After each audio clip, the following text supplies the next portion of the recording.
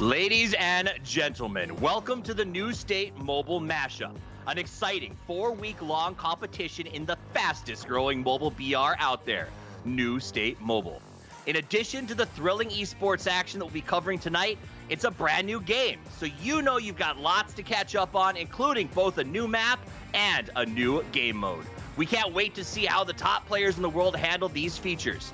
And we've got a special guest joining us tonight. That's right, one of your favorite BR influencers, Wynnsanity, will be joining in on the fun with us in just a little bit later. 16 teams are eagerly awaiting the matches to get underway, so let's drop in. This is the New State Mobile Mashup.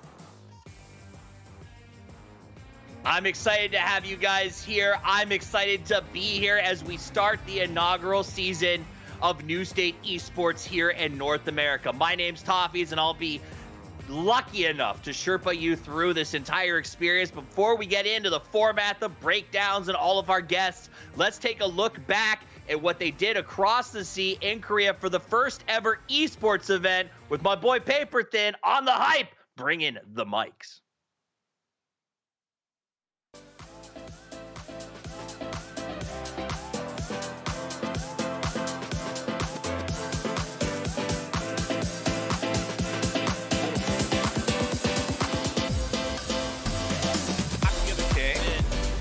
Circle, but around the flank has got Nemo immediately shut down by Repack. Very nice. Good grenade though. Oh, the grenade is huge. WC.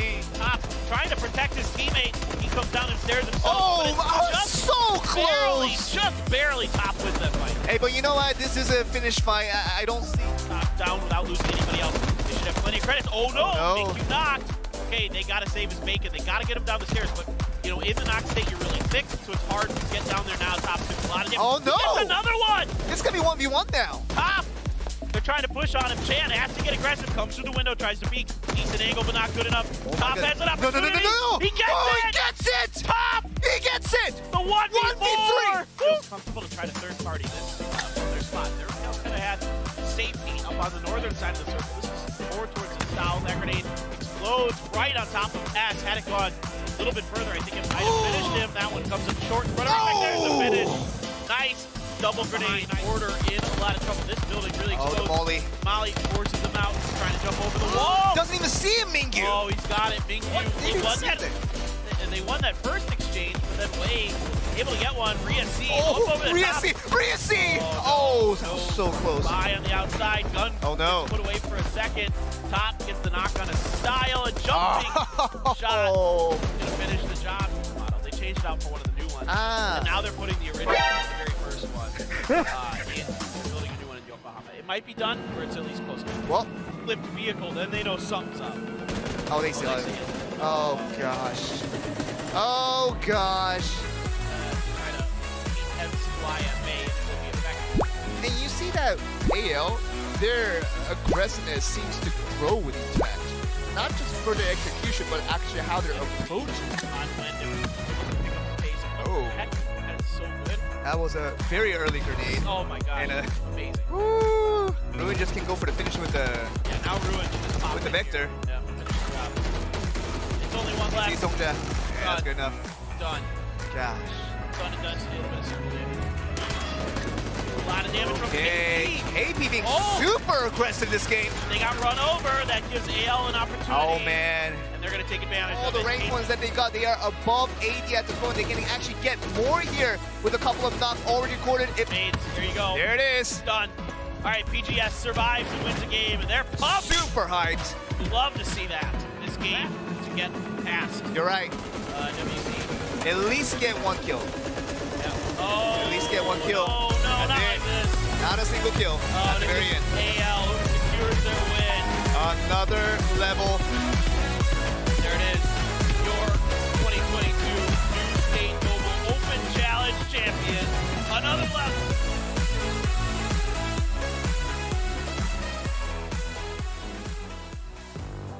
New State Mobile firing on all cylinders from the jump, and it's going to be no different here in North America. Now, before we go any further, though, we do need to talk about some things like the format and the scoring system so that you guys at home know exactly what it is you're getting yourselves into. This is a long event. We are going to be running over the course of 3 weeks. There will be 3 influencer events. That'll happen on each Thursday. Then we will have 3 open qualifier events. Those will happen 3 days over the weekends.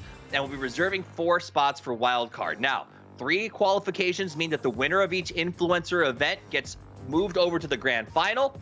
The top 3 teams from each open qualifier event get moved to the grand final. And we've got 4 for wildcards. So teams that put up big numbers but maybe don't make the top 3 still have a chance to get there. And the reason for that is because each event has small prize pools, but the large event has $200,000 on the line. So making that big 16 is a very big deal. If you think you want to get involved, there's still time to sign up for all of the events, including the one that starts tomorrow. So go check that out. We'll have more information as the show continues. Now, I'm not going to be doing this by myself. I know PUBG. I understand Battle Royale deeply, but there are people out there like SWG who knows mobile inside and out. Friend, I'm glad to have you here. I haven't seen you since we worked together in Berlin. I'm glad to be sharing a mic. How you doing today? Toffees, it's been so long, man. I'm so excited to be here with you. New State Mobile 2, trust me, I've been playing a lot of it, especially when it comes to Detroit map, and I'm just as excited as you are to see what's going to happen here on this tournament. Absolutely. It represents an evolution to Battle Royales, particularly in the mobile format. But for a lot of us who love Crafted and have sort of been there for the PUBG experience, it also translates a lot of those things like the gunplay in particular to the mobile platform. And with the extreme mode that we're going to learn more about in the future, it makes the game just more accessible. And I'm going to be honest, I find myself, Seven, I used to live in Chicago, riding the train every day, and would get grumpy because all I could do was sit there and stare at, some old lady darning socks or some dude reading the paper. Now I have something I can play because these 30-minute matches are exciting and they really are a lot of fun. There was something that you said there, extreme. And that's something that I'm actually really excited about New State Mobile, and that's going to be BR Extreme Mode. So let's take a look at it.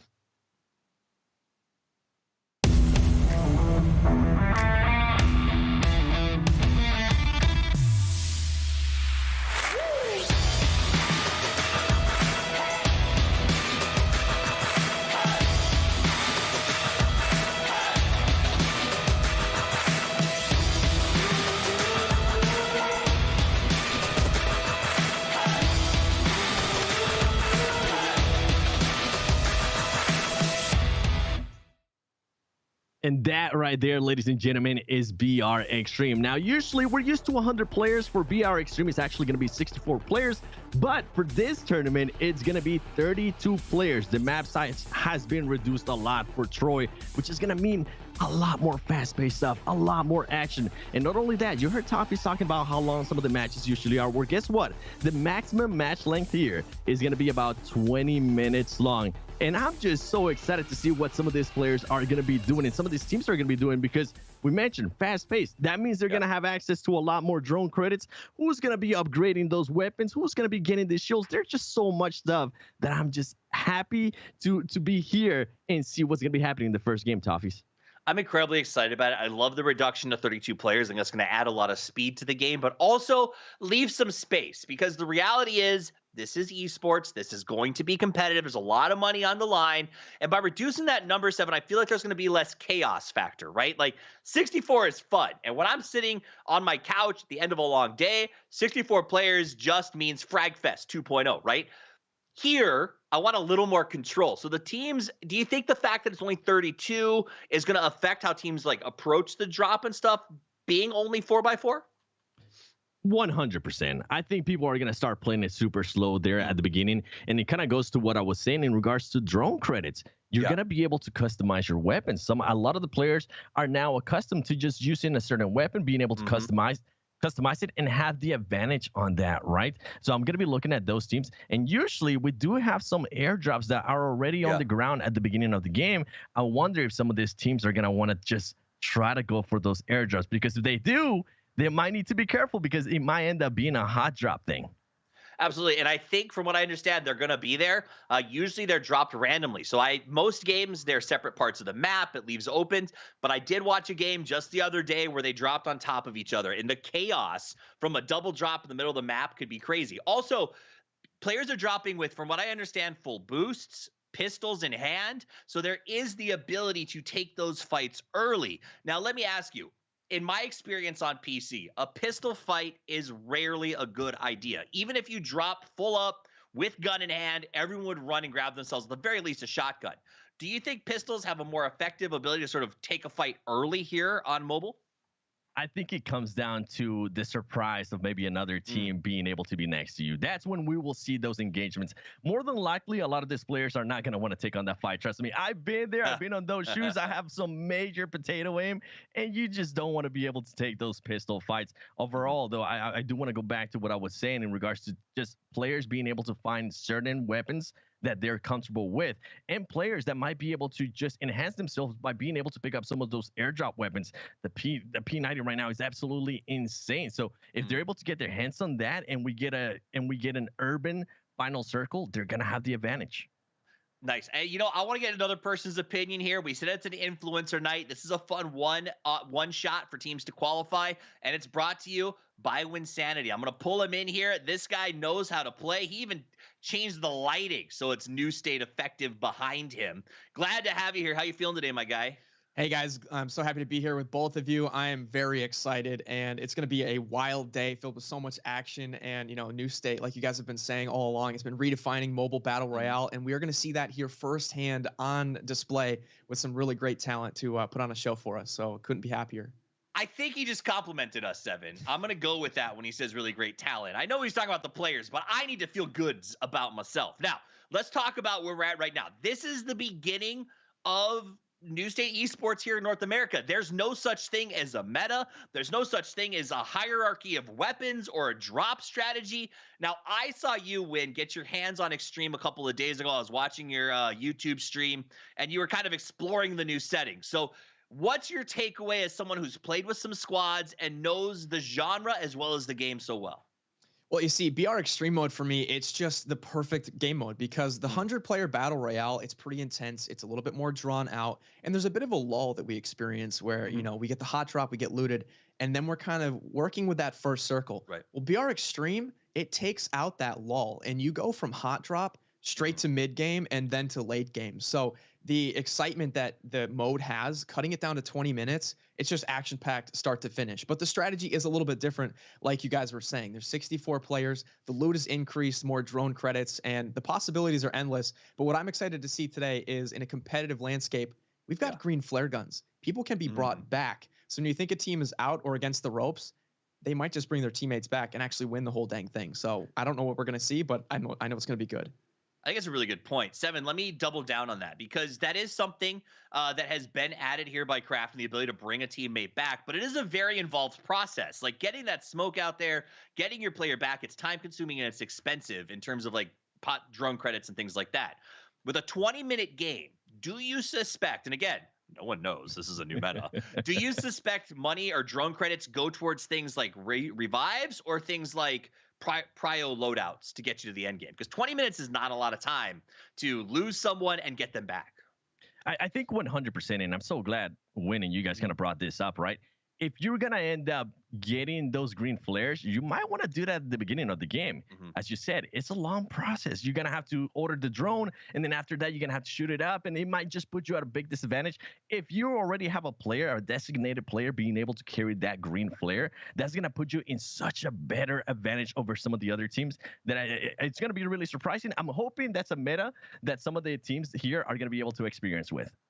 I also, you know, when you talk about the green flare, the issue is everyone sees it. And with a map that's only 4x4, any flare that goes off is going to be perceivable. Now, when I watched you play, you spent a lot of what I would call the mid game. And even in extreme mode, there will always be a little bit of a mid game in vehicles hunting teams down. Is that just because you and the guys you play with are that much better than everyone else? Or do you think that's something we should expect to see when a green flare goes off, that everyone's going to hop in their cars and just drive over real quick? Because it's only 4x4. Yeah, absolutely. So, you know, we love the vehicles in New State. They are very powerful, as, you know, people have noticed, but more as a tool too. And I'm sure we're going to see vehicles here in this more competitive landscape, multiple cars even for one team. But yeah, I do think we do roam a little bit looking for kills just because that's where the content comes in. But we're going to definitely see vehicles as a strong part of today's competition. And again, like you said, pushing green flares, sometimes you push them because you know there's a guy coming out of the sky who's got no vest, no helmet. He's defenseless, and that could be an easy kill point before he can get back to his own box. Talk about an out-of-body experience. Getting brought back with a green flare and looting my own death crate to get all my stuff back. It's a little weird, but I kind of like it. I kind of dig it. I love some of the stuff. I do know recruitment has been turned off, so don't worry. You guys aren't going to see a ton of that. None of the confusion. But I also want to say the round of 32 has begun to wrap up. I think we're seeing a little bit of a rat meta develop, so it's taking a little bit longer than I thought it would. But the good news is the round of 16 is getting ready to launch. It's just around the corner. We've got an amazing list of players about to take the field. But before we do, we want to remind you about sort of what's going on in the game currently. So take a look at this video breaking down the current position or the current state of New State. Hello survivors. Featuring a new deathmatch mode along with new weapons and other improvements, let's check out the upcoming patch notes. The Round Deathmatch mode takes place in our newest map, Arena. Round Deathmatch is a best of 7 4v4 deathmatch mode. As soon as the round begins, the circle will start to shrink. The first circle will be central to the map. Then, circles will shift in position nearby the central care packet. The surviving team wins the round, and the first team to win 4 rounds takes the match. While the weapon preset is shared with that of Team Deathmatch, you're also provided with a frag, smoke, and stun grenade as well as a deployable shield, which is available at the starting position.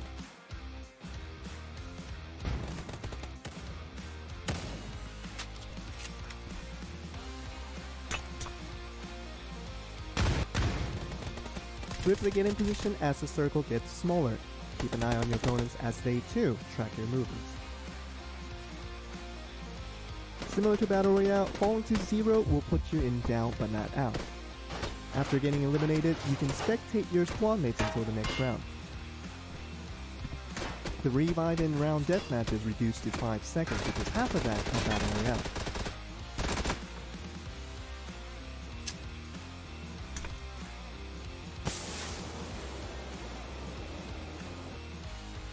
The care package at the center of the map contains either the Groza, AUG, or the P90. Track your opponents and strategize with different weapons to become the winning team. The Team Deathmatch map station has been renewed. The width of the map has increased, which will widen the overall vision of the playing field. We've analyzed data provided by your plays to improve various structures and general navigation. We made changes to the user interface. Now you can check out detailed information of your allies and opponents at the loading screen, as well as a more intuitive scoreboard at the end of the match. Notices for consecutive kills and other match details have also been adjusted to be more visible. Lastly, to help out the beginners playing Team Deathmatch, dying 4 consecutive times will give you a level 3 helmet and vest. This is repeated until a kill is recorded. In Deathmatch presets, you can now tap an attachment to equip it to your weapon and tap it again to detach it. Pressing the attach button will confirm the setup. A guide has been added to the Team Deathmatch map settings. Earn VP in Team Deathmatch is now doubled, so be sure to try out all the improvements in Team Deathmatch. We received your feedback regarding eye fatigue when playing New State Mobile, so we adjusted the exposure and color settings in Troy.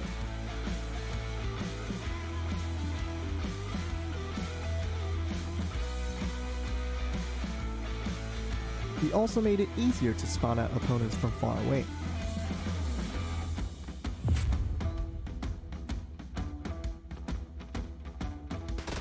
The new weapons MP5K and crossbow have been added to the game. MP5K is a 9mm based SMG that can equip various attachments, which should help with recoil control. Customizing the new MP5K attaches a laser sight, which improves deviation control during standing and shoulder shooting with a penalty in horizontal recoil. The silent, long-range crossbow is now available as a field drop in Troy and Erangel. Adding the designated attachment improves reload speed by 25%. You can get this from the field or the drone store. The reload mechanism has been changed for DSR-1. The extra magazine attached to the gun now functions as an extended storage. After the initial 5 shots, the next 5 will be prepared much more quickly.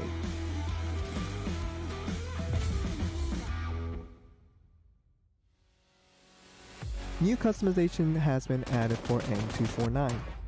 Its C2 attaches a shield on the sides of its handguard, which blocks out bullets without getting destroyed. The penalty is a slightly slower ADS.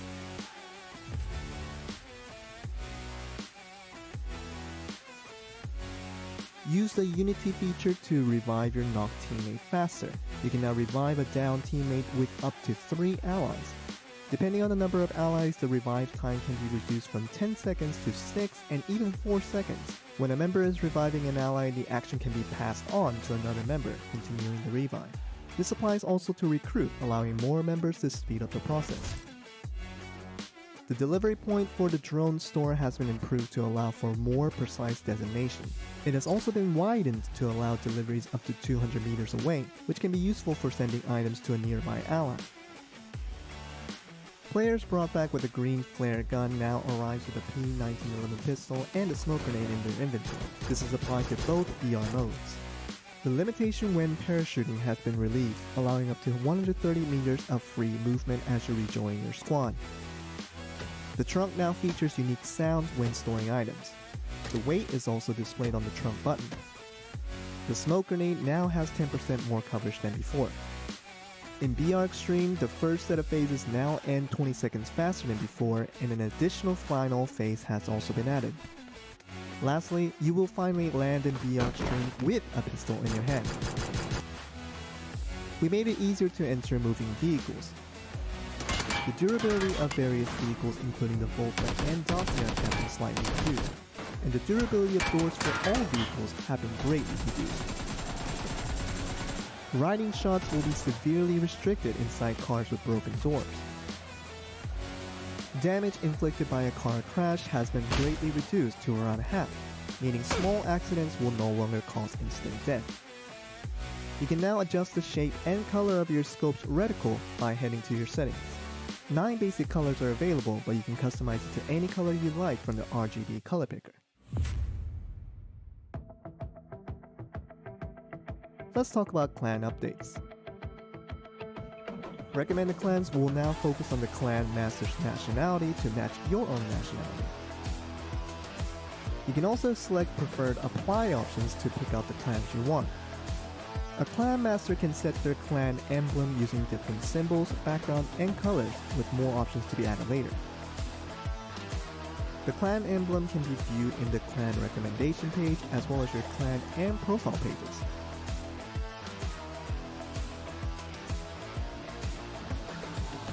Clan Notice records your clan's joins and quits, with more to be added in future updates. The clan's description is now split to introduction and announcements.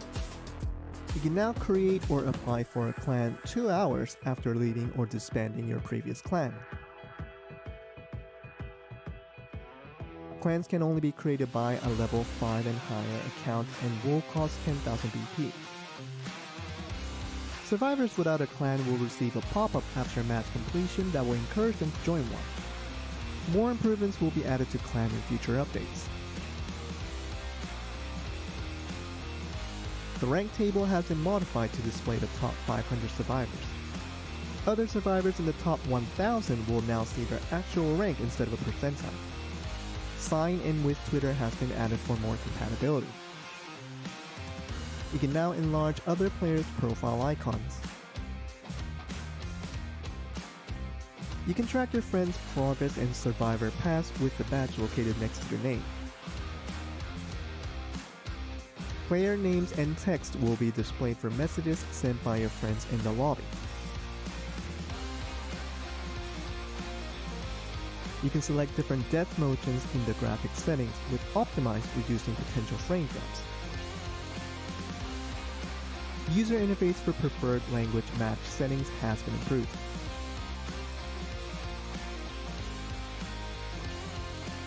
Be sure to check out our special mission event for Valentine's Day, as well as Survivor Pass Volume 4, featuring Doug Backaway from the Mayhem faction. Complete story missions to obtain Doug Backaway skin. For all other updates, visit our website for the written patch notes. Thank you for watching, and we'll see you in the new Battlegrounds.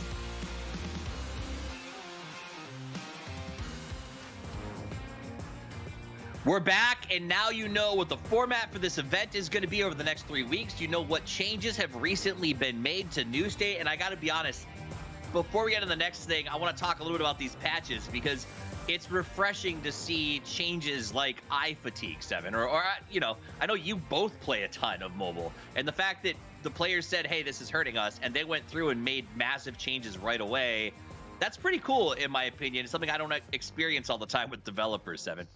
It's one of the things that I give New State Mobile one of the biggest credits out there, is that they really keep on improving the game, and they actually listen to feedback from players. I remember I was giving feedback in regards to something that was going on in the game. They were able to fix it within the next patch. So that is really exciting to me. And also, I mean, being able to see the players, they switch it so you can actually see them if they're too far away. That was impressive to me as well. 10% increase to smoke size. Do you think that's going to have a big impact on the way that people play with those as sort of utility choices, Win? I don't know if it'll have a major impact, but it certainly does help, right? It's a little bit bigger, a little more cover, and you know, I don't think there's any reason for players to use fewer smokes. And I just have to chime in on what you guys said before with working with New State and a developer that really genuinely listens to community feedback and then implements it in pretty rapid succession. So I've been very impressed to see in just the few short months that New State's been out, the community has spoken about a few things, and we literally see it in the next patch notes. So I get actually very excited for what the upcoming updates will be, because I know that it's going to be filled with some awesome stuff. I mean, the most recent patch notes was like pages and pages. Right. I was going and just getting mind blown at all the little features I was reading. So kudos to the team, and I can't wait to see how those changes that we just highlighted translate into today's competitive landscape as well. Speaking of today's competitive landscape, let's talk a little bit more about specifically what we're doing here tonight. This is our influencer event. That's why Wynnsanity is joining us. And the way that this game is going to play is very straightforward. There was a pre-round of 32 that a lot of different teams got into. They all grounded out, and the top performers get to the round of 16. We'll play 2 matches where we follow one of the groups that has made it to the round of 16. The top 4 teams from each of those groups will go to the round of 8, where we'll watch 4 matches of the top 8 teams in the Influencer Showdown. Whoever comes out on top gets 2 very big benefits. The first is $5,000 that, you know, that's what the prize is. $5,000 for playing your heart out, a chicken dinner, and an automatic bid to the grand final, where you will have your chance to play for a share of $200,000. So that is that's a lot of money, Seven. Like, the reality is, coming in to the first North American event, and if you qualify, $200,000. Like, that's not just, hey, I'm a pro esports player. That's like, I can like pay off part of my house. Yeah, that's life-changing money, especially for some of these players. I mean, some of these players could be young too. They could end up making more than their parents do in a month. So that's going to be interesting, the conversation that they're going to end up having. But overall, I mean, even today, if I'm not mistaken, we do have a $5,000 prize pool. That's still a lot of money, even just for today alone. And if you guys want to sign up, I think with these, we'd still have it, right, Toffees? People are still able to sign up, whether it is for next week or the week after that. Mm-hmm. So yes, you can sign up. That's the first most important thing, and I encourage you guys to do so, because there's a lot of money on the line, and there's no pro meta, which means that maybe you might think you're not that great, but you could be better. We've noticed when other games have come out, people who understand that they play a little slower, maybe they don't treat it like an arcade match, tend to do pretty well in a new pro scene. So there's money to be made. Let me ask you this, Wynn, because I know that you've been testing the game out. You've been enjoying Extreme. Extreme mode is brand new. So do you feel like this is somewhere where, I mean, can anybody, like, genuinely, am I full of crap? Can somebody get in here and potentially put up a good performance after a couple of days of training because it's a new mode? Or do you think, you know, it's going to be consummate pros that probably win this? You know, I think it might be a bit of both, actually. We've got a new landscape, we've got a new mode, and someone could come in and, you know, this is the grassroots. We're at the ground level of new state esports. So for sure, we're going to see some new names crop up that we haven't seen before. But at the end of the day, the pros are the pros for a reason. They feel confident that they can go into multiple titles and perform well. And I think in the grand finals, we might see some new faces for sure. But don't discount those guys that have been making a name for themselves in other titles. And when they see a big, you know, 6-digit prize pool, that turns heads. And they're going to come sniffing around looking for some cash. That's for sure. The grinders are going to be out there. Like, there are a lot of players in the mobile system. And I will say this. Mobile is a growing market here in North America. For those of you who are watching, I'm sure you're well aware. This has been a PC and console market for a long time, and games like New State that are sort of pushing the edge of what technology can do or formats can do have opened a lot of doors to bring mobile players in. If you had to give some tips or tricks, maybe Seven, to somebody who's transitioning over, or someone like me who spends much of their time on PC but loves playing on the train, like, what are things that we can do off the jump to set ourselves up to look good when we sign up for Opens next week? Stay away from big areas. All right.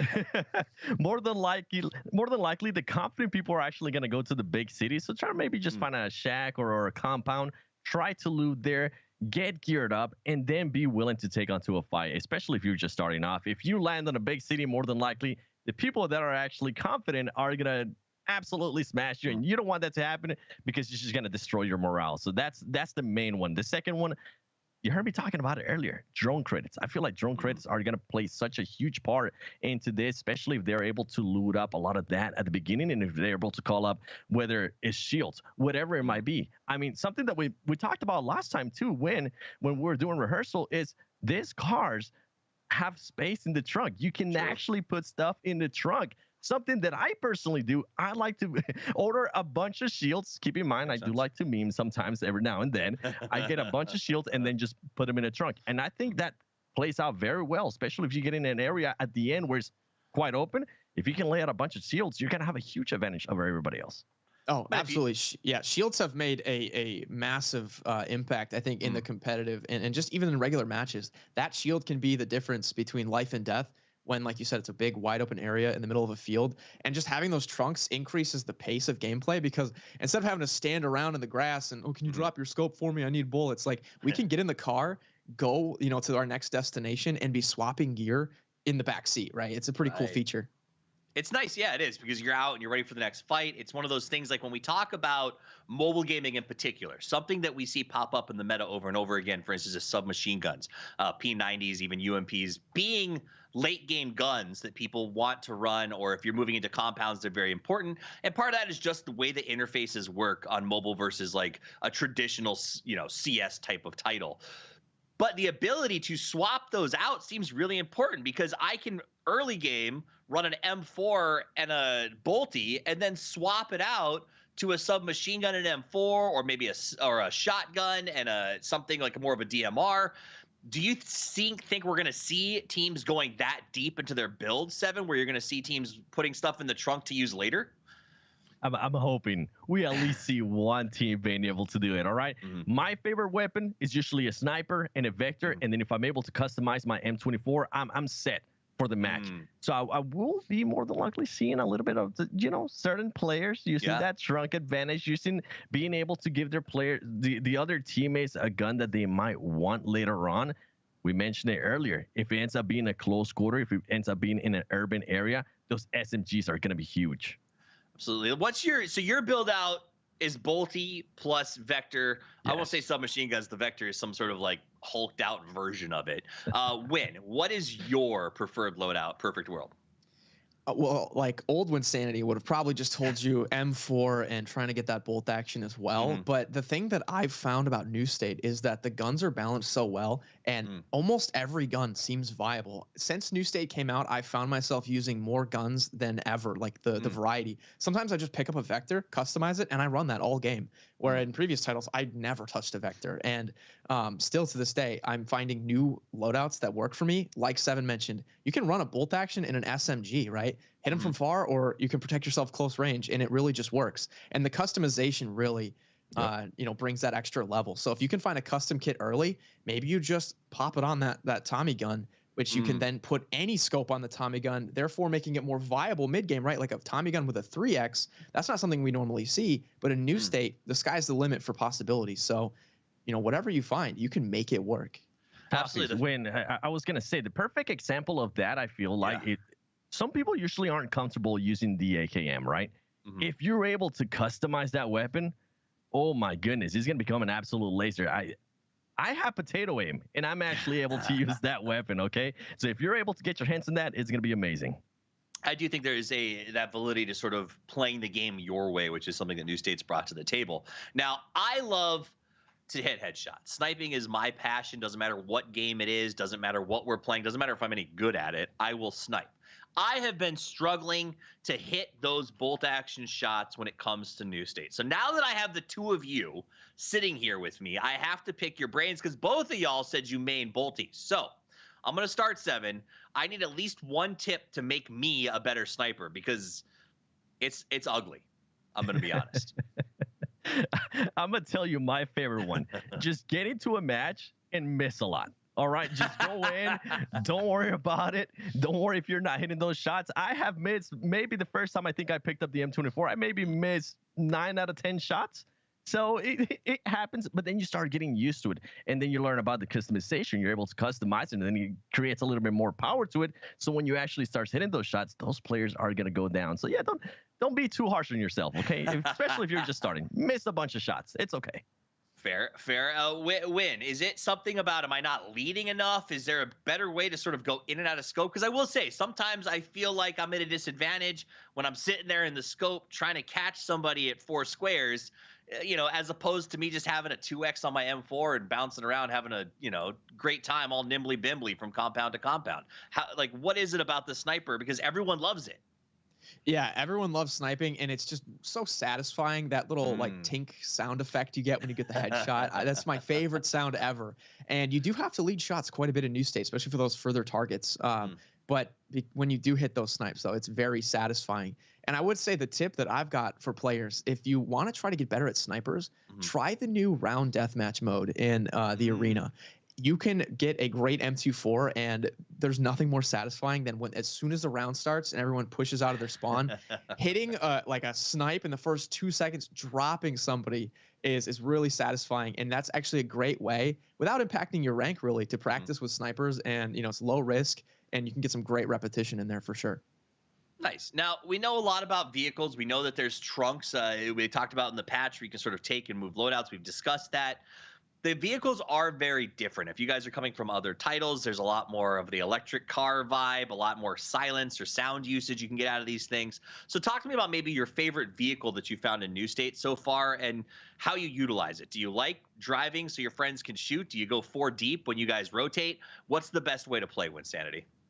Well, I will say I love the Volta, and not just because I've got some really nice skins for it, but it is a great vehicle. It accelerates quickly. But the electric vehicles have added such a unique layer of skill and complexity to New State because we've got certain functions like the batteries will die more quickly when you're out in the blue. So there is a trade-off with a faster, stronger car like the Volta, but it is not as effective outside of the zone. So you really have to manage circle when you've got an electric vehicle. And of course now we've got batteries and gas cans. So you've got two different types of fuels. So the complexity really just shows like how advanced New State has become. But yeah, for me, I'd have to say the Volta, and I have had my fair share of a squad pulling up on me and just ripping my team apart because the cars are very strong, and I'm sure we're going to see that today.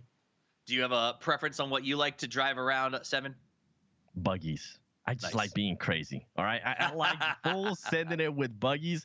And something that Wynn mentioned there is that with the electric vehicles, if you are in the blue zone, you are going to lose some of that battery. And I don't want to have to worry about that because I am the player that if I get into a fight, I will not leave until we finish that fight. I will not try to let that team back up. We're staying there. If we end up dying to the blue zone, it doesn't matter. So yeah, buggies are usually my go-to. Now, you brought up the idea of staying in a fight, and we're going to pivot that a little bit to talk about the scoring system that we'll be using during the New State Mobile Mashup. This is a scoring system called Super Settings. It's been around for a little while in other KRAFTON events, and it's relatively simple. A kill is worth a point. So if you knock somebody, you don't get it until the flush happens. So if there is a knock and someone else takes the kill, sorry, no points for you. And that is something to be aware of because if you knock someone in a position where they are in a fight with another team, that could cost you a valuable point. The other point system to remember is the chicken dinner. If you get chicken dinner, if you win first place, you get 10 points for that. Second place gets 6, third gets 5.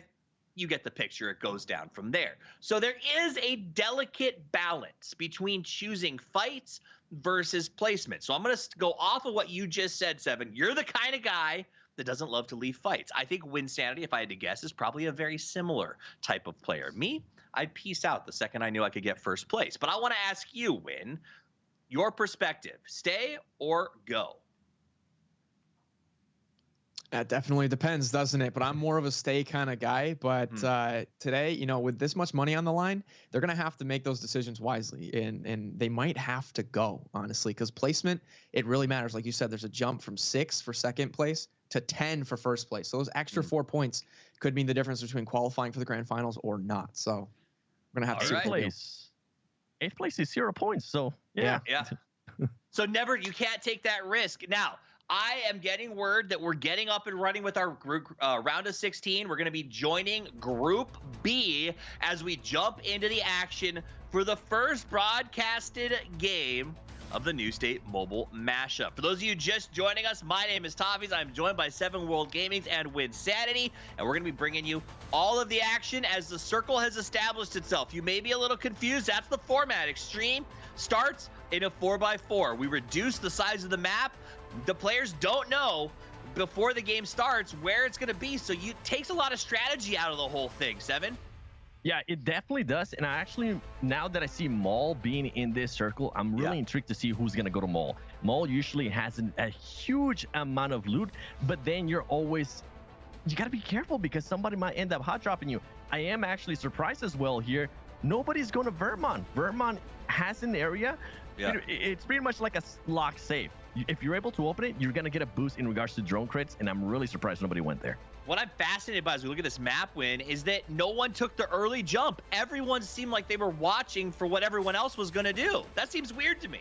Yeah, that's true. And we've got a nice even split. We've got definitely a lot of fighting that's going to start happening on either side of the plane path. And you're right that Vermont was not taken at all.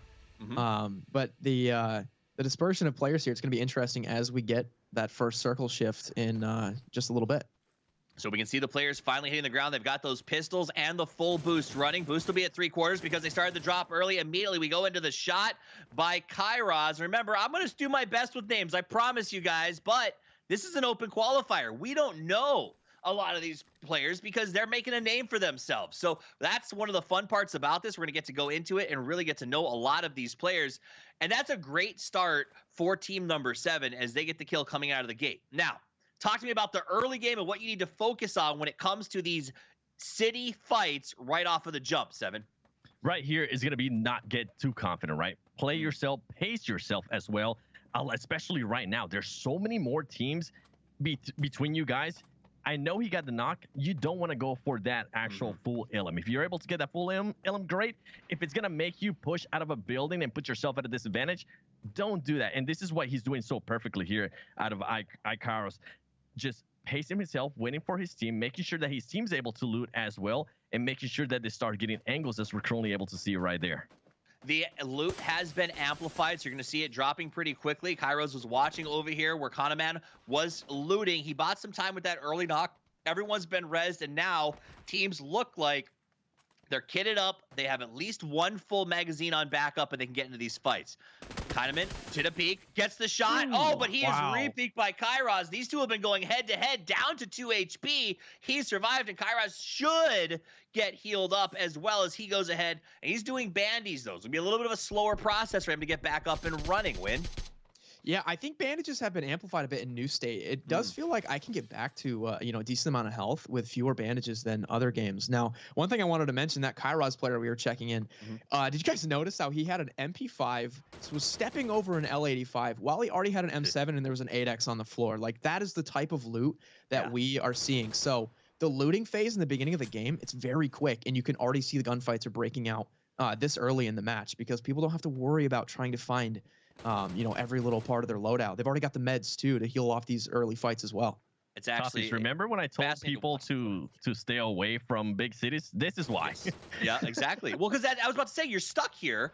You're in a three-way fight, and I want to remind everyone, points are cool, but only the top 4 get to advance to the grand final tonight. So if you lose this, there's only 2 games, 7. There's only 2 games. You lose here, is hope lost? It starts to feel like that, I imagine.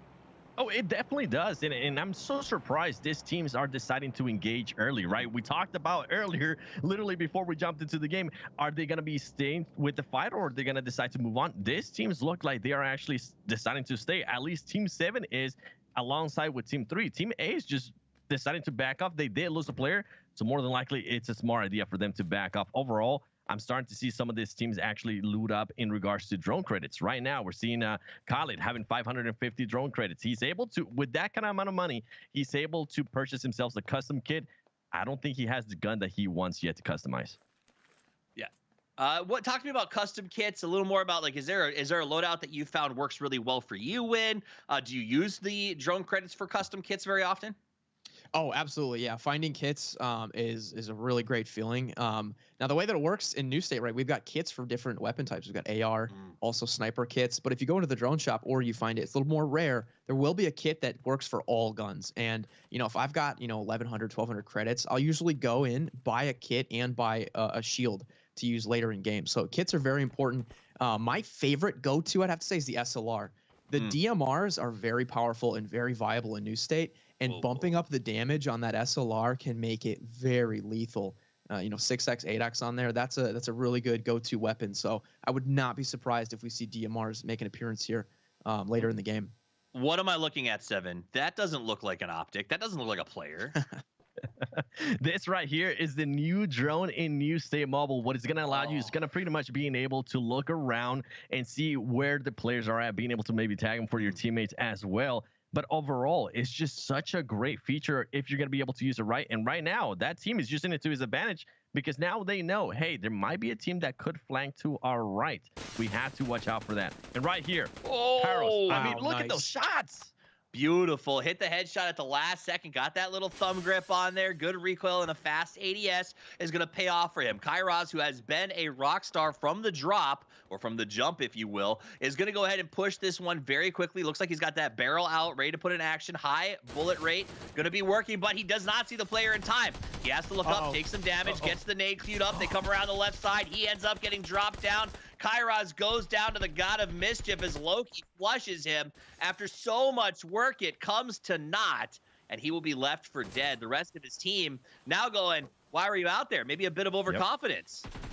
Exactly. That's exactly what it is. Way too confident. I talked about pacing yourself. You have to be able to maintain that throughout the whole match, not just the beginning. Right now, what you're going to be seeing Team 7 do is they're going to hop on that car and they're going to get out of there and hopefully try to get one of those green flare guns that we were talking about earlier. Try to revive those teammates that you need them, because we saw what Kairos is able to do. he was able to knock 2 players. He just wasn't able to pace himself, and he didn't wait for his team to be there to back him up. That was great for Loki, to come around and get that kill. Shout out to Barbados. I saw his Bajan flag there in the kill feed. Now, Kairos, like we said, very aggressive push. He got the 1 knock, but pushing alone like that, if the knocked guy has teammates, you gotta really watch out. But here we go, Team 7. They're gonna rotate out now and get away from Loganville, because that was just a little bit too hot to handle. Having half the lobby drop there, that's crazy. All right, back to the cars. We're going to see the rotations begin. When we get a chance to look at the map, I want to know where you would go right now if it was up to you, 7. What's the spot that you think has the highest strategic value? If you're going to be Team 7, I think my pick would have to be just try to maintain this area right here. If you're able to, I'm actually not sure now. If you're able to make it towards the center of that area, which is going to be high ground, is going to be perfect. There is another team there, so you do have to be careful a little bit. Maybe they can loot some of those compounds on this side, but they need to make it so they're able to revive their team. If they can maybe make a push towards mall, nobody has looted mall, they will be able to get a lot of drone credits from that. That would be great too, but right now it seems like they're just going for the little compounds. It is apropos that in our first North American esports match, the final circle seems to be pointing at Graveyard. We'll see what players can make their go the distance here. My question for you, Wynnsanity, as we get to the end game, is it better in a title like New State in a mobile game to look for hard cover in terms of hold a compound, or is it better to sort of hold a high ground and maybe lay out in the grass? Are you looking for vision or defensibility? I think defensibility in this tournament is going to be huge. And to answer the same question you posed to 7, I think that Graveyard area, it is propped up on a hill, so you kind of get best of both worlds. You've got the high ground, and it's got a really nice church kind of compound to defend there. And a new feature in New State as well, there's some like crows or ravens that kind of hang around the tombstones. And if an enemy trips up one of those birds, it'll give their position away. You hear the bird fly away and kind of make some noise. So if we do have any snakes in the Graveyard, they will be revealed by some of the new dynamic environments that we have. But I'd go Graveyard for sure. And did you see, by the way, we had a recall come in. The green flare is already being used. I saw a player there. We had a flare come down, and next to them we had a player parachute back into the Battlegrounds. It was pretty cool. So people are bringing their friends back as we check in with RSN. They're taking some shots at Loki. Remember, these guys started with that early fight. They fought their way, I don't want to say out of town, but to get a little bit of respect from their opponents, and the fight continues. No one is getting away from this thing. I also want to give a big shout out to Win with that little nugget of information about the Ravens. That is excellent stuff. Oh, okay, that's not excellent, but the nugget was as we watch FSN load into cars and start their rotation. They're looking to get out of this area, and I can't blame them for that, because I think a lot of teams have started to recognize they need to get to the end game, 7. Yeah, and right now, what I actually said, something to mention that Win was saying too, those revives get what? Kairos is left. That Team 7 did exactly what we were expecting them to do, trying to revive one of their strongest players as well. Something else to note here, I mean, Team 3 just seems so aggressive to me here, Toffees. They're willing to take a fight. It doesn't matter where it's at. They're willing to take that fight. And actually, I think that they may have just realized that's like they were. And I think a lot of teams are going to start out this event willing to take a fight, but we're going from 32 to 8. So that means a lot of them are going to start to meet their match, if you will, and may learn very quickly on the fly that the better part of Valor is knowing that it's time to avoid the fight. As we look at these rotations, look at that up in the middle. You can see Kitticat trying to get past here. Sleep taking shots from the rest of Team 9 as he goes by a couple of dinner plates, sailing out some magazines, but they weren't coordinated when everybody shot at a different vehicle, and as a result, no one connected. Did you see that team there, by the way, when they zoomed out over the kind of the sky cam? Every player on that squad had a different gun. We saw a DP, a SCAR, a DSR, which is new to New State, and we saw an SLR. 4 different, like literally AR. We saw an LMG, a bolt action, and a semi-auto. That's what a DMR. There we go. Thank you. I blanked. But just to my point earlier, we are seeing a very wide variety of guns in play right now. We see a UMP right there, and that's what I love about New State. I've watched other competitive events, and it seemed like when they showed the guns above everyone's head, it was like M7, M4. Everybody had that. You know what I mean? And here we've got such a wider variety of weapons in play. And Just want to point out, shout out to the player earlier we saw with the rainbow unicorn bus skin. They should have let him drive. They should have let him drive, you know? Absolutely. Also, no one's running a crossbow. Can't say I'm surprised. I'm actually shocked that we still see him pop up. Doesn't shock me, but anything goes. Anything goes. You never know. Sometimes you're desperate. We'll see what happens. Drone's going to come in and drop a nice little move here. Now, RM has lost, I believe, 2 players so far. Loki, who got that first kill in the earlier throwdown, was just flushed a minute ago. They're coming back, though. Yep. Oh, No there rest, it is. No rest for them. They're coming back.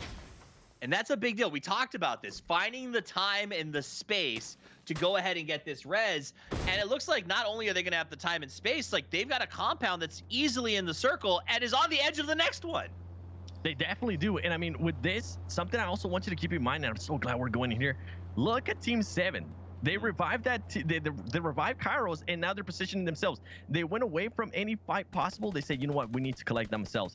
Something else that I'm starting to notice here, a lot of people are customizing those weapons. Right now, with the player that we have on the right side, he already has the M4 customized as he's trying to get those shots from the player being able to be revived. If you're going to revive a player, right now would be the time when, because if you wait until the end, it's not going to turn out so well. You'll never have the time. Also worth noting, when it ends up shifting north, Graveyard becomes significantly less of a factor, and that's part of what sets Battle Royales apart. Nothing is ever what you think it's going to be. Exactly. It looks like we've got the circle splitting Graveyard, so it might still be viable for a little bit, but I would try to move into a more central location just to get, you know, better odds for the next zone. But we still have 29 alive. Have been so mesmerized seeing the alive count go down to 26. Back up to 29, right? Anything's possible, and I guarantee it might be 32 players, but we're going to see a lot more than 32 kills when they tally the scoreboard, which is interesting. Absolutely. You got a little check-in with the Insane Clown Posse there as they made their rotation. It's not actually their team name, but, you know, the masks fit. And let's look at the overall. Here it is. We get the sky shot of the Graveyard. And I think that this is the issue, is a lot of teams go for these sort of high-value spots, but if the circle shifts away, yeah, you can get out of there, but look how congested the south side is. It definitely is. Look at this fight right here. LFM Padrino being able to kind of, with this team, being able to recover from hitting that rock and trying to get out of there as soon as possible. They're currently playing with 3 players. I wonder if they're going to try to revive that extra player. This player currently has 530 drone credits. Maybe they're able to.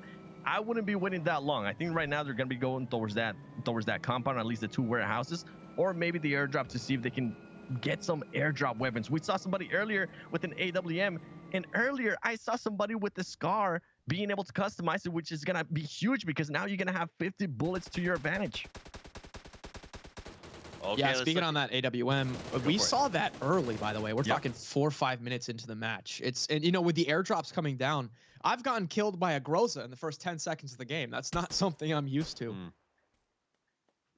Yeah, no, and I think that's a big part of it, is the things like Grozas win games, but it goes for the res and ends up having to do a firefight on the fence as Elijah jumps down and says, I just don't think they're saving you from these bears, my friend. I'm going to have to back away. Captive goes to his knees and tries to call out the best he can, but the guys pushing are relentless. They're carrying axes for crying out loud, and they have no patience and no time, as Team 9 absolutely massacres the last remaining player there. See, that's the push that we've been talking about. Wait for your teammates to be able to back you up. That's what I was hoping Team 7 will be able to do at the start. They weren't able to. Here is a perfect example of it. They make sure they all push together. They make sure they didn't stack up. They didn't stand up in a straight line to make it easier for the enemy. They got different angles overall. That's what I want to start seeing more out of some of the other teams. And right now, we're starting to get a little bit more towards the end. How is Team 2 going to react here to Team 8? It looks like they want to back up from this fight. If anything, TRS too is going to be able to try to get an angle for his teammate so he can maybe get out of there. Did you see Next Gen has a crossbow, by the way? Just wanted to, since you said you're not going to see it, he did. UMP crossbow loadout here in a $5,000 qualifying tournament. I'm gonna assume that's what happens when your friends call you back with the green smoke, but they don't pack the trunk for you. That's right. You just got to take what's there. We are down. One of our teams has been eliminated. Bryce is out, so we see them down, done and dusted. Everyone else up at almost full strength. LFN and RM have lost 1 player, and they are going to kind of have to make do with 3. Now, in this game with this format, it's not that huge of a disadvantage. You just have to play a little slower, I think, when you're down to 3 win. Yeah, that's right. And you can see every other team now has gotten at least 1 placement point because they're guaranteed 7th, right? When the first team goes out like that. So let's see these snipers coming out. You see a lot of MT4s, AWMs. There's the SLR and the kill feed, man. Now's the time to start headhunting, checking rocks, and it's a packed final zone. 26 players still alive. You have to guarantee almost every little square inch of this map is covered with some type of team or a couple players. So it's time to pick up some kill points, and I have a feeling in the next couple of minutes we're going to see a lot of deaths. So now's the time to keep that head on a swivel. And on that minimap, you can see the circle shifted down to the south. It's going to be difficult for a lot of teams to move down to where Team 2 is. Team 2 is in the circle relatively comfortably if they can hold off this push from TP. They're trying to move in. They've been a very strong team so far, so if they can take this spot, it sets them up to potentially win out of it. This is going to be a very big, important fight for 2 and 8 as they go head-to-head here. Now, the red 2 players are knocked. Sap Election hoping he can make something happen. He goes for the opening spray. He does get the headshot and falls back. Will turn to his teammate to take over the cover position as he heals. A nice little switch off you want to see from these guys. I don't know what Khalid was doing all the way out there. Literally screamed Khalid and just charged into the fight. That's just an overextension if I've ever seen it, 7. It definitely was. And I think what happened there, Malu Clutch was backing him up, and then all of a sudden Malu Clutch ended up getting knocked, and he just completely changed everything that was going on there for Team A. Now you're seeing this starting to trade here. Now you see Team A. Now he just got third party, I believe, by somebody else from some other team. This team needs to be careful. Team A needs to back off. I feel like at this point, you're 2 men down, back up a little bit more, recoup, and see and be aware of what's currently going on around you. Looking over there at Team 4, they've moved to almost exclusively submachine guns. As we move to the last couple of circles here, they're getting very, very small. There's not a lot of real estate. If you're going to take a fight, you got to be aware the third party is not far away. Legal going to be up on the high ground. He heard 4 come in. He's got a great position if he has a couple of throwables to toss them down there and cause a touch of chaos. That said, LFM has the weapons they need to hold this shelf. It's a very savvy pick by them because there's no high ground position that can assault them, and they have a complete open shot back towards the blue as it closes. It's a very heads-up play. Will it get first? No, maybe not, but I do think it's looking at a guaranteed top 5 with great positioning. It definitely is. I would love to see that map again. I would love to see how some of those other teams are starting to push in, because there was 3 teams that were completely out and they were completely in the north. I want to see how they're going to be able to come in with all these fights going on. I mean, right now, you can't really go in anywhere when everything is currently packed. Yeah, that's right. And I was just taking a quick peek at that leaderboard. Team M249 is about to get their 10th point here. They might be pulling away a bit, and there's still a lot of kills left on the board right now. So I'm kind of admiring the FPP too. We forgot to touch on that, but it feels really nice and refreshing to see first person in a competitive play like this. That's something the mobile community has been asking for a while, and New State really delivered here. Definitely. Look how slow Team 7's playing now. After that crazy start that they had, they're being the last team to rotate into the sun. They're letting everything play out. I'm pretty sure they're keeping a track of who's currently dying, who's currently being eliminated. And right now, that was just a... Toffees, that was just a bad decision to get out of the car right there. Yo, he got melted. It is what it is. 7 pushes 3. 3's got a little bit, I don't want to call it a compound, but a prayer. As they try to defend, you see the cars coming in. Lots of blocks. Jason going to go ahead and take that PP and just go straight into the fight. The Bison is strong, as you can see now the heal's coming out. But Team 8 Legal is not interested in letting 7 take this real estate for free. And they're going to come out and try to get some third-party long shots on them. They definitely are. And I mean, this is a smart play. Right now, they currently have 2 players. They have to find a way in. They know that they have another team that they're not going to be able to pass. So why not see? You can maybe third party Team 7. Team 7 right now is playing exactly how I want them to play. They're kind of playing together. I'm not sure. It's Sleep. You're going to have to jump out of there. You're going to help. Oh, no, Win. That was just so unlucky. Our top team finally suffering their first casualty. Now, I want to see those riot shields come out that we talked about before. I saw one player had a scout drone, another player still has a green flare. Not going to be very useful here later in the match, but whoever brings those riot shields in a zone like this, it's very wide open. It's going to be helpful. It fixes some of the landscape issues you can run into with these large open areas if you've got the shields ready to go. I like what Seven did. They sent out the scout run to make sure that the edge was clear. They lost a player, but it's going to put them in a good spot to get to the end game. The final circle pops up. It is as tiny as it looks on that screen, and the shrink will push everyone into the middle of it. So now is the time that if you are a larger team, you want to try to take a fight, because if you can eliminate another group of 3 or 4, it gives you more space to manage as you move towards that circle. We can see Loki getting low key as he decides to crawl his way into the middle, the lone survivor on his team, just trying to pick up as many points as he can now that we're down to 3 teams left alive. Every position is another point. Every kill is 1, 2. Wow. He gets the knock, but if he doesn't get the flush, it's not going to count. Goes for the follow-up spray. It's not going to work. That was crazy, as Mischief is eliminated from the match. We're down to 2. M249 versus Sync. Sync had the knock, but the res is coming. M249 reduced to 2, but the journey's been difficult. Who are you giving the advantage to, Seven? It's going to be Team 9. Team 9 right now has the height advantage. They did get a little bit unlucky there with Loki being able to get a knock, but they've been able to recover. And look at this right now. And the fight's opening. 9 opens. There's the shields you were looking for. Win as 9 gets themselves a good high ground position. They're sitting at 3. Knock and flush goes through. M249, just Jason trying to make a stat. Sure, he has a barrel. Sure, he has a dream. Sure, he has a hope. But all of those things may not be enough. As 9, Sunset's going to go ahead and take the lead on this one as M249 begins to push themselves forward, looking to make the action happen. They've got the circle, and what we see is Jason makes a veteran move by denying the point to Team 9. 100%. And when we called it, we mentioned it, those shields came in clutch there at the end. Though the team that had the high ground, they knew they were going to have to at least gatekeep them. They were able to use those shields amazingly. Yeah, and I love the smart plays there, the heads-up play by Jason. You know, you'd think dying like that is a, you know, why wouldn't you try to get to zone? But hey, we know that this other team, we've got a little bit of a rivalry even brewing. These two teams are really far out ahead in the leaderboards. Deny them that kill point. Don't let them kill you and get just a, you know, another point. So going down to blue was really smart, and I think that was a heads-up play.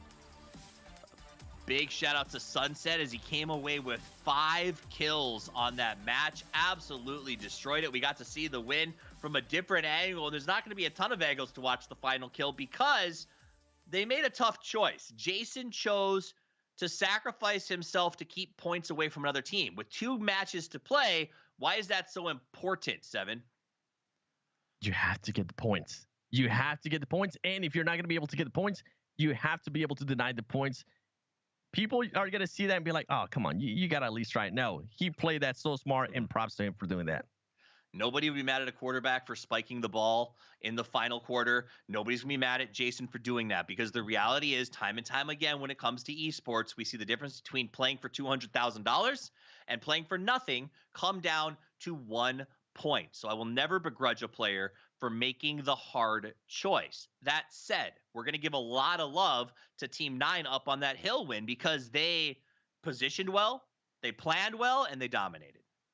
Yeah, that's right. We saw the riot shield come out. So not only were they able to take the high ground, they were able to defend it too, because it was a little bit open and they could take some shots. It wasn't necessarily the highest high ground, but that one riot shield could make all the difference, and it set them up, you know, for a pretty good chicken dinner there. And that was a strong performance. So, you know, props to them. Big game. The first one in our round of 16. Team M249 puts up some big numbers. Let's see if they can do it again. Let's see if the hot drops continue. We'll be back with game number 2 right after the break.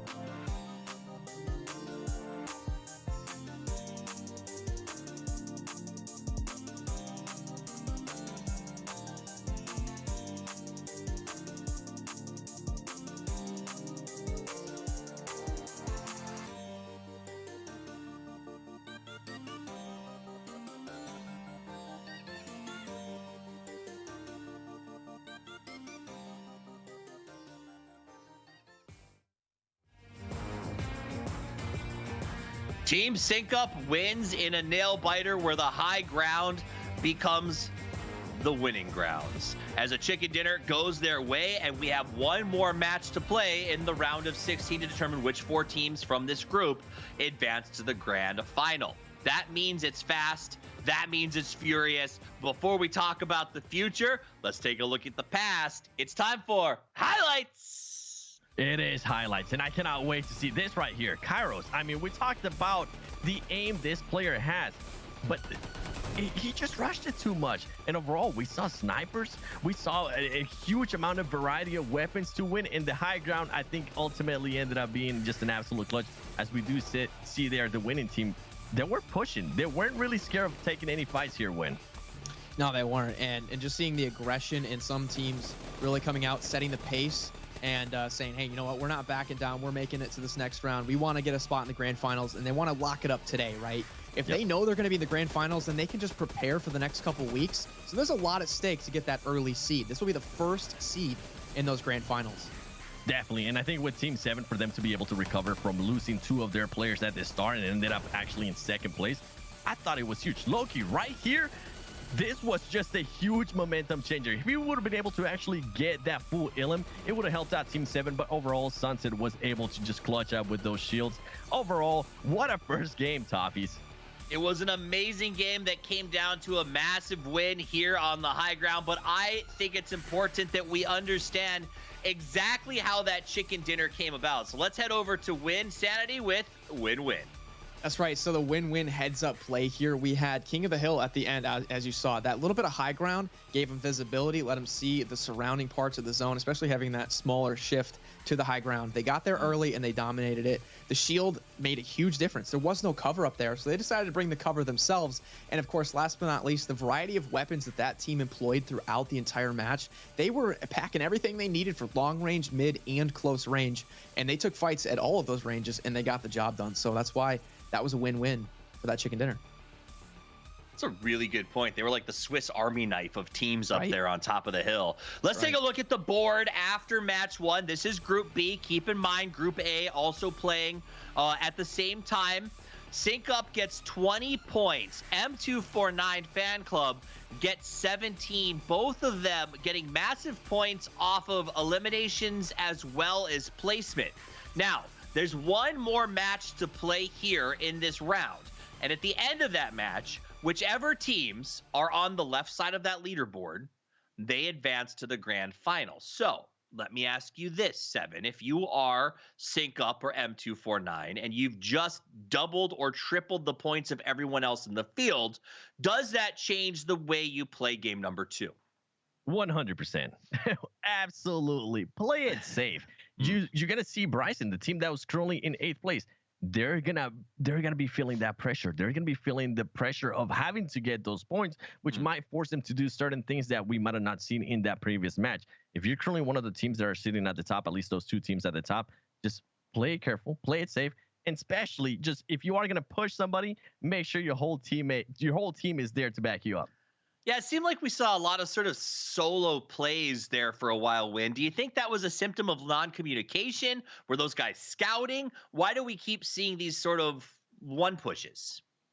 Yeah, that's a really good question. You know, players are trying to step up and make plays, right? This is a good stage to really prove yourself, and you get a bit of a mixture. We have some people that might have just grabbed their buddies and said, hey, let's try to win some cash. And then you've got some teams that have good chemistry and they're putting it on display here. And it's a little bit of a toss up, but anything goes. And, you know, we saw some players, we saw some big W's, and we saw some big L's in that first match, but really anything's possible. When half the teams qualify, one big game can set you up, especially when there's only 2 games that we're playing before we advance. So we'll have to see what happens. We will be advancing to the final very shortly, but before we do, we're going to get back to the match in just a minute or two. The reality, though, is I love what you just brought up with this idea that since it's the beginning, there's 2 kinds of teams. There's the ones who maybe they want to play as 4 and get signed and they could go pro as a group. And then there's the guy who convinced his homies to come out and play with him. And the reality is that guy wants to get signed eventually. So making big plays, getting memorable moments, making the highlight reel is exactly how you get noticed. And that's not something that will exist longer than a couple of events, right? Because everyone's trying to make a name for themselves. And this is a good spot to do it. A very different circle this time around, 7. It is 100%. My main one is, it's anybody gonna decide to drop a mall. The previous one, nobody went there. And another especially strong location here is gonna be Chester. I love going to Chester, especially police station, when that has some of the best loot in the map. That's right. I love Chester, and I've gotten lucky a few times. In that police station, there's a vault, and it could be any gun. Literally any gun. You could be getting that P90 or an AWM as your first gun of the game, which is incredible. And another thing that I wanted to mention is that Team M249 actually had the most eliminations. They had 11 kills that game, but the placement kind of burned them at the end. So they've been aggressive, and they actually are the top fragging team, even though they're in second place. Oh my gosh. Watch replays, people. Jump behind the plane. Sunbury, Alamo, edge of City Hall, Loganville, completely untouched. And also, no one's going to port either. This is just a... everyone's taking, I think, late drops to try to get a little bit of a strategic planning phase, 7. But you should know where you're jumping before you get in the plane. I'm just going to throw that out there. 100%. Right now, I'm looking at Team 6. Team 6 decides to go on, once again, close to a hot drop. This is not what you need if you're a team that definitely needs those points. You have to be able to back up. You have to be able to just collect yourself, get the loot, and hopefully see if you can get those placement points as well, because those are going to be huge. Did you see that, by the way? Look at we had half the lobby go to Swanton, which is an edge city, and I watched the minimap and I saw the first circle shift go way away from Swanton. So there's gonna be a lot of bloodshed as they try to get out of here and get to zone. It's a fascinating drop because it speaks of a lack of confidence. A lot of these teams went for, as you said, an edge city on a late drop. So these are teams that maybe were trying to play a little more careful and somehow ended up in an absolute mess over here as they try to figure out how to come away. We already saw one player knocked and flushed by the pistols that you start with, and we continue to see that kill feed unraveling as Elijah jumps out the window. He's going for the chaser on the outside. The other player jumped into a car to try to get away. He can't get away. He can't. He tries. How are you alive? Loki somehow alive. It's gonna blow, man. There he goes. Oh my gosh. Oh man. So that will be the end of Loki. He looks like he is going to go down, and I don't know if he was the last player on that squad, but if it was, it's going to be pretty bad news for them because we saw them go pretty deep in the last match. So these hot drops just causing some real problems. Those vehicle explosions, I think they take you out all the way. You know, you don't get knocked, you go straight down. So Loki, he might be able to get green flared back, but yeah, that's a rough way to go out. They do have one player left right now. Padrinos is the one that's currently clutching it up for them, and he better get away there fast. He was able to. I think he's going to try to go just find a good little compound, maybe go to port, which is currently seeing where he's going to be heading to. That would be great. If he's able to get a lot of loot, that's going to be able to help them out a big time. He needs to be careful, though. He currently has some other team behind him. Yeah, he's being chased. How ridiculous is that? As he tries to get himself out of there, the reality is he needs to find Drunkards. He actually turn around and go back the other way because of the situation he's in.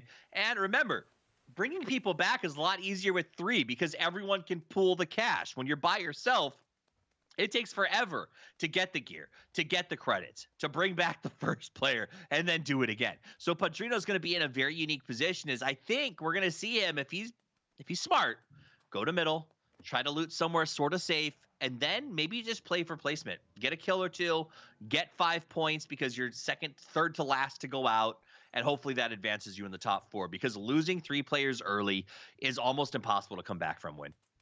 Yeah, absolutely. But I do love seeing nothing more than an early solo clutch it up and snake for the placement, or in this case with New State, be able to buy the team back. It's possible. Extreme BR, more credits, and even green flares might spawn too. Like that, there's a lucky chance that he could find one. And once you get that second player back, build momentum, get the third and the fourth, they could be back in this, but it's all on his shoulders. Toppies, I want you to look at the leaderboard right now. 4th place team and 5th place are just separated by 1 point. And team 4 has already 2 players down. They need to just be careful. This is what I've been saying. Just try to play those placement points. cool if you're able to get some elims early on, right? You're able to clutch up those elim points. But this just scares me right here. Yeah, Team LFM, we saw that solo player left alive. He's not in advanced position, so he's going to have to try to play aggressively. Padrino, if he can find some drones to get people back up and running. But I think that they know they're in a dire situation. Teams like HBB and Bryce, they've got to actually seek some action. Only having 1 point after game 1 means you're going to have to either win or walk away with minimum 5 kills plus good placement if you're going to make that top 4. And that's the only thing that matters right now, Win, is how do I get to the next round? The next round's different because it's all about chicken dinner in that one, because whoever has the most the most points advances to the actual grand final for $200,000. This one, however, all you need to do is not be the 4 worst teams. Exactly. Wow, that was a great flag. He's going to go get that elimination point quickly. Nice. See him trying to assure that up, but it might actually come at his own life. Getting dropped to 22 health there instantly with the meds there. But yeah, this might be the top 3 spots are already locked up. TP's got 3 kills. They're well on their way. The top 2 teams, we know that they're likely to advance. Who's going to sneak into that last wildcard spot? It might not be RM. They're half their team's gone. So if any of these other bottom teams can get the points, they might sneak in a 4th. It's going to be a toss-up. This is actually a great fight here for Padrino because Bryson is currently not looking to get into a fight. I think they only have 2 points, as we're able to see there on the leaderboard. They actually don't want this fight. If Padrino's able to loot that guy that he was just able to eliminate, he might be able to get some extra drone credits, maybe back off, start looting a little bit more, and start reviving some of those players that are currently down. These 2 teams don't want to fight at all. Padrino is the only one alive. Bryson, they're split. Their one player is alone on the wall, probably waiting for a little bit of reinforcements, but zone's a factor as well, and that's coming in. So this is going to be an odd fight, and someone's got to step up and make a play. Absolutely. And honestly, the onus here is on Padrino. I think at the end of the day, he has a chance, if he gets the double, to put himself 2 points away from advancing into the top 4. And to do that as a solo, and then maybe, as you say, get the drones, would be a very impressive endeavor. Let's take a look at the circle as it pops up there on the left side of your screen. You can see where the game started and where it's closed to. If the trend continues, Alamo may be the place that our green team makes their final stand. You can see them locking up the bridge, though, already, Seven, and I think that's a great idea. It really is. Flank play.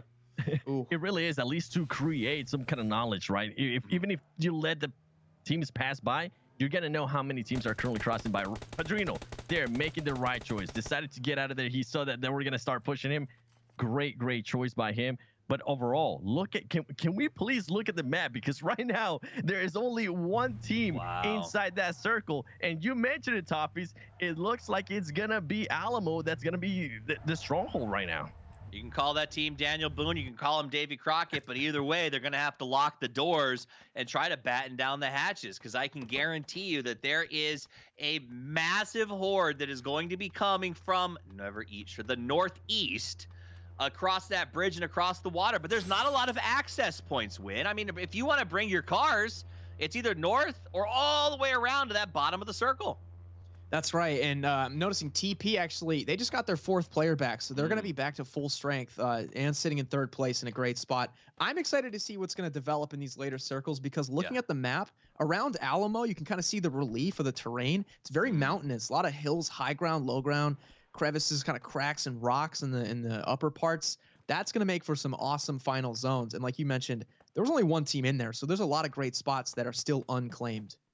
Something to keep an eye on right now. Team 7's just going to be able to move up nicely. They weren't even contested. They were able to be the 2nd team inside that circle, which is going to be huge for them as well. And they're not even backfilling. Imagine getting a position in the middle without having to backfill or trace or move early. They got here after, like we'd already seen multiple shifts, and they're now in a really good spot. They're going to slide into Alamo from the back. I don't think anybody has any idea because they're all watching the other bridge. We can look in at Team 2 right now. This is the 2nd time that this team has, two teams have crossed. Neither has paid the troll toll. And I think that is a big mistake on the part of Team 2. They came here to collect that toll, and they have not gotten any yet. Win.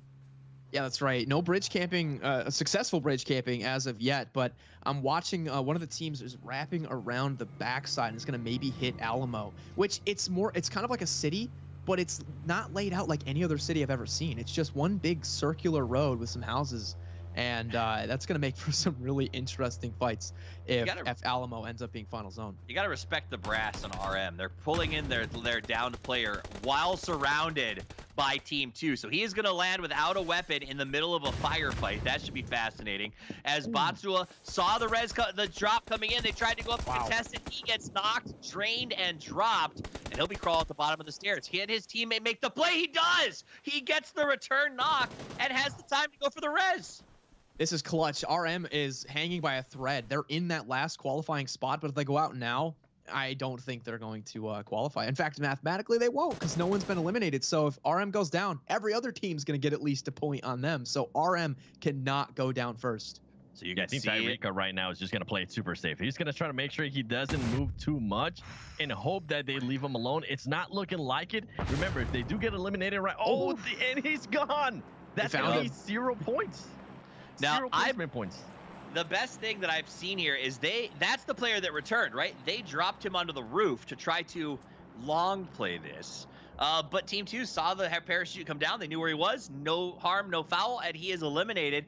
RM will not be advancing to the final. They are currently in 5th place with 8 points, and that is all she wrote.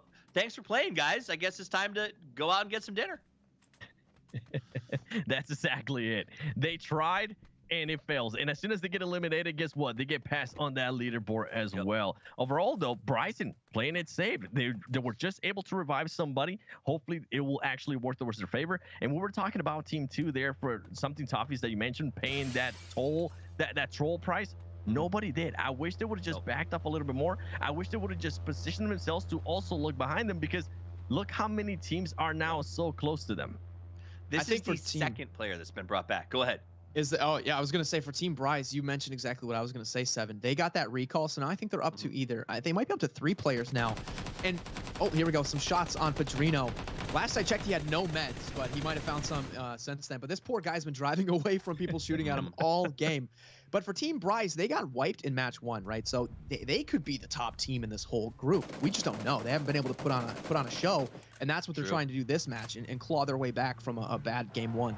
And it's their last chance to do it. I mean, if you don't make the top 4 in this round, you're done until tomorrow. Because remember, you can still sign up. You have a chance to play not only in future influencer events, but in the open qualifiers, of which there are 3.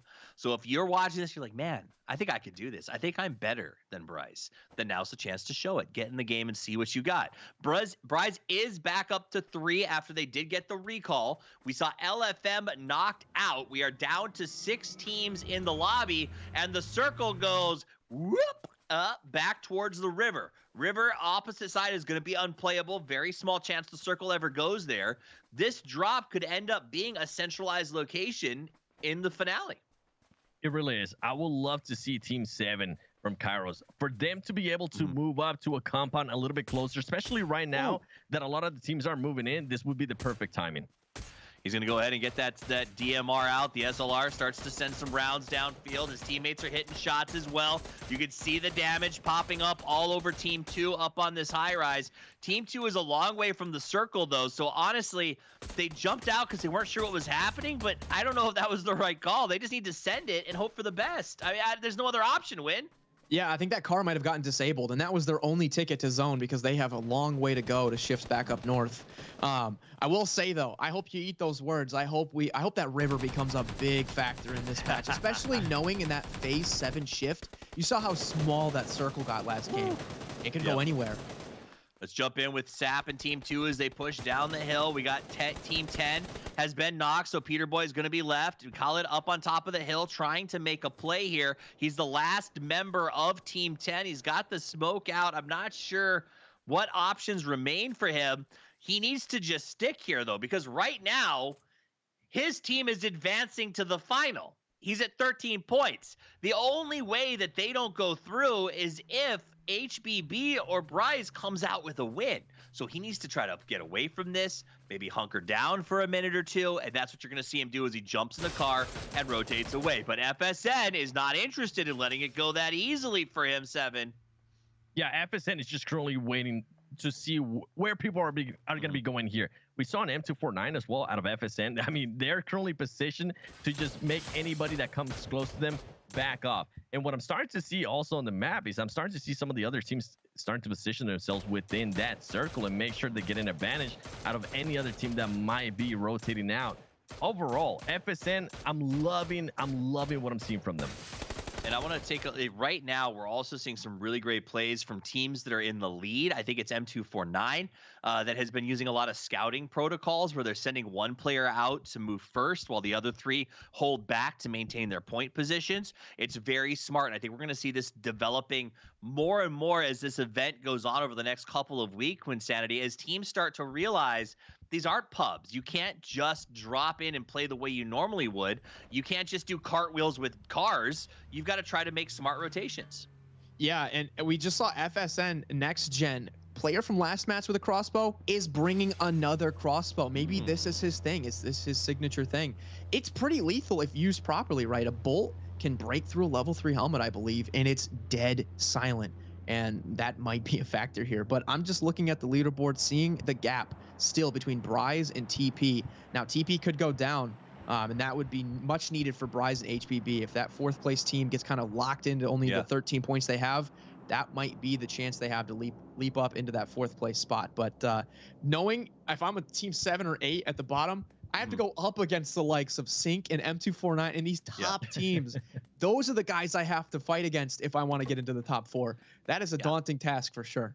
And it's not even you have to fight one of them. You got to fight all 3 of them and survive all 3 of them, 7. And that is daunting beyond belief. But the secret to success may lie in the fact that most of this circle is unoccupied. We have 4 teams slatted up against the west side of the circle at the edge of the Alamo, and the circle shift is going to come out and shrink it right to the middle. And nobody is inside of this circle. 3 and 5 are going to have to face off before I think they can move. They are going to have to face off. And you know what I'm looking at right now? I'm looking at Team 2. They positioned themselves perfectly on the high ground. We saw what happened earlier on the high ground with one of the teams that were able to get that chicken dinner. Can Team 2 replicate that? And right now, this is the fight that I want to see here, Toffies. We know we're going to be losing some players. Who's going to lose the players? Just raw aggression as he heads upstairs, pulls the pin on the nade, a nice bounce as he cooks it just a little bit, goes ahead and gets out that Tommy as he gets ready to go up the stairs. You see a nice nade trying to come through the 2nd floor. Didn't quite get the bounce he wanted. He's flashed, uses the M4 to try to watch the stairwell. 4X not going to matter. It's going to be a pure hip fire if they do choose to come up the double stairs. There's a nice slowdown play with the smoke, but now you know that he's stuck in there with the blue. Maybe it's time to slip away while these 2 are buried on the 2nd floor. Aggression says no. He goes through the top. It's a nice knockdown, but the trade is in as Eclipse unloads that massive weapon with the shields on it and will now go for the res. Doesn't have time to do it. He starts the reload process. There's no canceling this. Once you get going, he manages to get through it. Crazy. Didn't see him. He does. He spins. He gets the burn down. Looking for the last man. Ducks into the kitchen. Tries to switch out the weapon instead of going for the reload. Goes for the double flush. Now he wants to enter the bedroom. That was so... I love what I saw right there from Crazy, being able to just eliminate those people and making sure that he actually got those elimination points, which is going to be huge for themselves as well, considering that some of the other teams are just waiting to see what's going to happen here. Oh, what a fight. FSN still has 1 player. They can still win this, and you can see them trying to reset and trying to see how they're going to be approaching this fight. Yeah, it is a great fight, but both of these teams are fighting to lose first, essentially. As Crazy does manage to finish FSN, he's going to run to try to get this res off as the circle closes, but it should pass them in just a moment because they are outside. And I can tell you, there are teams waiting and watching because they've heard this fight go off. The res does hit.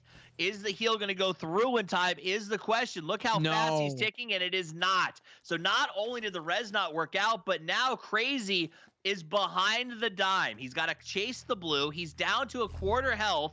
He does have the benefit of Khalid, who was out here waiting for him, was just sniped by Kitakata and Sleep about a minute ago, and that opened the door for his game to continue. So Crazy has a shot as he slides towards the middle of the map. That was unfortunate. That circle mismanagement, but that could just be a function of it being BR Extreme, right? Like these games happen a little more quickly. You're into that 4th zone, which in BR Extreme, right, it's really more like the 5th zone, and it starts to hurt, a little more than they probably anticipated. It's a shame for them to go down like that, knowing the zone stopped only a few meters away. Instead of getting in, they decided to heal, and that was a bad decision. And here's some riot shields too, again, being a factor here late in the game once again. So M249 is currently just such a great location. They currently had the high ground. They have everybody up, which was not the case in the previous match. And right now they're starting to shoot at people. Bryson, I mean, if M249 really decides to destroy that shield, that would be a secure 2 extra points and possibly getting them closer to that first place.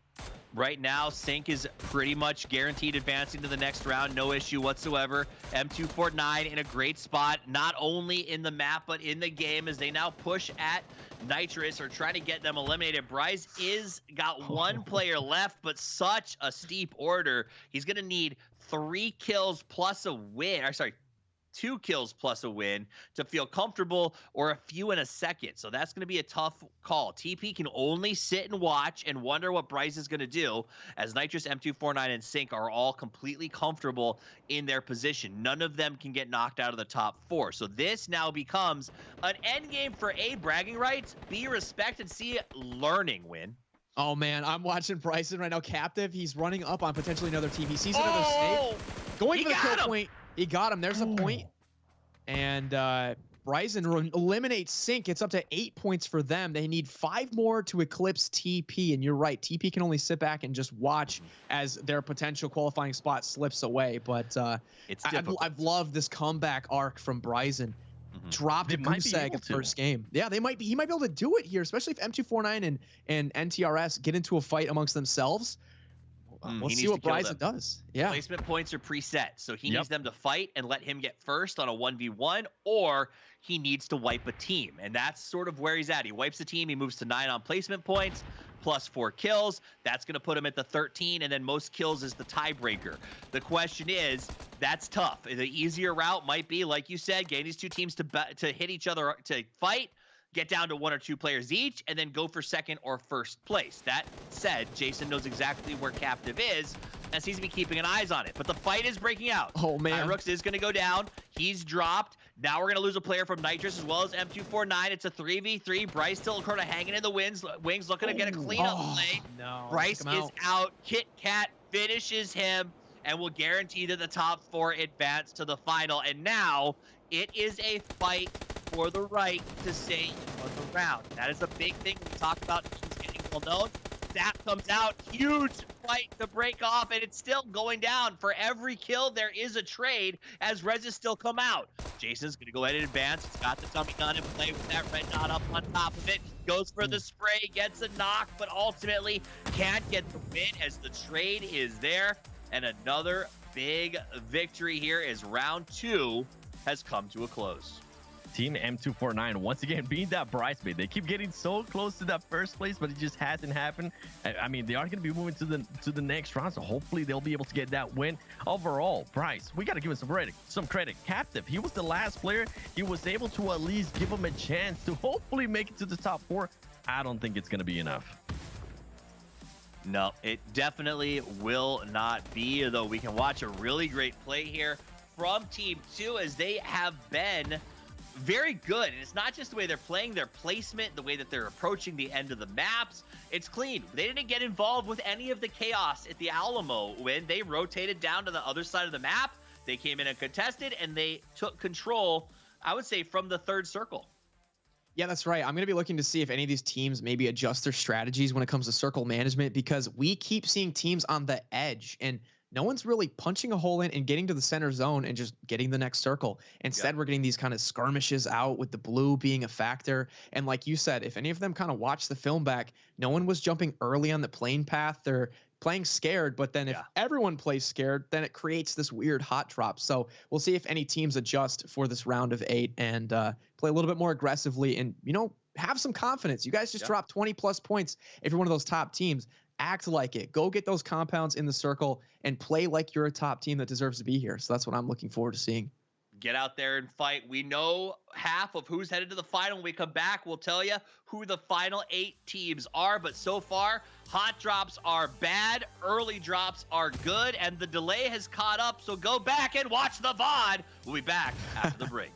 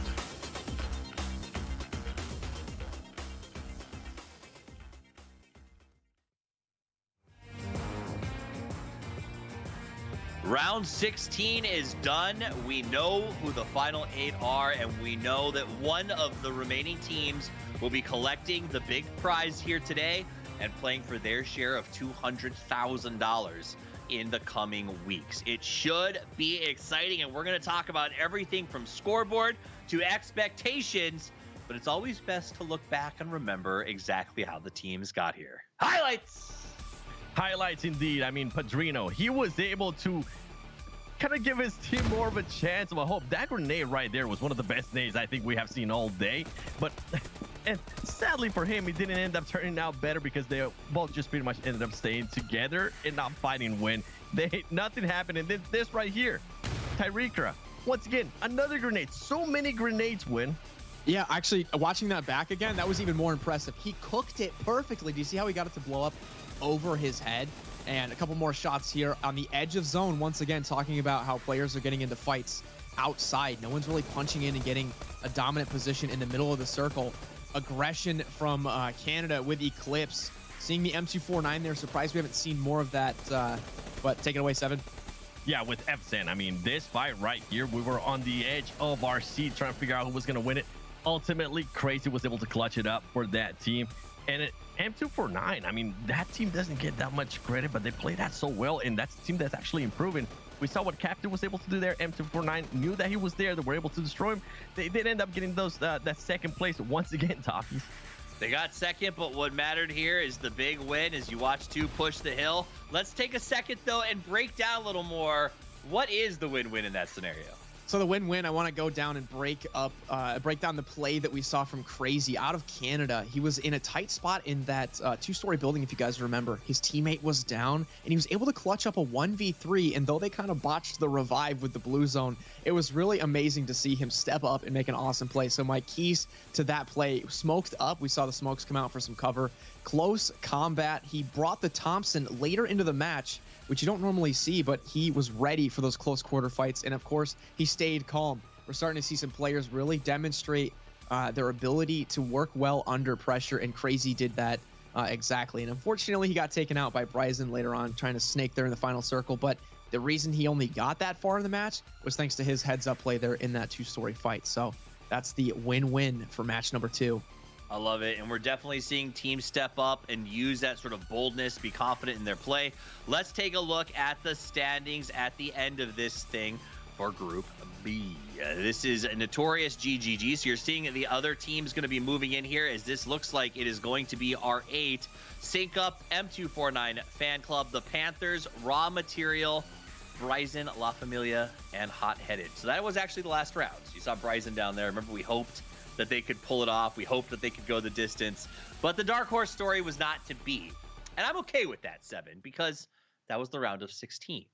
When it comes to the big show, when it comes to the 8, the great 8 who want to share the money, and as a reminder, 2,000 for first, 1,500 for second, 1,000 for third, and 500 for fourth. So 4 of the 8 teams dropping are about to get paid, which means that if you are thinking about signing up, you should, because there's money available. But the teams that are going, Seven, these guys seem on a different level. I don't want to give some shade to Bryce and the boys, right? Because, you know, you got to start somewhere. But the top 4 I would say the top 3 in that lobby seemed, how do you say it? Like, just better? They were just better. And with M249, I actually wanted to talk about them a little bit more, because we were talking which team is going to be able to improve, which team is going to be able to readjust on the fly. That was the team between those 2 matches that showed me the most. Even though they didn't get any chicken dinners, they did end up getting back-to-back second place.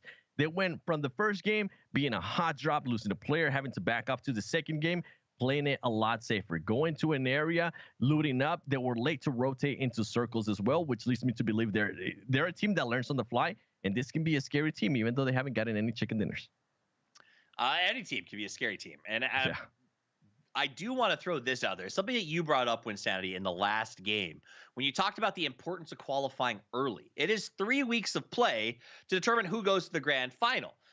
It feels to me like a really big advantage if you can get in today, or maybe during the games this weekend, and get your qualification. What is that advantage going to be like, and how do you think teams will use it? Yeah, we see it all the time in esports, in professional sports. Knowing that you're going to the playoffs early, you can just get into that mindset and be able to prepare yourself, get your roster really tightened up, communication, everything. And you don't have to worry about playing in qualifiers and against maybe some amateur teams that might mess up your strats or something. They can get locked in as early as possible and start training for those grand finals. So this is a really key tournament we have today, and they're going to walk away with $2,000 too, right? That's pretty cool. So again, there's 3 teams, 4 really from that group, but top 3 that really shined above the rest that are all fighting for that spot. So I'm excited to see who they go against from this other group. And as I say, steel sharpens steel. So there's going to be some other tough teams that are coming into this round of 8. I mean, it's a really good point. You don't have diamond without pressure, right? The idea that you've got to make the comeback. And so teams like Bryce, who we saw some great moments from, maybe they come back in the future events or next week or tomorrow, and they put up their numbers. But those that qualify get to do exactly what Wynnsanity said. They get to learn, Seven. And I think that that's going to be the biggest takeaway from the new State Mobile mashup, is the idea that there is no meta, that this is the beginning of North American esports for New State, and getting the time to, for lack of a better word, screw around when you don't have anything on the line could really be a big difference maker when it comes to $200,000 down the way. It really is. We've seen over and over again in different esports, just teams being able to take that downtime to try out different things that they usually maybe wouldn't try. And that's what I want to see, right? Who's going to be the first place team out of this tonight? And moving on, are they going to be watching the gameplay from some of the other teams competing, right? Writing down notes. Okay, they like to drop here. Even though we don't know where the circle's going to be, they can at least start writing notes and start preparing themselves and start preparing rotations. Because at the end of the day, as weeks go by, the gameplay, the movement, the rotations, everything is just going to be improving and getting better and better and better. It is going to get a lot better as teams learn, but I'm going to also remind you, this is not the first time that we've seen New State Esports. Our friends over in Korea got to kick off the first instance of league play. My buddy Paper Thin got to do the call. Let's check in with their event and see exactly how it went, and maybe we'll get a couple of pointers.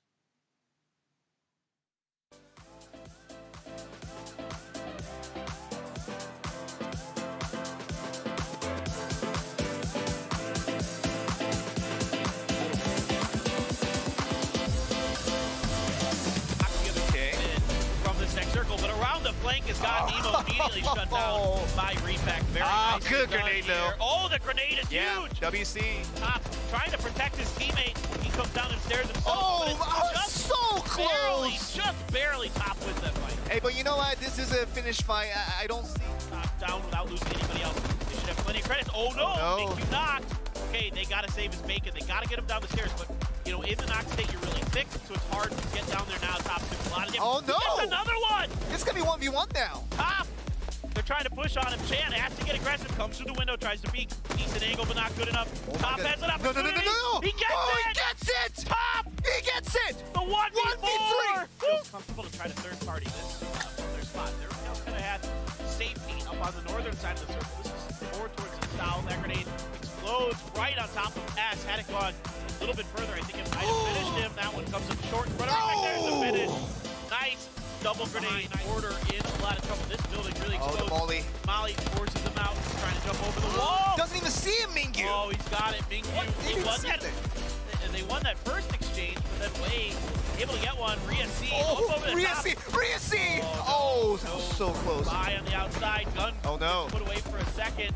Top gets the knock on a style and jumping shot. Gonna finish the job. They changed it out for one of the new ones. And now they're putting the original, the very first one. They're building a new one in Yokohama. It might be done, or it's at least close to it. Well, flipped vehicle, then they know something's up. Oh, they see it. Oh gosh. Oh gosh. Trying to keep heads fly at bay. And you see that AL, their aggressiveness seems to grow with each match. Not just for their execution, but actually how they're approaching. Oh. So good. That was a very early grenade. Oh my god. And amazing. Woo! Ruin just can go for the finish with the now Ruin just pop with the Vector. Yeah, it's only one left. Yeah, that's good enough. Done. Gosh. Done and done. Still a bit of circle in. A lot of damage from Okay, KP being Oh! super aggressive this game. They got run over. That gives AL an opportunity. Oh man. And they're going to take advantage All of the it. rank ones that they got, they are above 80 at the moment. They can actually get more here with a couple of knocks already recorded. Spades, here you go. There it is. Done. All right, PGS survives and wins a game, and they're pumped. Super hyped. Love to see that. This game to get past You're right. WC. At least get one kill. Yeah. Oh, At least get one kill. No, not That's like it. this. Not a single kill Oh, at the very end. AL who secures their win. Another level. There it is. Your 2022 New State Mobile Open Challenge champion. Another level.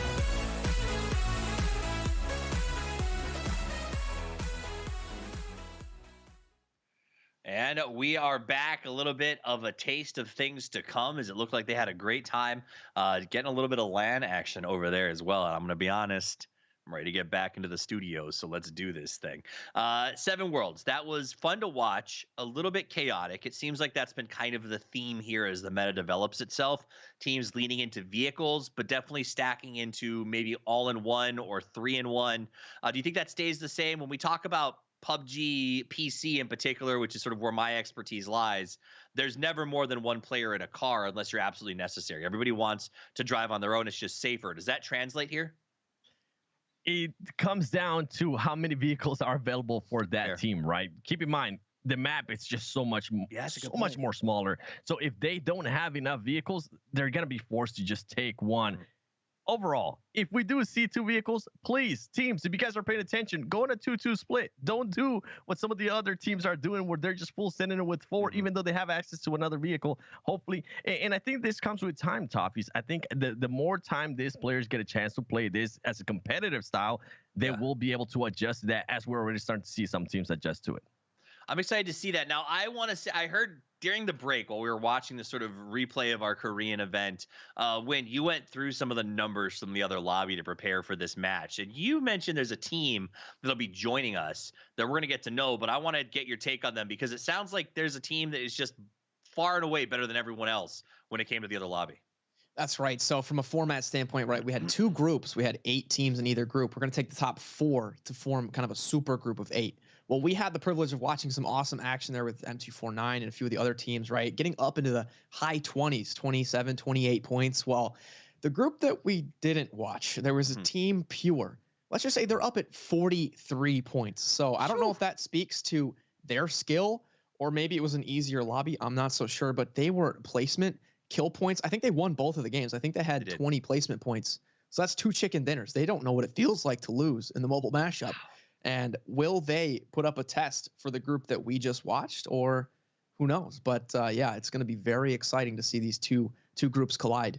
You said they had 42. Is that what I think you said from the scoreboard? 42 or 43, something like that. 42 or 43, irrelevant, because what matters is that means 20 points came from placement, but that means that they're averaging more than 10 kills a game, 7, which doesn't seem like a lot when you're used to Battle Royale context, but the fact that we're only dropping 32 players and you can't count the kills of your own team, so only 28 kills on the board, and these guys are getting 10 of them in every match, that, to me, that seems crazy. But I'm just a host. What do I know? Does that sound ridiculous? Should everyone else be terrified of Pure? It does. I mean, it speaks volumes of their confidence, right? We saw some teams on the group that we were actually able to see on group 2. We saw some teams backing away from a fight, not wanting to take a fight. If they did take a fight on the first game, on the second game, they sure didn't take a fight. But for Pure Love to be able to just go on full aggression, get at least 10 elims per match, that just speaks volumes of confidence. Yeah, absolutely. I do think that we're kind of seeing that win is a little bit that confidence pays dividends. And I think especially at the start of a new esport when the meta is not established, there's something to be said for just coming out and believing you're the best and playing like it. I'm not sure that translates into I should go for a hot drop every time, but there's a difference between hubris and self-reliance, right? Yeah, absolutely. You know, hubris can really burn a team. If they come out overconfident in a negative way and they get, you know, dropped early, that can definitely hurt you. But there is something to say, like you mentioned, about playing with a certain level of confidence or an edge that says, you know what, I deserve to be here. I'm skilled enough to be here. let's go take that fight. Let's not back away when we get pushed, right? Playing scared and playing afraid can oftentimes, burn you on the back end. And when we play normal pub matches and stuff, we play normally. We're not afraid to take fights and stuff. Yeah. And just because there's a lot of money on the line, and just because there's a scoreboard and all this stuff, doesn't take away from the core battle royale. That, hey, we're playing New State here. This isn't any different. Same building, same guns and everything. Let's not be afraid just because there might be some money. Obviously, the stakes are higher, but you got to stay calm. That was like what we talked about in the last win-win. Some of these players might be experiencing the first time actually having like pressure on their shoulders to perform. Keep in mind, anybody can enter this. It's not just pro players, right? Yeah. They might be feeling, oh, okay, I'm in a top 3 situation. What am I gonna do? You're the last man standing. This is stuff that they're gonna at least be able to acquire that knowledge, acquire that experience. And as we go on to the later weeks, we were talking about Bryson. That team on the second match was able to perform so much better. I'm hoping we see that team next week at some point. You mentioned no one, like, you can play if you're not a pro. There are none in Northam. Actually, I have to rephrase. Noah from YouTube won money at the launch event. So technically, I think he's the only pro New State player. But after today, there will be 4. And actually, no, there'll be 4, 8, 12, 16 of them as we're paying the top 4 positions. We're getting them into the lobby. We're going to be starting in just a couple of minutes, so don't go anywhere. When we come back, it'll be time for the final.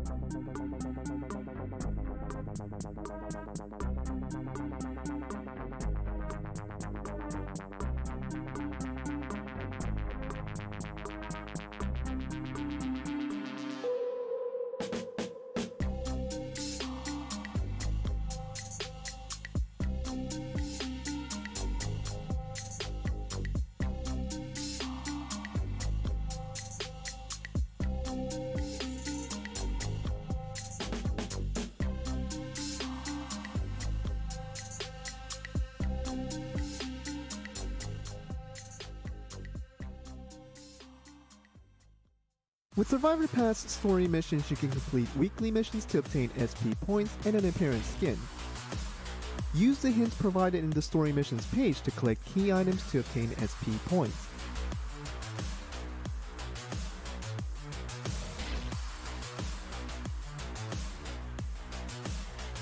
Once you complete all the story missions throughout the 4 weeks, you will be able to receive your dedicated appearance skin.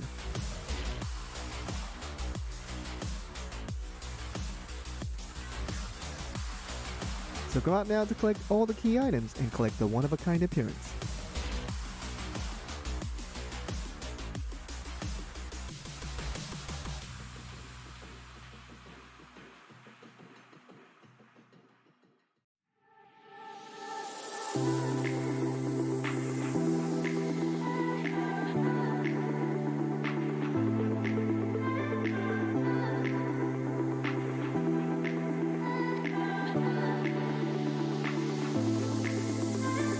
But it goes much faster. I'll take some. They're gonna hunt BAF down. They were waiting on the side of the hill for this, and then they I don't know if this is a good choice though. Yeah, they're taking a lot of damage here. This is not really. Is it worth the risk? Oh! Never mind. Huge! Never mind. Just done. 4 matches, 1 and 2 here. See, Omin trying to Gotta get save the the knock. day. He does get the knock, yeah. Actually, go Omin. Sheet 0-5. Oh, that prone shot. Oh! And you guys would think that, you know, oh, if someone gets Oh! get that with the red scope. Got him. I don't know. He Yeah, did it. done. Oh Another my one, God. another one. He's nuts! Blue. Blue! Blue. Seeing the live back. Yeah, this is extremely likely to be in the next Oh. Good shots by CC. So VAF now trying to see if they can take advantage of this. Trying to free-nade Helen here. Helen takes a little bit of damage from it, but there's 2 knocks already. Oh, what happened there? A grenade! They're gone! And Sedong has some good ideas. That one, just in case there's somebody out on the balcony. It's going to be a 2v1, 1v2. Oh, and he wins the 1v2. Wynnsanity wins the 1v2. You can't sit still. Wow. 3 shots. 3 shots, and they all connect. He did not miss a shot there. Yeah, unbelievable. How'd you get a knock from there? John's just nuts. Look at this. They're so accurate. This is crazy. He's going to get both. I Just told one you. 1v2. Like, Unbelievable. Miku didn't even need his teammate. No. All of these sharks here, they're trying to come and get their piece of the food. I love the DPS. That's why I'm laughing. Oh my God. Get him. Get him style. I'm just so happy to see the DPS. There you go. There you go. Last Get him. one. Yes. The circle is streaming in. This is going to be the final circle. They have to get out. TV are at a significant Oh, that disadvantage. grenade! With a grenade! What? The frag grenade to finish it off! And they are split 2v2 though. Sienna and the other. Oh, bear boots. Vermoot around the fence line gets spotted. Jumps up, out over. Has a ton of damage done. One more. He's no help. Oh, he got. I think he'll get it. I think he'll get it. Come on, Vermoot. Just one step away. So close. Needs one more bullet to connect. That's it. Push him. He got it. It's another one at the bottom of the stairs. Going down top. Trying to protect his teammate. He comes down the stairs himself. Oh, just so close. Just barely top wins that fight. Hey, but you know what? This is a finish fight. I don't see Top winning it out from here. Without losing anybody else. He should have plenty of credits. Oh no. Make you knock. Okay, they got to save his bacon. They got to get him down the stairs. But, you know, in the knock state, you're really thick, so it's hard to get down there now. Top takes a lot of damage. Oh no. Gets another one. It's going to be 1v1 now. Top. They're trying to push on him. Chan has to get aggressive. Comes through the window, tries to peek. Eats an angle, but not good enough. Top has an opportunity. No. He gets Oh, it. he gets it. Top. He gets it.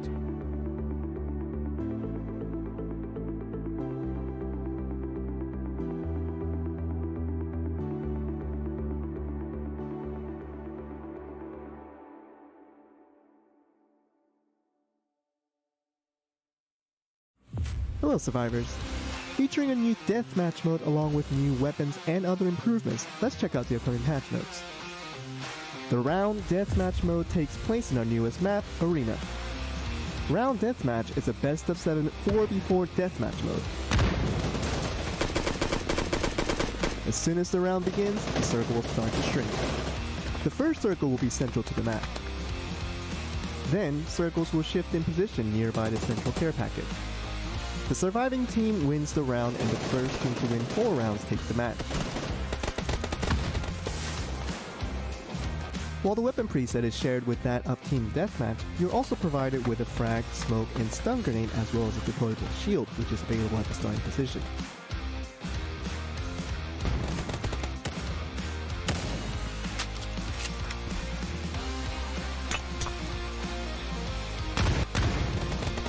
Swiftly get in position as the circle gets smaller. Keep an eye on your opponents as they too track their movements. Similar to Battle Royale, falling to 0 will put you in down but not out. After getting eliminated, you can spectate your squad mates until the next round. The revive in round deathmatch is reduced to 5 seconds, which is half of that of Battle Royale.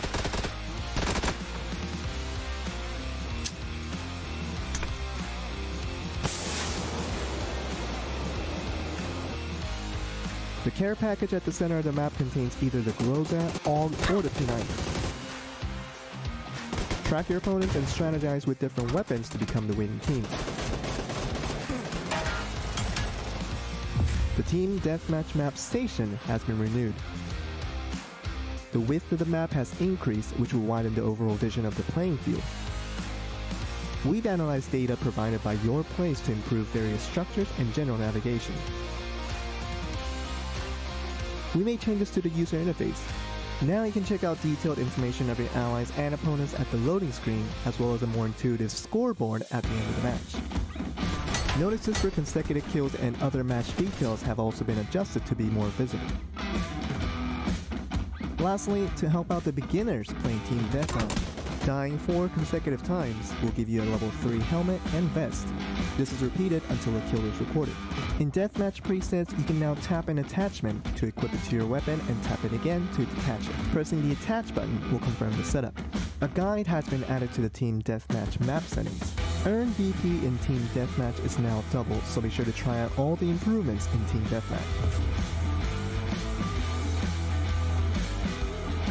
We received your feedback regarding eye fatigue when playing new State Mobile, so we adjusted the exposure and color settings in Troy.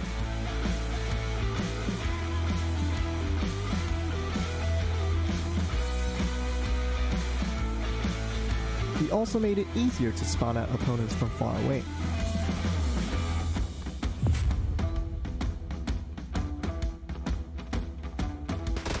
The new weapons MP5K and crossbow have been added to the game.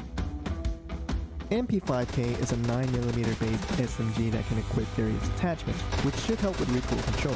Customizing the new MP5K attaches a laser sight, which improves deviation control during standing and shoulder shooting with a penalty in horizontal recoil.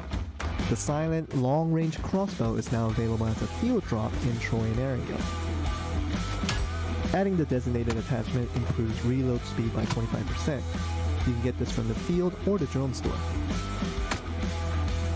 The reload mechanism has been changed for DSR-1. The extra magazine attached to the gun now functions as an extended storage. After the initial 5 shots, the next 5 will be prepared much more quickly.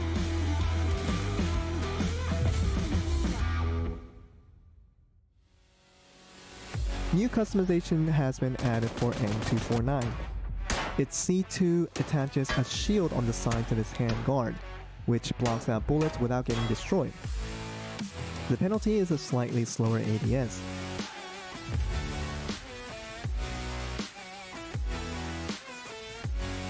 Use the Unity feature to revive your knocked teammate faster. You can now revive a down teammate with up to 3 allies. Depending on the number of allies, the revive time can be reduced from 10 seconds to 6 and even 4 seconds. When a member is reviving an ally, the action can be passed on to another member, continuing the revive. This applies also to recruit, allowing more members to speed up the process. The delivery point for the drone store has been improved to allow for more precise designation. It has also been widened to allow deliveries up to 200 meters away, which can be useful for sending items to a nearby ally. Players brought back with a green flare gun now arrives with a P19mm pistol and a smoke grenade in their inventory. This is applied to both VR modes. The limitation when parachuting has been relieved, allowing up to 130 meters of free movement as you rejoin your squad. The trunk now features unique sounds when storing items. The weight is also displayed on the trunk button. The smoke grenade now has 10% more coverage than before. In BR Extreme, the first set of phases now end 20 seconds faster than before, and an additional final phase has also been added. Lastly, you will finally land in BR Extreme with a pistol in your hand. We made it easier to enter moving vehicles. The durability of various vehicles, including the Volta and Dossier, have been slightly reduced, and the durability of doors for all vehicles have been greatly reduced. Riding shots will be severely restricted inside cars with broken doors. Damage inflicted by a car crash has been greatly reduced to around half, meaning small accidents will no longer cause instant death. You can now adjust the shape and color of your scope's reticle by heading to your settings. 9 basic colors are available, but you can customize it to any color you like from the RGB color picker. Let's talk about clan updates. Recommended clans will now focus on the clan master's nationality to match your own nationality. You can also select preferred apply options to pick out the clans you want. A clan master can set their clan emblem using different symbols, background, and colors, with more options to be added later. The clan emblem can be viewed in the clan recommendation page as well as your clan and profile pages.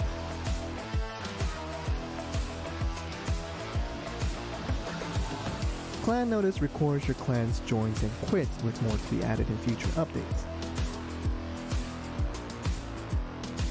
The clan's description is now split to introduction and announcements. You can now create or apply for a clan 2 hours after leaving or disbanding your previous clan. Clans can only be created by a level 5 and higher account and will cost 10,000 BP.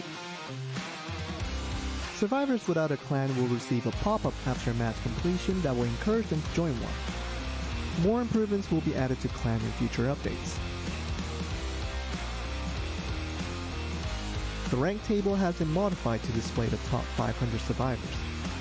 Other survivors in the top 1000 will now see their actual rank instead of a percentile.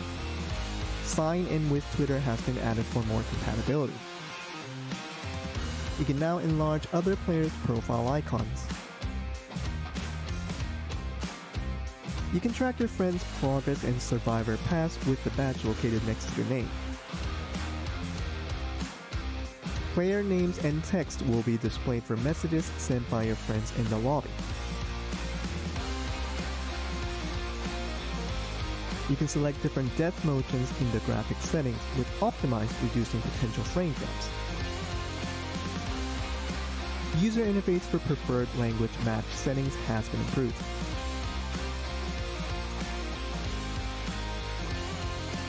Be sure to check out our special mission event for Valentine's Day, as well as Survivor Pass Volume 4, featuring Doug Backaway from the Mayhem faction. Complete story missions to obtain Doug Backaway's skin.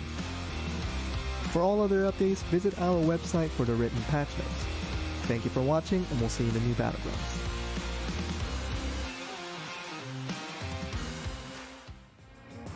Red to purple, purple to red, colors don't matter. What matters is wins. And that's what we're seeing as we've watched this so far. We know who the big 8 is. We know who's going to the final. So without further ado, let's meet the teams that will head to the final match and set the stage for their chance to go to the grand final. You see them up on the list right there. And the Kings, uncontested, based on the stats, Wynnsanity, are Pure Love. That's right. Pure Long Cross, Pandy, and Feng Yu. They put on a show in the other group. Unfortunately, we didn't get to see it, but, you know, let's just see him. Let's have him do it again so we can watch here. But, of course, M249, Fan Club, Sync Up, and Notorious GGG, they were the front runners in the group that we just watched. The new teams that will be joining us are C-Pod, Violent by Nature, and Stranger SBD. And of course, the Panthers, they snuck in there in that last spot to qualify. If I'm the Panthers, I'm just going to forget those 2 rounds happened. Clean start, clean slate. You still have a chance to qualify. And of course, the top team is going to go to the grand finals.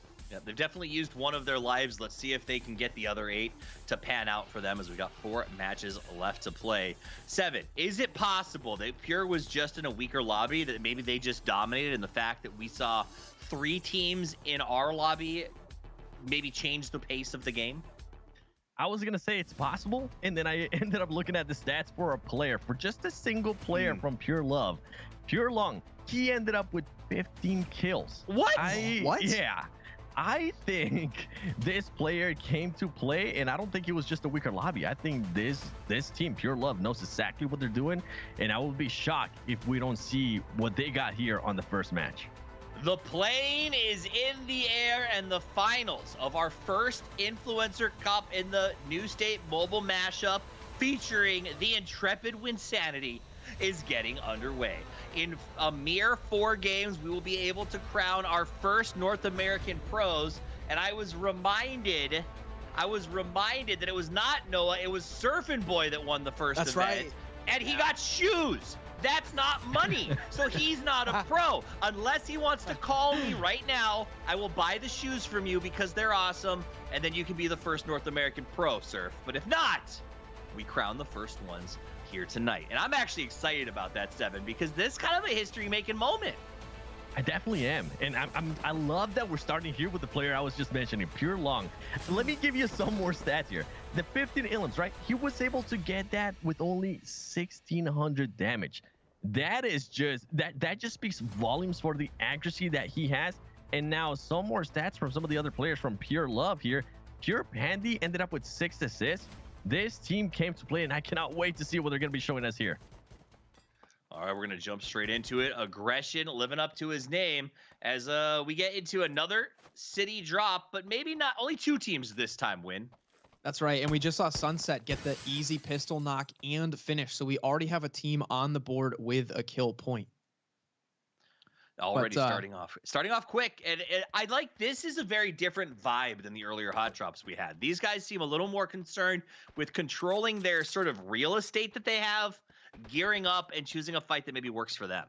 I was gonna say before that when we had a 2-game round, right? You had to either, put up numbers in one of the matches to make it through, like we saw M249 did. They got like 20 points in one of the games. That was enough to qualify. But here the situation's a bit different. 4 matches.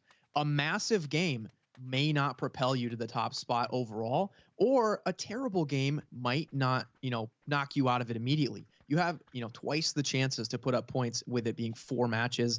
And, I think the mindset might change a little bit for these teams. And they also know the competition is a little bit more fierce in this round. It is definitely proving fierce. We jump out already. It looks like Team 10. We're looking at Vino right now. Already down 2 players for Strangers BD. It's Strangers BD, and they suffer a huge loss by losing Golden Boy. Golden Boy was able to actually get 9 kills in some of the previous matches. So that's going to, I'm pretty sure this team, Venom especially, is going to try to find some drone credits and revive them right away, because that is huge. As we're seeing, this is actually a huge change. On this first circle, we're seeing a lot of teams already inside. I think we're going to be seeing a completely different gameplay, Toffees, than what we saw in the first 2 matches. Yeah, already the pacing is a little more logical. I think a lot of people know not only is this a different ball game, yes, there's money for the 4 top spots, but only the top spot after 4 gets the bid to the grand final to play for that $200,000 in prizes. That is a big stressor, especially if you're a team that is, as you guys talked about earlier, like a group of friends who thought this would be kind of fun. Like, hey, we like watching Wynn's videos. Let's go play in this influencer event. Oh my gosh, dude, we could make $2,000 right now. Like, that's got to feel kind of wild. And if you guys think that you might be better than them, or if you just want to have a good time, because I'm gonna be honest, it's just fun to play, you could still sign up. We've got 2 more influencer events and 3 open qualifier weeks on the way before we get to the $200,000 grand final. So get signed up. All you got to do is get through a couple of rounds, and sometimes the circles happen in your favor. It never hurts to try. One thing I love about events like this is, you can have some raw talent, and maybe they're not playing on the best device, or, they're just getting started. Winning a prize pool like this, which is not small by any means, right? If you win 2,000 for first place, you split it 4 ways. Maybe it's like $500. You could buy yourself maybe a better phone, and then you start winning other tournaments. And these are the storylines that we're going to see for years to come in New State. And those stories might be getting started here in an event like this. Absolutely. Upgrading technology is something that I don't think gets talked about as much in mobile, but I will say, like, I've been to a couple of events where players say, I say, hey, what's the biggest deal for getting signed? And in the PC world, we're used to like, oh, I get some advertising, I get a little extra hype, I get some hosting. They're like, I have a phone for the first time that can run this at full spec. And that's a total game changer for some of these players. So breaking into pros, beginning of the scene, that's actually a really good point and a very big deal that can determine these players' futures. Now, let's look at the overall map. I'm going to turn it over to you, Seven, to break down what we're looking at. Yeah, with this one right here, I mean, let's look at Venom. Once again, that team is trying to recover. They're trying to get back some of those 2 players that they lost earlier. And everybody else, I mean, the placement, everybody actually decided to spread out. Earlier, we saw a lot of teams kind of hot dropping on each other. Yes, we did see it towards the left-hand side, towards the west of the circle. We saw that happen with 2 teams, but everybody else is just kind of taking their time, taking their pacing, right? Making sure they upgrade guns. And you were talking about it earlier when we want to see more of the M249. Guess what? Kitty Cat, he was able to get an M249 and he already customized it. Yeah. Well, he's a member of the fan club. I expect nothing less. If they're not running full LMGs, what are they doing, right? Right? I was actually mad in the last round when we saw them not using them sometimes. So I'm glad that we're back on track to where we need to be as we check in with TRSS from Notorious GG. We'll jump over to the Pure crew. We'll probably keep a lot of eyes on these guys, Win, because like we said, the stats are wild. And this is, we talked about different kinds of teams, right? Friend team, solo crews, whatever. When you create 4 accounts that have the name attached to the front, that means you're serious about going pro. Oh yeah, if you use a rename card, that's like minimum specifications for being a pro right there. Yeah, they are organized, and it does kind of show that they might have been playing together before the announcement was made for this event. But did you see, by the way, that one of the Pure players has an AWM already? I just love seeing the firepower that these guys are able to get this early in the match. I'm gonna cheer when they get a headshot with it. I am too. Toffees, we're getting another question to answer right here. Are we going to be seeing teams rotating into different vehicles? Guess what? Team 3, it's showcasing us just that. Maybe they heard what we said in that last segment. Who knows? But the 2-2, I'm loving it. Absolutely. That's Violent by Nature. We just saw trying to expand their strategy into a 2-2. Very smart way to play this one. We'll check in with Abat Shua as Notorious GGG. Up here on top of the hill. Now, out in the blue, it looks like S-Test and Venom going to try to make their way in. We saw Sunset and Ghost. Wow, what a gift to the teams who were still in the blue. They had a long way to go until about 8 seconds ago. They are, and then guess what? Look at TPU. TPU right now is going to have to do an insane rotation. And then as well, for the other teams, guess what? They're currently playing that zone, and I don't honestly mind that. You see Venom, even though he's currently still in the blue, he wants to be able to find some more of those drone credits so they can pick up the extra teammates that are currently dead. Yeah, and I think that's important though, Win, because every player that I've ever spoken with, when we talk about battle royales and you say, what's your win scenario? Would you rather have placement and 3 players? Would you rather have these drop items in 2? Would you rather have 4 in a bad location? Every single time I have been told I will do whatever I have to and be in the worst possible spot to have 4 players going into the end game. Yeah, it just strength in numbers is huge because you can cover more angles. You can, fight another full team at even strength. It's really when you lose 1 or 2 players that another squad can quickly take advantage of your weaknesses, go and get the angles you can't cover right. You can't look every direction with only 2 sets of eyes. So I think I'd have to agree with that. You can always overcome a lack of loot or a lack of positioning if you have 4 players, even if you're in a bad spot in zone, right? That's just 2 extra sets of hands or, a couple extra sets of hands to go find vehicles and stuff. Having a full squad, it's really always commit to 4 unless your 4th is 7 worlds, and then maybe just stick to 3 because you're better off that way anyway. The quad power strat. There we go. There's a convoy. The convoy moves on. No one hits a shot, and that's the beauty of it too, is spreading the ability to sort of focus fire. When 4 of you are in a vehicle, everyone turns, everyone burns. But when there's 4 in a row, you got to have comms from an experienced team to be able to knock down one of those drivers instead of sort of spreading the love. Now, let's check in with Turris up on top of the hill. He just had a teammate roll up on him, so they're going to be in a pretty good spot here. Notorious Triple G on top of the hill, looking down on Pure, and I don't think Pure can come up here. They can just take the cars out and hold position. Yeah, that's exactly what's going to be happening. I wanted to also talk about the Panthers. It seems like they are readjusting themselves. Previously, they would have stopped and taken that fight. They decided to actually just, you know what? We're not gonna worry about them. We're actually gonna worry about the circle. We're gonna be worrying about positioning ourselves. And I love that because these teams are starting to realize it's only 4 matches. Yep. You're only gonna be able to get points within those 4 matches. You don't want to be the first team out because that's gonna be 0 points. There's a theory called average points per match, right? And that is something I think a lot of these teams are going to be focused on when with 4 games on the line. If you aren't going to have a good one, if the circle's not in your favor, if you lose someone early and you can say, all right, our target goal is 7 PPGs. How do we do that with 3 players? Maybe hunt a team, maybe hunker down and hold for placement.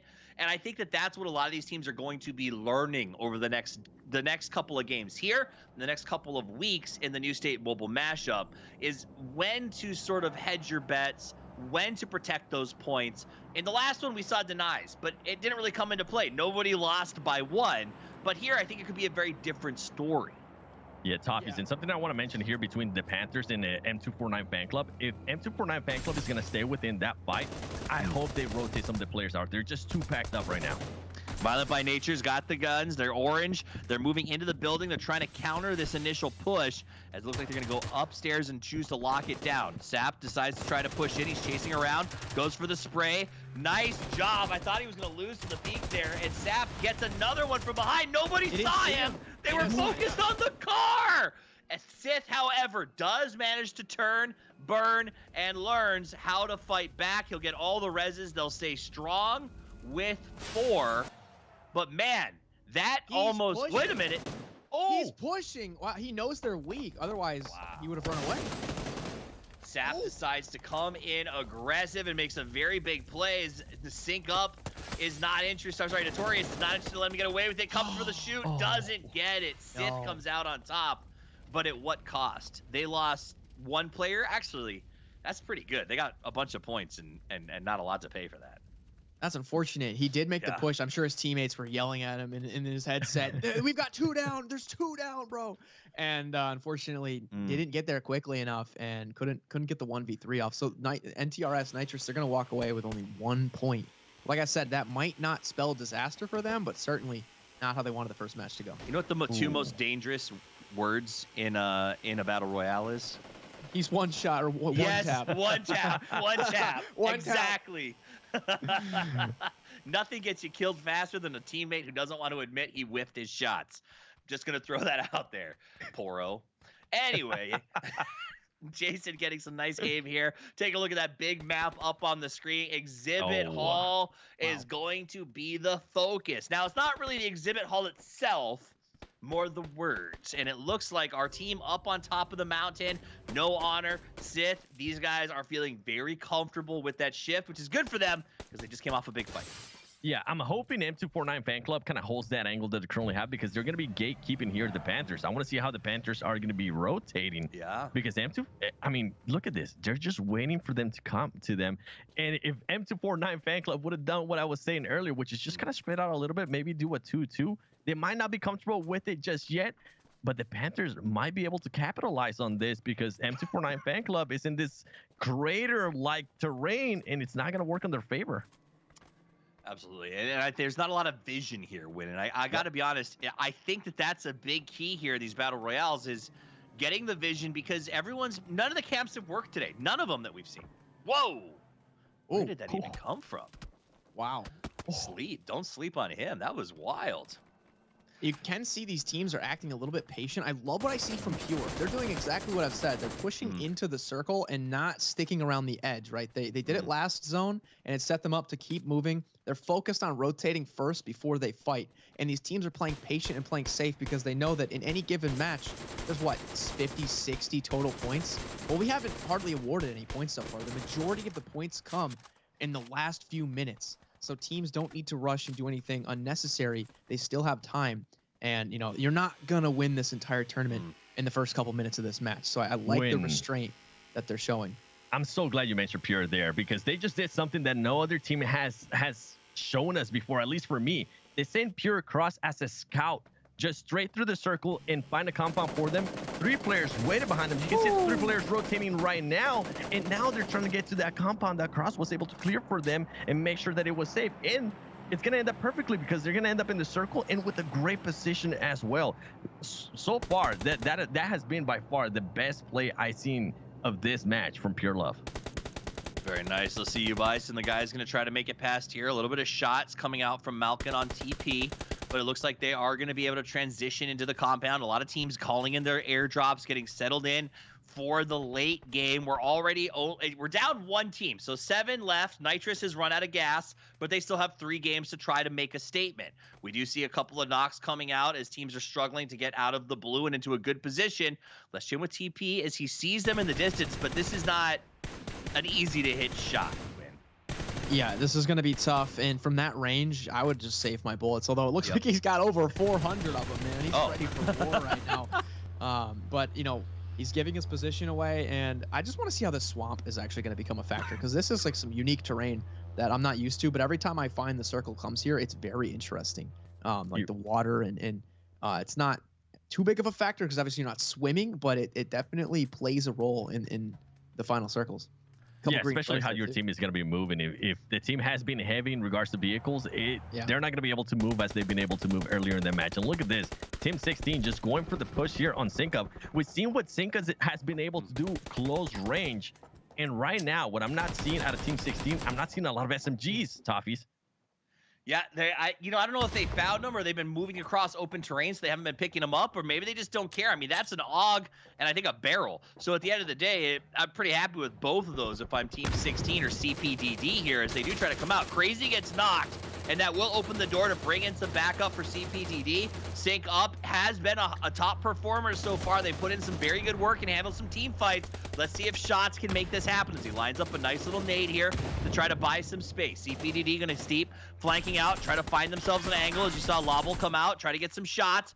All of SyncUp have lumped into one house. This is a good defensive choice, but it could put them at a big disadvantage as the spread continues. But so far, not right now, because CBDD has lost Crazy. He got knocked again, or another player got knocked, and they can't seem, despite the spread out, to make anything happen. They just are allowing SyncUp to hunker down.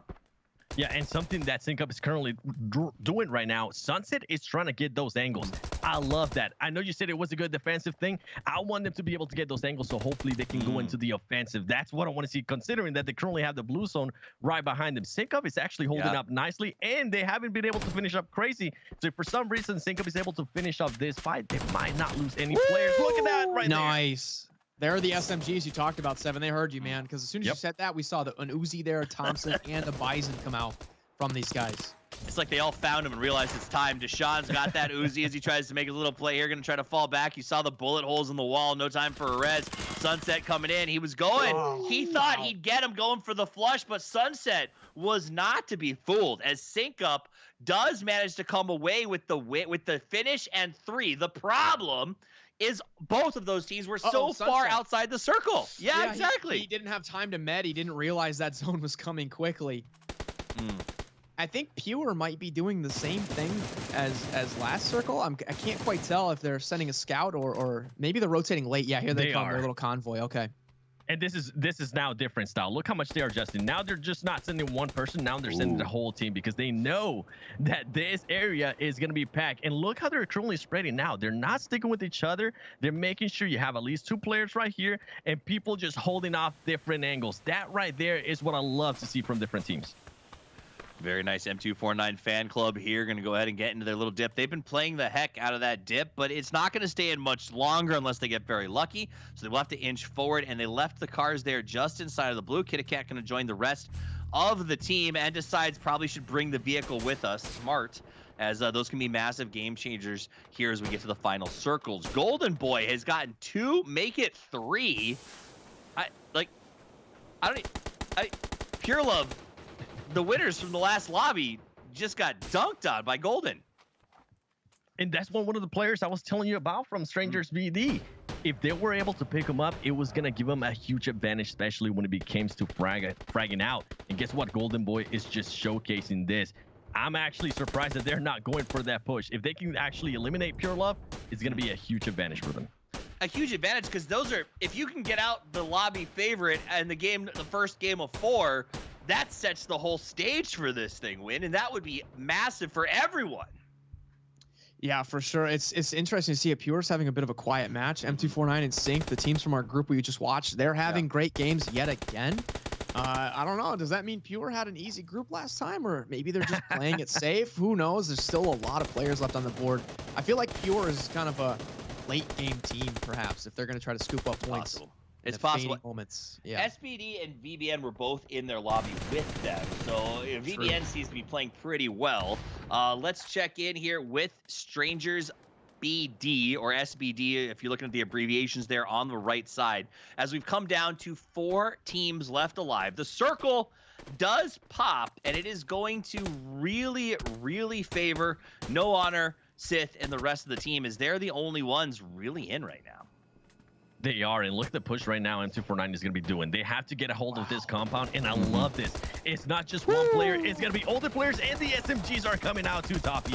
Sith makes the push. He's got it. He's trying to make a play, but he ends up going down. The fight is on as M249 tries to make this happen. Kairos, we got to know him in the last game. He's there with the Thompson, deploys the smoke, and decides he's going to go for the res. Looks around to make sure nobody's pushing him. Time runs low as Kitty Cat is trying to do something. They will get Jason up, and I think M249, I mean, this is great. They've got 4 standing, and the team that was trying, hoping to defend here, Violent by Nature, is down to 1.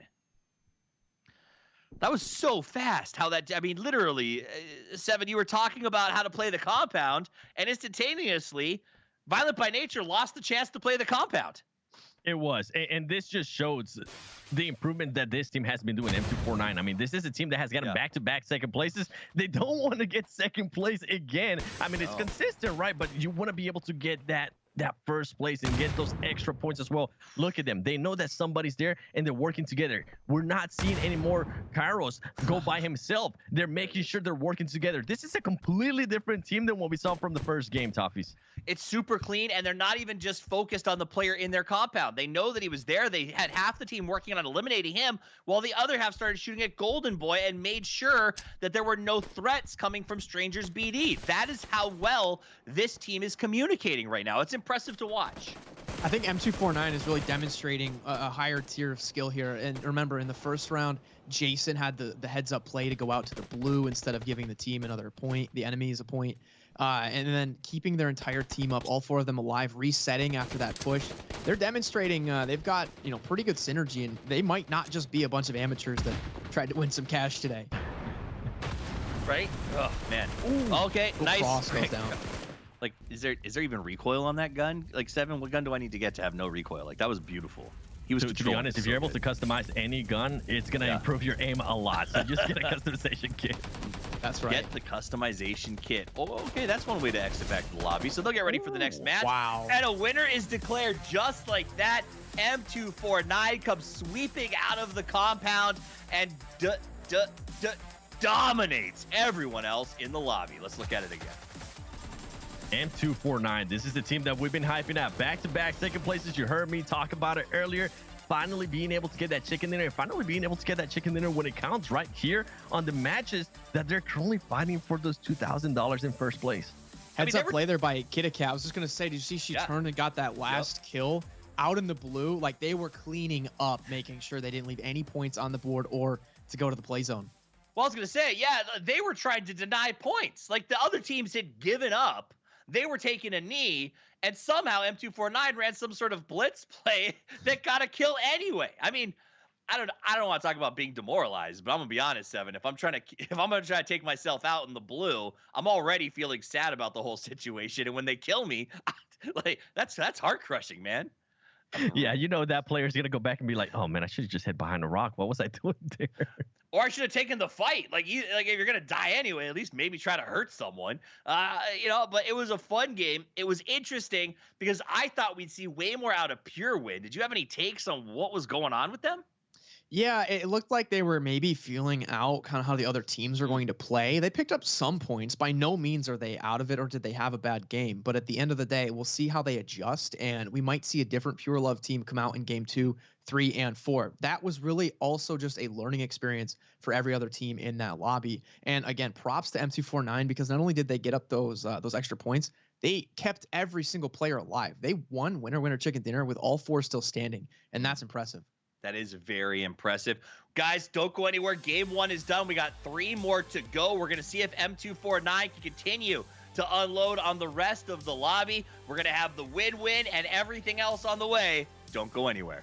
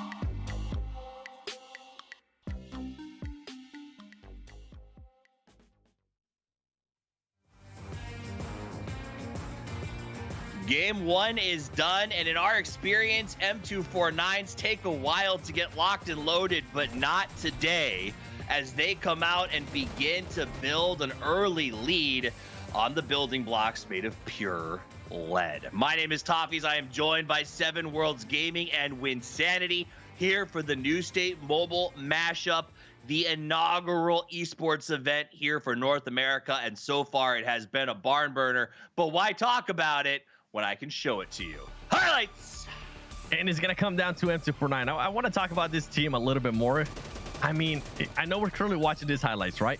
Something that you mentioned earlier, Toffees, was consistency, average points per game. Guess what? If I was to have a team right now that's doing that, it's M249. The first 2 matches, second place. Now a chicken dinner. So a lot of teams are going to be looking out for them.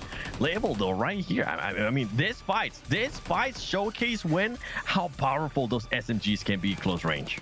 That's right. Also, some ARs. The M7 doing a great job. And I love seeing this Viper sight, this newer kind of holographic sight. It looks so cool when you get these awesome sprays. And these players just... Some chaos broke out in the fight we're seeing here right now. But staying composed. And poor Benji here. He ate 1, he ate 2. But unfortunately, 3 frags got him stuffed. It's all about that pace, Toffees.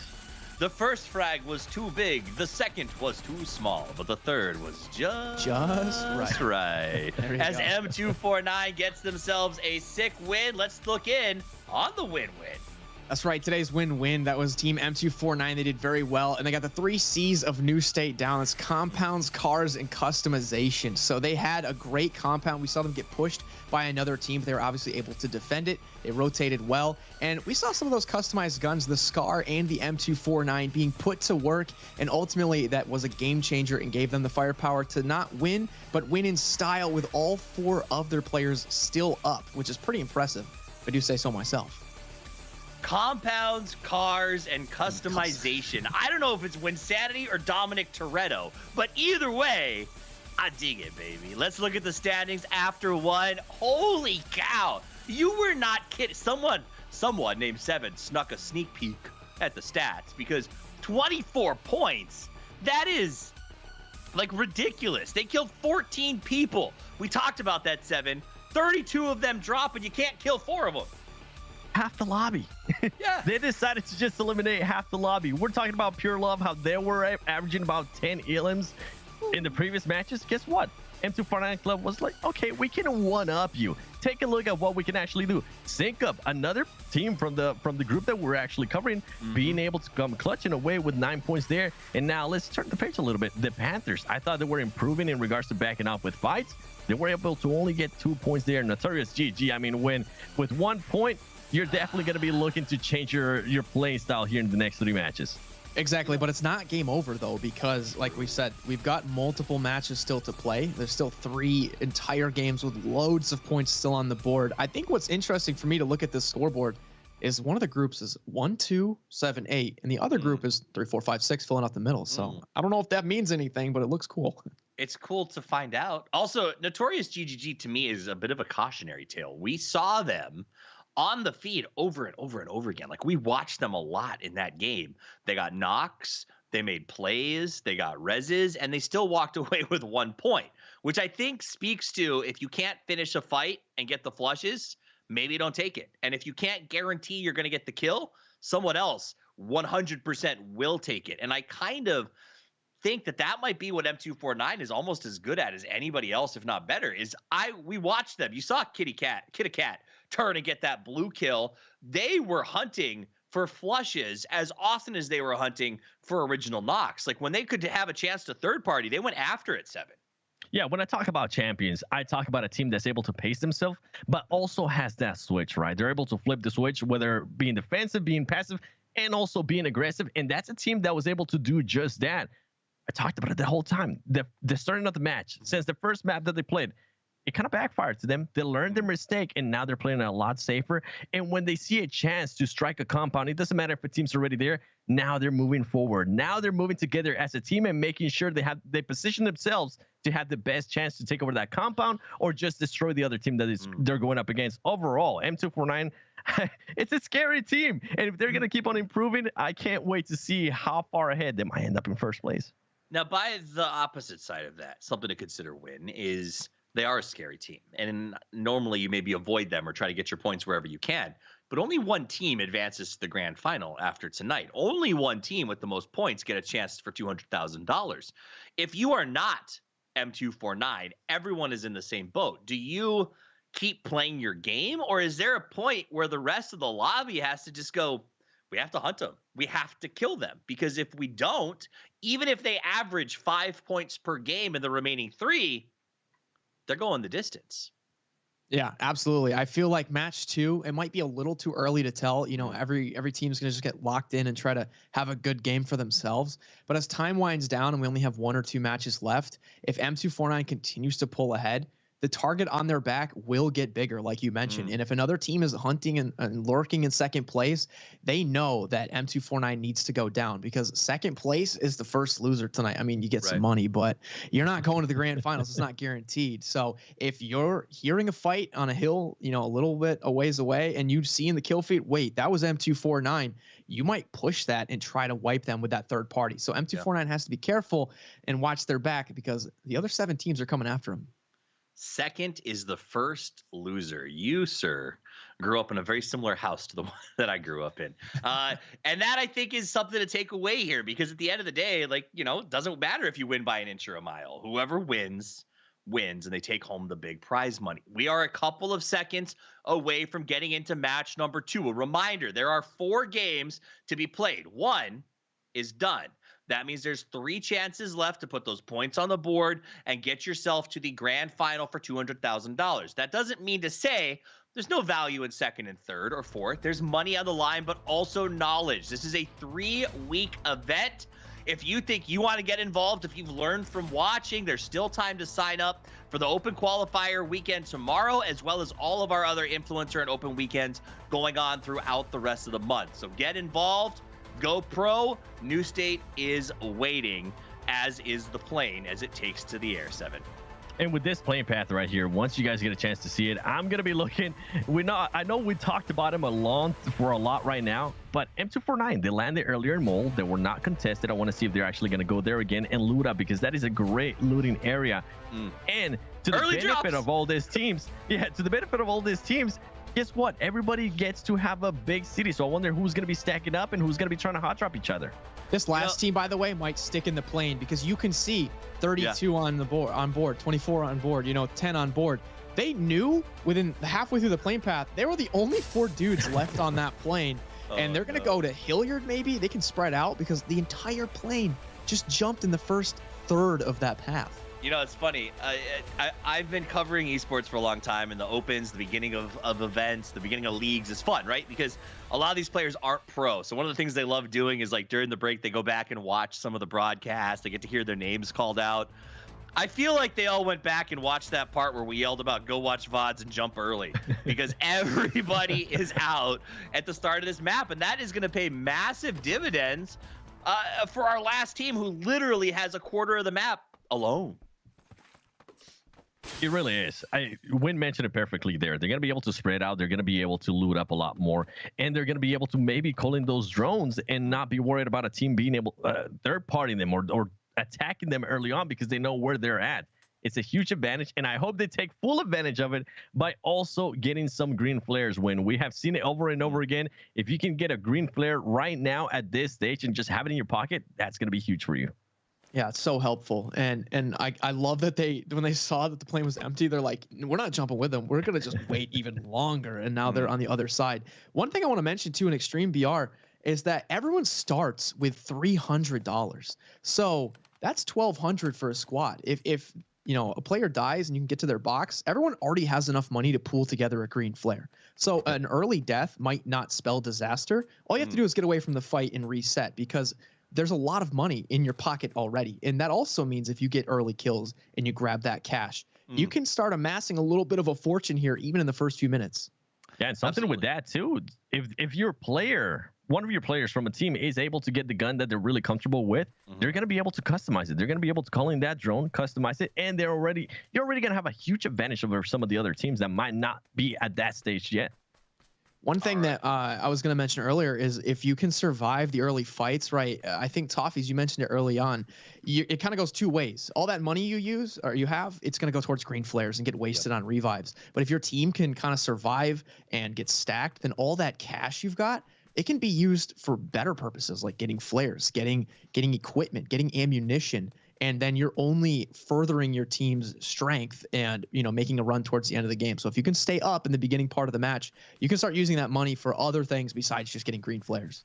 And if you guys at home can stay up in the beginning of a match, if you're watching saying, I understand the strategy, it's your chance to sign up. Remember, you can get out there, you can get in the game, and you can get your chance to win access to your share of $200,000 in prizes. You see it on the screen, so make sure you go to it right now. ESL.gg/NewStateMobileMashup is your chance to get signed up and get in the fight. You can't win unless you're willing to drop. Now, let's talk in as we check in with our team. This is TRSS. They have no contest whatsoever, as they just kind of, Notorious GG can just go through this town, no issue. I thought he was gonna snipe his own guy for a second there. Imagine. Testing out his aim, making sure everything's set just right, huh? Yeah, I love that small compounds, because the loot is increased. Yes. A couple bundle of houses, right? That can actually get a team stacked or at least decently kitted out for a fight. Whereas maybe in regular BR where the loot isn't as increased, those places might not be as you know, attractive to a squad. But in this mode, you can go anywhere really. You know, and I think that especially when you couple it with what you guys talked about with sort of the starting cash, the amount of money you can accrue. I mean, look at Team 16 right now. Like, they literally are sitting on thousands apiece. You can risk a smaller loot area. You can risk a couple of guns that maybe don't have all the attachments you want. And if that smaller area gets you to the late game, because the loot's good enough, you can supplement as needed. And I think that is something that teams... we've only had 3 games so far, 7, and I feel like teams have already started to evolve in terms of how they're approaching this mid game. Oh, 100%. I mean, we've seen it with Pure Love earlier, being able to send that scout, right, and then sending the team after. We've seen it with M249 starting off hot and then slowing down, making sure their pacing is along the way so they can actually make it to the end. You can definitely see those teams adjusting, and that's why I want to take a chance to talk about Pure Love. We saw what they were able to do in that previous match in regards to rotation, sending the scout and all that. But I just didn't see the switch from that team that I saw from M249. I thought Pure Love was actually going to send it to the compound that M249 fan club sent it to, and they decided not to. They decided to play it safe, which ultimately ended up backfiring for them. So hopefully in this match right here, we kind of see that killer instinct in a way. All right, we're going to see Peter Boy drive past with no water. He actually relocates his vehicle before opening fire, so he wants to make sure that there's no chance of mistake. And I think that that's been kind of the nature, not only of Violent by Nature, but of the teams that have taken to the field this time around. Yes, the circle is smaller, it's moving faster, but the game has slowed down, as I think teams are starting to realize what is really on the line here, Win. And we haven't seen early game fights. We haven't seen crash contests. Everyone's scouting and they're rotating very smartly. That's right. And speaking of rotations, look at Pure going dead center in the zone with a little convoy of vehicles here. They're turning a bit to the right. They might run into a fight here with this team in the middle of the map. And they're going to get pushed from behind by TP. We might have something brewing here just south of Exhibition Hall. All right, so Notorious does have them drive by. It looks like Pure will continue on, as they had no interest in getting involved in that particular fight. However, Khalid is scouting as he begins to drive past Notorious's compound. And I think we haven't seen a lot of car kills, and I'm not sure if that's a symptom of teams sort of not being interested in fully committing materials or resources, but not a lot of knockouts here so far. Oh, I'm actually surprised that the Panthers are deciding to stay right there. Did you see that when they're positioning themselves to be sandwiched between 2 teams? He hopped out and didn't realize there's literally a team at that compound. Plus this team over here across like the ridge. That's a very rough spot. Just seeing all the vehicles on the minimap too. It's like a demolition derby out here in the middle. So the Panthers bypass Notorious to go fight Pure. This is fascinating. Both of these teams came from the same lobby, so they will have had experience together so far. And we'll go to the overhead shot so you can see exactly how it's playing out. As the Panthers do sort of prowl in from the outside. They're trying to dig Pure out of a defense position, and that is going to be a challenge. Peter Boy just trying to lay down cover fire. You see the Uzi coming out over there on the left side as Pure does have a flanker, and it costs them. Call it goes down, takes some shots from the other side, and now they are in a 3v4. Nice nade going through. Long gonna hide in the corner. Fengyu has got a pretty good spot as he waits for the push. Peter Boy takes a lot of damage, but's able to stay up on his feet. Pure Pandy with the Uzi tries to make the play to move forward. Meanwhile, Peter Boy is knocked by Fengyu. We see Malcolm get Pure Long down. Legal drops as well, and it is just Malcolm in the corner hoping to make a play. Now he is gonna go ahead and get the res on Legal, while Long gets picked up at the same time. So Panthers did try to sneak in here, but it's not going as well as they would have hoped. Yeah, and I'm surprised Panthers actually did that. I mean, when we were able to call it out exactly how it was going to play out, they decided to stop themselves. They knew that Notorious GG was behind them, but they still decided to push on here for pure love, putting themselves in a situation where they're going to get sandwiched, and ultimately they ended up getting third party and they didn't even get anything out of this. Yeah, this fight right here, I was just going to say, one of those kills was completely stolen by Bot Shua from like 200 meters away. We're watching Pure in this close range fight, but a lot of these bodies are getting picked off by a team on the ridge that's not even in their vicinity. Like, why get involved in the fight when you can just stand outside and steal some points? And that's, I think, exactly what we're seeing a lot of these teams doing. Notorious GG, chief among them, as they're just going to sit up there on top of the hill and try to collect some points. And it's just beautiful play. You see Triss doing it right now. Aggression trying to crawl away to a safe spot, but not going to get much as Sync Up, who came to third party, is now on the struggle bus. Wow, good play from Triss there. Did you see him try to go for that flush to get the point with 4 HP? He's like, I can med later. I need this kill point right now. Points are everything as we jump back over to Pandy, trying to make a play here. Pure is back into fighting form with 4. TP has managed to get themselves back up to 2. So what started as a 4v4 has become a 4v2 for a compound that's also surrounded by a bunch of Apex Predators trying to get as many points as they possibly can. They definitely are. The position that the Panthers put themselves in right there, I'm pretty sure they're going to go back, look at tape if they don't make it here on the first place this week. They're going to go back and be like, okay, you know what, next week, let's try not to do that because it's not the ultimate position we want to be in. It's just going to put pressure, extra pressure on yourself that you just don't need. And right here, Toffees, the fight that we've been asking for, now we're getting it. So the Panthers comes forward. Pure's ready to get their fight on. They've got 4 up and they're inside the compound. Nobody else seems to be coming in just yet. So Pure does eliminate the Panthers, is able to lock down and recover. No one else interested in coming in. In fact, Notorious GG, the second the last flush comes out, gets in their car and drives away because they're not interested in being involved in a firefight. They just want the free kills. That's pretty, I mean, that's pretty heads up, Win. Yeah, absolutely. There's so much going on, you know, to break down, but TP going down, and now we only have 6 teams remaining. So placement points are starting to get tallied. And if I'm TP, only got 2 games left, and I'm in dead last. And I'm dead in this match already. This is great from Triss, though. We've seen him use DMRs all day, and he just got another knockdown on Golden Boy. Notorious GG, you mentioned it, Toffees. They haven't had to get into a close range fight. They've been just outskirts, being able to pick people apart. And I think this is huge. Remember what Golden Boy was able to do earlier in the previous match to Pure Love?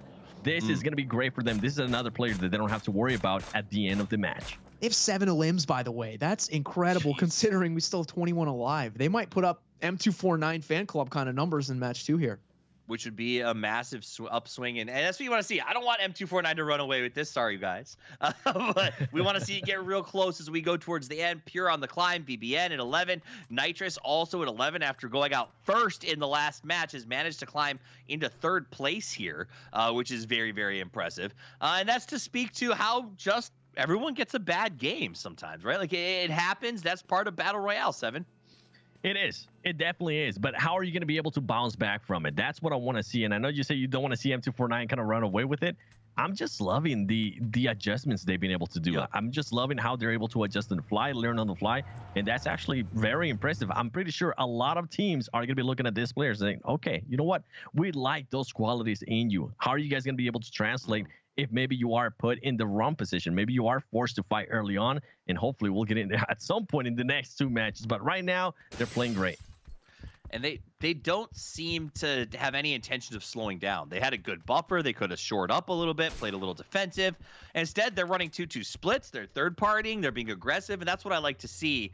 Is that's how you become a top team in North America? Is when you have the chance, when you have the lead, you play like you've got nothing to lose, and that's what they're doing right now, and it's fun to see. Now that shift is brutal because not only does it leave the lion's share of the teams, it goes to a very tough area to play. Win. Yeah, and as Seven, I'd love to get your thoughts on what Pure Cross is doing. He's been out here for a while, and it looks like now with the zone shift, now he's starting to bring it down. But very interesting for them to send out kind of a scout like mid-zone like that. It is. I think they're just currently trying to get away from that swamp, trying to find a way to get into the actual zone. Right now, M249 was blessed with that. They don't have to move. They can maintain themselves. They're currently looting up even more. You see all those drones that are currently around them, even the airdrop too. This team is looking to get that back-to-back chicken dinner win. I think so. I love what Pure is doing too. I feel like they've made some of the adjustments. They would have more points than they do if Notorious didn't steal those points from them on Panthers in that fight they had. But Pure came out of it and they've skyrocketed up into second. Yeah, that's got a really smart. Like the idea that you went to battle with the Panthers and you came out with 4 and you put in some work, but you only got 2 of those kills. Yeah, it's got to be frustrating. And I do like what they did there. Cross has been scouting. He checked out the compound. He took some shots. He was already he hit a jump as he came into the compound. I don't know if you guys saw it. He was already turning as he hit the jump. So he got shot at and was already on his way out just in case, right? So he wasn't put in too much of an exposed position. He calls the transition, and Pure will continue to look for somewhere to hide out. They're starting to show us why they were a top team in their lobby, despite a mediocre at best performance in the first game. So. They are, but right now, something that I'm actually not loving about Pure is that they seem like a chicken without a head. They're just running around trying to find their own home, but they need to see that killer instinct that I was talking about. I would have loved, hey, you know that there's a team right there. You know there's a compound that if you take, you're going to be in a very strong position. If Cross would have just waited a little bit longer for his teammates, if they would have made that push, even if it backfires, right? It at least shows us that you're willing to take on those fights. And so far, they just haven't shown me that, at least on the 2 matches that we have seen from Pure Love. Absolutely. Running around without your head is a surefire way to end up as someone's chicken dinner. And I think that's maybe where the name came from. The team that stays calm, cool, and collected gets to take home that victory. Looking at this map right now, look at that split we're seeing out of our pink team, Seven. Toffee, something I want to mention right there. Golden Boy is back. He's back. They were able to revive a lot of their teammates, which is going to be huge. Something they're going to have to worry about is look at this team, how they're positioning themselves. This is the team that has been able to get all those elims by not even having to be close to the teams that they're currently eliminating. So they have to be careful with that and how they're going to be rotating in. And Pure right now taking their time. This is what I wanted to see. That's and big. Win. There it is. Goodness. There it is. That's huge win. Pure, is this? I mean, going into the final circles, it's a little bit of an open area, but that seems like a really great pickup for late game for a team like Pure. Yeah, for sure. And again, the P90 does take a special type of ammunition. You can buy more from the drone shop, but you do have to manage your bullets fairly well here. But that could be a game changer, and it could help Pure start to chop away at this almost insurmountable lead that M249 has already in match 2. Team Panthers out. Sync is out. We have 6 teams remaining as they start to see that circle shrink. 4 teams already solidified in decent defensive spots in the middle of the map. The other 2 trying to figure out where to go. The 2 teams that are still working in, though, have been non-stop battling, and that is what we're going to see right now as Notorious GG opens fire on Strange BD. Strangers BD. I mean, I'm actually surprised that their teammate decided to leave them behind. Revenge currently, he was able to make that push for the circle, but it completely backfired. Right now, he's trying to make that push up for that team to be able to find him, but I feel like it's going to be a little bit too late unless he's actually able to do some damage. Here we go. Revenge being able to get those clutch points. He's going to be able to knock one out. He still has to worry about 3 more that are up. I love that he was able to get that elim right there, Toffies. Yeah, it was a good backstab. Ultimately, he does go down as the guys from Notorious will push up. He was scouting, and Notorious let him go by so they could trap the rest of the team who was hoofing it. The trap worked. It did, however, cost them a player, but M24 not going to be mad about that. If you can trade 4 kills for 1 player in this point format, that's kind of a win-win. Yeah, That is a win-win. And I was just watching the kill feed go off the hook right there with several players going down. But I did love that play that they were able to send one player ahead with the car, and he did end up getting a knock and a flush, but only 1 point able to secure from that, unfortunately. I'm looking at the leaderboards though. Notorious up to 10 elims already, and we still have 16 alive on the board here. It's gonna be a big match for them, I feel. Basua just loaded a green flare. I'm not sure if it's too late for him to use it, so we'll keep an eye on that and see if they can get their fourth player who just got shot back. I think it may be too late, but we will try to track the guys from M249. Actually, wait, did they already get him back? I think so. It does go fairly late in the game, though. The green flares can be like a Hail Mary at the end, but you're right. It does reach a time when it does turn off. Nice snipe. Well, they got him back. M249. Jeez, that's got to be brutal. I wonder if you lose your kill when that happens. I'm going to have to double check that. I love seeing the customizations come out. I didn't call it out earlier, but there was a time when a player had a mutant and he walked over a DP, right? And in any other world, most of us would probably pick up the DP over the mutant, but he decided not to. And that's because he had the mutant customized to be fully automatic. And you saw Golden Boy went down earlier. He got recalled, so he didn't have much loot. He had that M16. I'm sure he would have loved a custom kit so he could make that M16 also full auto, because the burst was not cutting it, and that could have been the difference for him surviving. But unfortunately, he just didn't have that kit. Sleep hits an amazing shot. We'll check in with CPDD as they just open fire on Notorious GG outside in the field. In fact, your boys has literally vision on almost every team around this map as they're right smack dab what in is the going middle. on here? What? We got there just in time to see the M249 fan club walk into a mess. Oh, there it was, the P90. Yeah. Wow. This is what we've been talking about. N249, though, they're showing us flashes of the mistakes that we've seen earlier from them, pushing when they don't really have the whole team. If the whole team would have been ready for that push right there, I feel like M249 would have been able to just destroy Pure Love easily. Pure lost 2. It was basically a 2-for-2 trade, but because the rest of Notorious or M249 wasn't there wasn't much they could do about it. Now we'll look at comes down to communication. 100%. I feel like the communication right there, they're still working on it. If they're able to get it together, it's going to be interesting.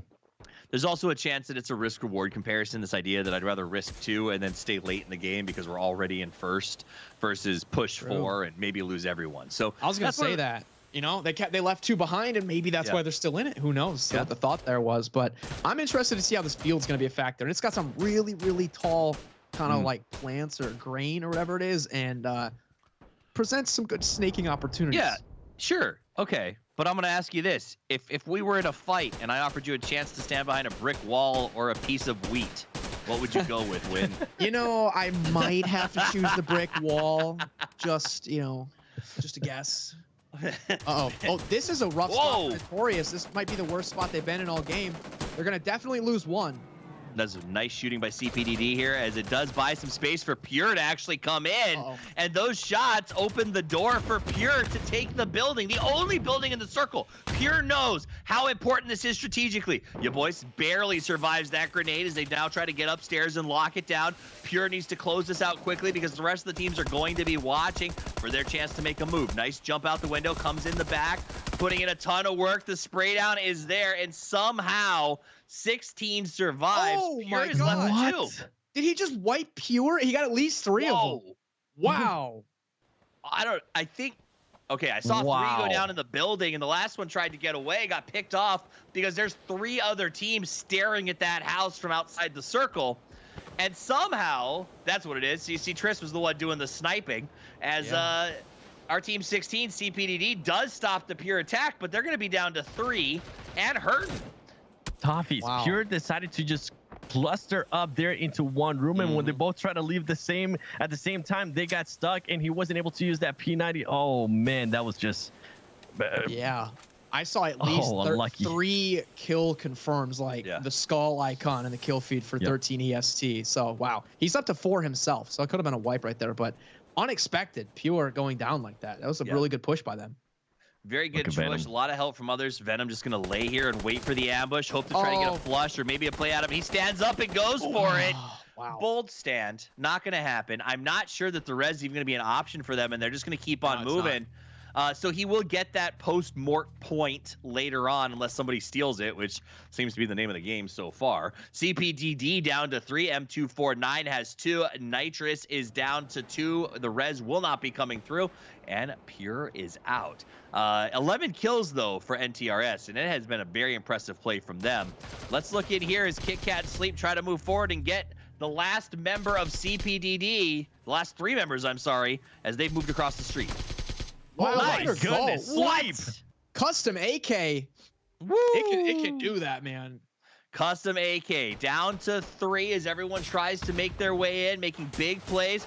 Kitty Cat sneaks out of the smoke, hits the shot, and 7 will continue to push forward. The M249 fan club is not interested in stopping. The aggression is they just won't stop. CPDD is getting smashed. But with that, Notorious GGG steps in. They lock up the rest of the circle as those 2 fight, and ultimately, like, what? There's no other option. Let's take a look at it one more time. M249. Oof. A team that I thought it wasn't actually going to perform that well after they lost those 2 players earlier on the blunder. For them to be able to come out there with the 2nd place, and even more impressive here for Notorious GG. This was a team that didn't have to take any close range fights at all throughout the match. They were able to pace themselves, and they ended up with 14 elims. That is insane for that team. Notorious GG played the end circle incredibly well. I mean, let's be honest, M249 got super aggro and just took the fight to CPDD. But what that did is it just opened the door. Notorious said, all right, easy peasy. We'll take the rest of the circle. You guys enjoy your sparring match. We know how to get points.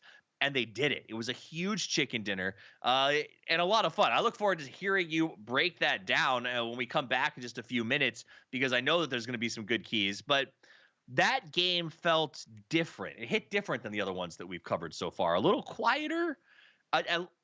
It felt chaotic at times, but it felt more managed. I don't know how else to say that. Yeah, no, I agree. I feel like we're seeing these teams fine tune, and it will probably continue that trend into match 3 and 4 as they continue to make adjustments and learn about the competition that they have here. Because remember, they didn't know who's going to be in this until they're in it, right? Because it's group play. Some teams advance, some don't. It's not like you can watch film and study up on the competition. This is a grassroots tournament. We don't know who's going to show up, but we do know that M249 is leading the charge here right now. But as they continue to play, they'll make these adjustments, and it didn't seem as chaotic in the beginning, even though we had 7 of the 8 teams jump in the first like 20 seconds of the playing path, right? I thought there'd be a lot more bloodshed early on, but there wasn't. I can't wait to see what happens. M249 started strong. They did well in this game, but Notorious GG says that's not the end of the story, and it's not. With 2 more games to play and a chance to go the distance, everything is on the line. We'll be back with the final 2 matches in just a few minutes.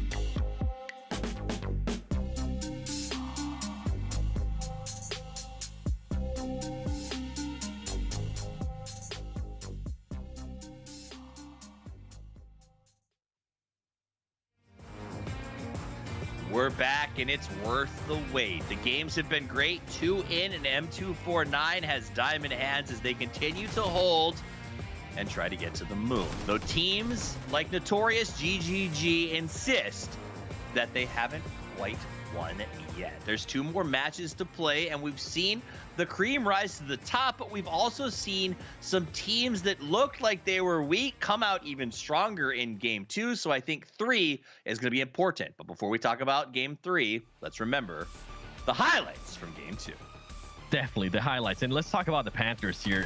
Just an awful play. Hopefully they'll be able to learn from this. I was really shocked at that time when we saw this, that they were going to put themselves in a position where they're going to be sandwiched. He ended up backfiring for them. But overall, Notorious GG just taking on those long fights, as we're seeing right here, being able to pick people apart. Even when they were changing loot, whatever it might have been that they were doing, it worked out wonders for them, Win. Yeah, Triss was being an absolute demon with that Mini 14 and all the DMRs that match. You saw in that clip, that last highlight was very early on, and he already had 3 kills. And then this time we mentioned Golden Boy. He got brought back, but did it really make the difference? Was it worth getting the green flare and waiting for Golden Boy to get brought back for him to only go down to zone? I guess hindsight's 2020, am I right? And of course we had an absolute crazy fight with Pure here, but it didn't really amount to much later on as they got wiped 7.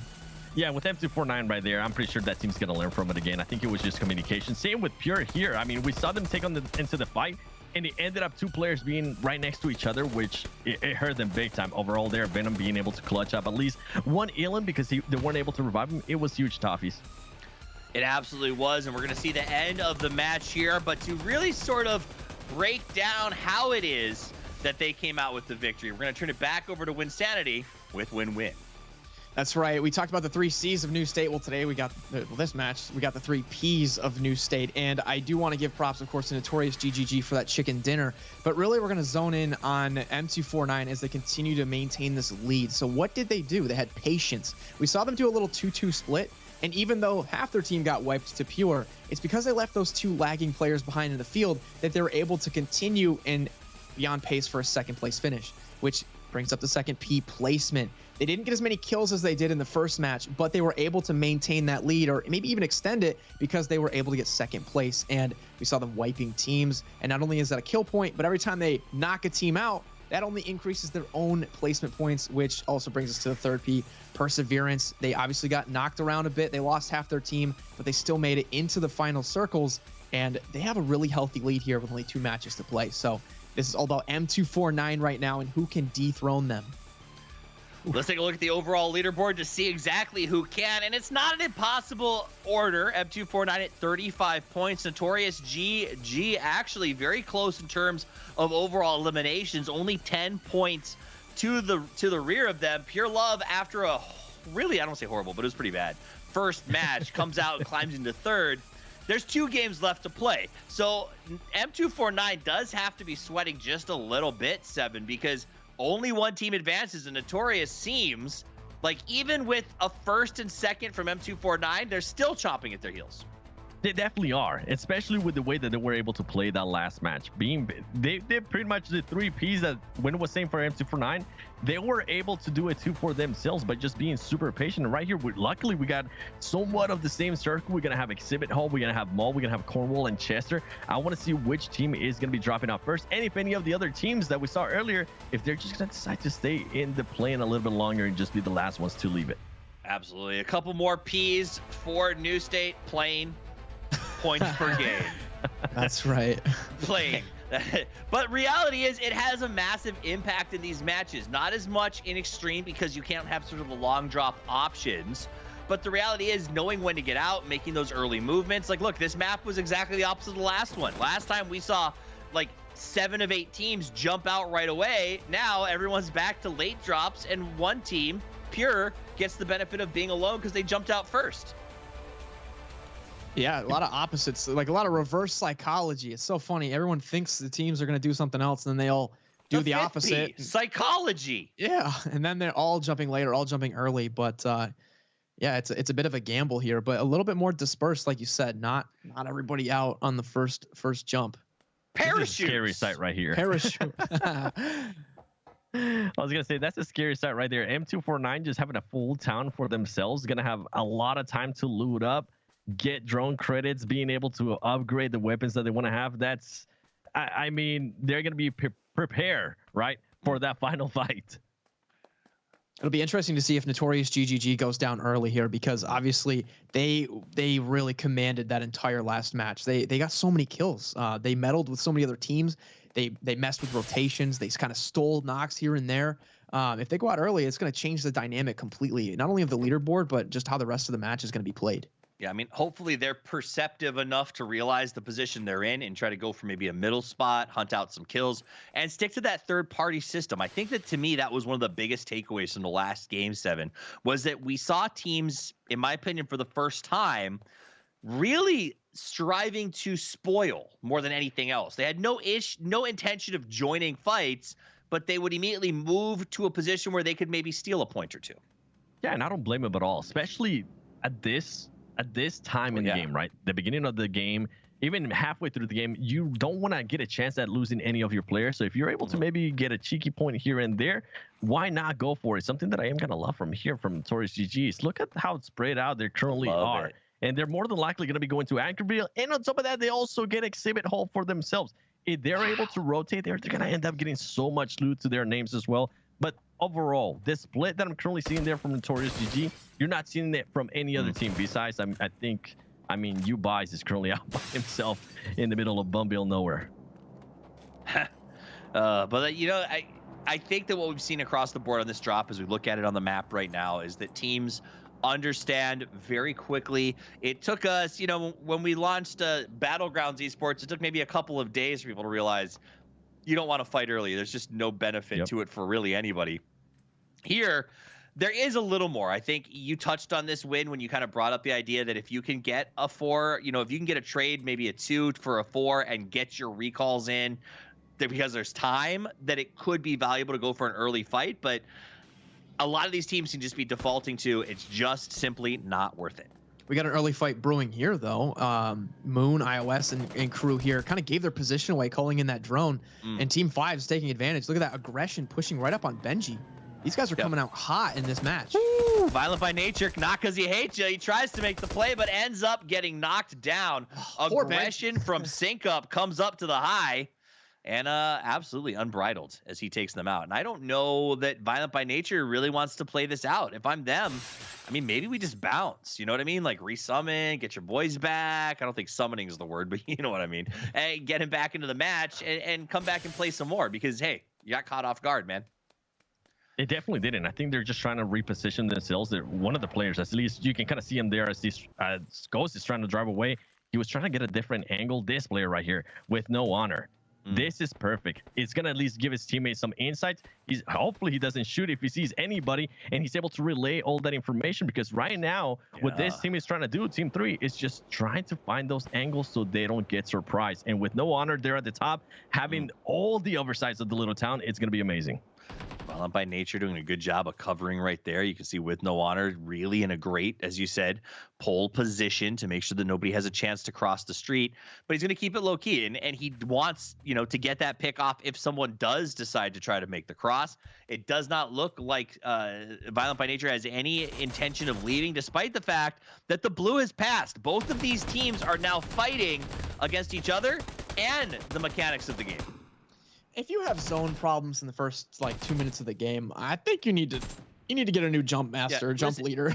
I mean, that's true. Like, you have 99 problems in this game. The zone should not be one, especially in round 1, right? Like, get up and get going. And I think that's about pacing. You know, it's the idea of just having your jump master, your IGL, your overall statistician, understanding. But you brought it up earlier, Win. This is the first time that these teams have A, competed at this level, and B, done it in a new format, Extreme, that was just released. Yeah, exactly. There's so many new adjustments they have to make. It's not like anyone has years of practice in BR Extreme. It's only been out for a little bit, but yeah, hopefully in the future they don't put themselves in such a precarious spot. They're probably hoping to sneak around the edge of zone, get unnoticed, and did not expect another team to pull up on them, you know, with such aggression. No pun intended, as we watch aggression here. It can be intended. It can be intended. Fully intended. As it should be. As it should be, my friend. If anybody loves puns, it is I, Toffees. I think the only person who makes more puns than I do is probably Porosaurus. That guy tells so many dad jokes. It is out of control. Y'all get to meet him coming up in the future weeks, because this is not the end. This is the beginning. This is our first influencer event for the New State Mashup. Is brought to you by Wynnsanity, but we got 2 more of these coming down the pipelines, as well as 3 open qualifier weekends to determine the 16 teams that get to go to the $200,000 grand final. And this is just the beginning. If you guys at home still want to sign up, if you want to get your chance to get in the game, you can do that right now. New circle, about to shift. Break it down for me, Seven. We talk about never wanting to leave a fight. For some reason, Sync Up just doesn't want to leave that fight. I mean, look at all the room that they have to work with. They could go to Swanton. They could even rotate all the way up here. They're deciding not to. Something that I am enjoying here is that with no honor, this player that we thought he was going to be getting the up angle, guess what? He's just positioning himself, and he's currently looting Chester by himself. If for some reason his teammates do end up getting knocked or getting eliminated, he would hopefully have enough credits to be able to pick up that team, which is great. It sounds like the opposite of one shot. He's kind of out there going like, y'all crazy for sticking around. I'm going to go in. I'm out. So he does bounce off. We do finally see, it looks like, Sync Up decide it's best if they just leave. Though not everyone seems to be following. I guess they're kind of splitting and maybe trying to bait camp them on the other side of town. No, they stopped. They came back to fight. I don't even understand why. What are you doing? It's that pride. It has to be that pride, but at this point, please back off.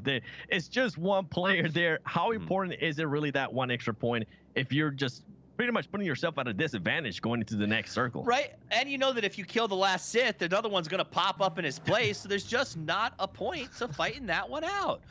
We'll see what happens. As Sync Up does look to link up and theoretically rotate away. Meanwhile, that circle has moved towards Anchorville. And teams are very much bunched up on the south sides. You're going to start to see here as we join Triss, a lot of free shots as all these people are trying to rotate in and find a little bit of real estate. Yeah, Triss this player again, right here, when DMRs. this player, TRSS, he ended up getting with 1,200 damage, if I'm not mistaken, on the previous match. So this is a player I'm going to be keeping a close eye on, because he's been able to perform, especially after what we saw last time from Notorious GG. Yeah, he is just proving to be a master marksman here. He's got the SLR this game, but it was Mini 14 last game. And when you're in that type of role, you steal knocks, maybe get like a cheeky knock here or there, and you just really, like you said, build up the damage, because you're just hitting people left and right all the time. Even if you're not getting knocks, right? You're just weakening those armor, those vests, breaking those helmets, just being a constant menace from long range with those DMRs. Am I getting deja vu, or is M249 in the exact same spot that they were in the previous lobby? Yeah. In the previous match? I think it is. And I mean, this is actually great to see that, because now they're starting to get into a path, right? They're starting to get the rotations down, which is even scarier. Some of the teams are not going to be able to snap them out of that. Yeah, absolutely. And I think that there's a consistency too. Like you when it comes to looting as well as defending, there is a theory that playing the same spot makes you better, right? It's like loot efficiency. The more that your team drops in the same spot and gets good at looting it, the faster you can rotate. At the same point, the more times you and your squad hold down the same compound, the more you start to understand just instinctively what the rest of your team does. You know It's Revenge is going to watch the Eastern Hill, and you can choose to do something else. And that's sort of where teams that have done this for a long time, you know, maybe with other different formats or different titles, we'll start to excel little by little, because we'll start to see what they've picked up over the years of sort of training these battle royales. Oh man, I was gonna say, I was hoping Sync Up would kind of send a scout there towards the top, towards Anchorville, because Anchorville is just wide open, and it's just been one team that I've seen them use as scout, and that's gonna be Pure Love, and we really haven't heard much from them here this match. Yeah, they jumped first and had that whole side of the map to themselves, and since then, it's just kind of been crickets. Win. Yeah, it's I think just what we talked about as we progress in these matches, teams make adjustments. You know, points become more scarce as we run out of opportunities to go up in the leaderboard. So it's no surprise to me that it's a little bit quieter here early on, other than, you know, kind of that wacky fight we saw with Sync Up and VBN. But I'm sure, you know, it's going to get hot here quickly as these teams continue to move around and stuff. Yeah, those cars looked amazing. I don't know if you guys are listening. Can the Battlegrounds team borrow the new state skin team sometime? Because they are like, this looks amazing. That Halloween car skin was too good. That was awesome, actually. All right, so let's jump back over. This is Team 10 or Strangers BD. We're gonna do our best to translate numbers into names for you guys. But remember, this is our first Open. Like, a lot of these players, most of us have never had a chance to see before. They're making a name for themselves and their teams. And I do think sometimes that's going to affect the way that they approach these games, knowing that they are being watched by a lot of folks who've never seen anything like what they're doing before. Seven. 100%. I was looking at the map right now, Toffees, and I'm hoping we get an Anchorville finish. And the reason why is I want to see how these teams are going to be playing out. If we do get an Anchorville and those mountains up there are also in play. I mean, usually I can speak for myself. When it's up in Anchorville and it's those mountains, it's just absolute mayhem, especially with the amount of players that we currently have left. We haven't seen that many fights. It's going to be interesting. And in case you're wondering what I'm talking about, this right here. This is absolute madness. The terrain changes are fun, especially if you get to watch it like we are right now. Yeah, I think on the entire map, that might be the highest point. Those peaks are really up there. There's like some chasms and stuff too, trying to fit cars in there. It can be really menacing, and we'll see if that prediction's right. I hope it goes north. Oh, and it goes. boo. Well, never mind. All right, back to the Boo. wheat fields. Back to the wheat fields. Okay. Well, that's good for Pure, though. I mean, all of these teams got lucky. Let's just take a minute and appreciate where they all are. All 8 squads are like below the midpoint, the midline of the previous circle. That's crazy. Yeah. And you know what? They all lucked out because nobody, if it had gone north to Anchorville, the amount, the great migration would have been fun to watch, right? Oh, As yeah. everybody tried to make it up there. But now we've got some teams that are just going to hunker down. So honestly, I'd expect it to slow down for a second. Team Pure has mounted up into cars. I expect them to try, Team Panthers are going to have to try to find a place to come in here. And they've actually tried twice to enter the circle, and both times have been pushed back. You can see them in the distance on the screen there to your left just a little bit, as they don't have a lot of options. They'll actually go north and try to slide in by Anchorville. Meanwhile, shots here for Sync Up, they're just going to be able to hold. Everyone's okay. Let me ask you this. Here's a good one for you, Win. In these situations, is it better, do you think, to stay in an edge compound and play the blue going forward, so you always have it at your back, or do you prefer to get to the middle and just sort of bristle like a porcupine? I think going to the middle might behoove these teams, because we've seen a lot of teams have trouble with the zone and get pressed right up against it. It just you put yourself with your back against the wall, right? And yeah, the blue might not hurt early on, but as we see, clearly it does more and more damage as the circle continues to close. So if you can get up in the middle and get a good power position, I think that's always a spot you're going to want to be in, right? But you have to know how to handle it. You can't just get tunnel visioned and, not keep your head on a swivel. You need to have that full 360-degree look, because you don't want a team to pull up and third-party you from behind. Don't get pressed. Be proactive. Seven, do you feel the same? Do you like to go to middle, or do you think running that sort of blue line as a defense behind you is a good way to approach this? Yeah, I'm actually more on the opposite. I do like to play with that blue line on my back. It kind of gives me some warranty, right? Of, hey, there's more than there's 90% chance that nobody's going to be behind me. If you do go to the middle, something that I always tend to see is some teams just get too confident and just being complacent on one spot, and everybody starts crashing onto them, especially if the spot is really prime for whatever for whatever circle might be coming next. So I always like to play with that blue circle to my back. All right, the fight is on as the Panthers try to find their way in. They're going to take the fight here against Violent by Nature. They're going to lead in. They got 2 knocks to start this thing out. Nice comes around the outside, gets the burn down. Violent by Nature, just like that. Hocus pocus. They are gone. Great push by Panthers, and they've been looking for that. They were watching. They were prowling, and it seemed like they were just waiting for the chance. They got the knock, sprung the hunt, and easy peasy. You have to wonder, those points, Panthers, of course, just picked up some points, but is that just kind of lost points? Are the Panthers going to be able to turn this into at least a position where they earn money, or are they so far gone in the bottom of the leaderboards that it's not going to matter? Because that means those are just points that the teams in contention at the top are just not going to be able to get. If they are able to hold this position, keep in mind, some of these teams, if for some reason the circle does go towards them, they're going to have to push up on them, and they currently do have the height advantage. So the Panthers might have been able to position themselves there, but great. It just comes down to where this next circle is going to go. And if it does end up going north, I'm seeing all the teams towards the bottom. I mean, there's currently 4 teams playing that edge, very close to the edge. it's going to be that migration that you were asking for, Toffees. You love to see it. And the problem with a big migration is that the predator cats are always waiting. And that is what I expect to see if everyone has to shift up north, a chance to spring the trap and catch everyone off guard. So we'll keep an eye on the Panthers up in the north as they continue to defend. Now, Pure's in a pretty good spot as we look at this circle. No matter where it pops, never mind, except for there, they should be okay. Oh, sucks to be you. It looks like Notorious and Pure, who are two of our top scoring teams so far, they were right in the middle of the zone. And like you mentioned, Pure, they might not be in it, but they don't have to go far. No. Where these other teams on the southern part, like they didn't really get up into zone, and now they've got to go quite a ways north to get to zone. Where I'm actually surprised on how slow those teams are rotating right now. They're just waiting. I'm not sure if they're waiting for the blue to start actually moving, but I'm used to seeing M249 fan club rotate a little bit faster. They have not rotated. Pure Love, same. They're just currently staying within their compound. I think this is the most people we've had alive this late in the match. We're closing in on 18 minutes with 28 alive. This is by far the slowest progression we've had.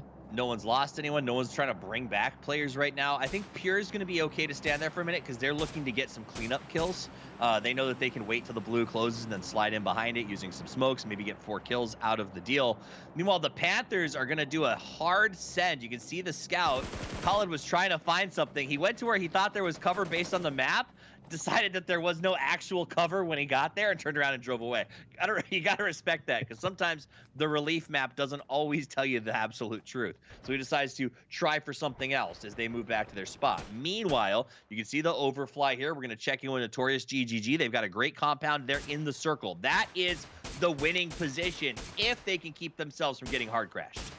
It definitely is. And they need to be careful because the team is looking to hard crash them. Right here we go. Oh man, they're bringing the heat. You asked for it, you got it.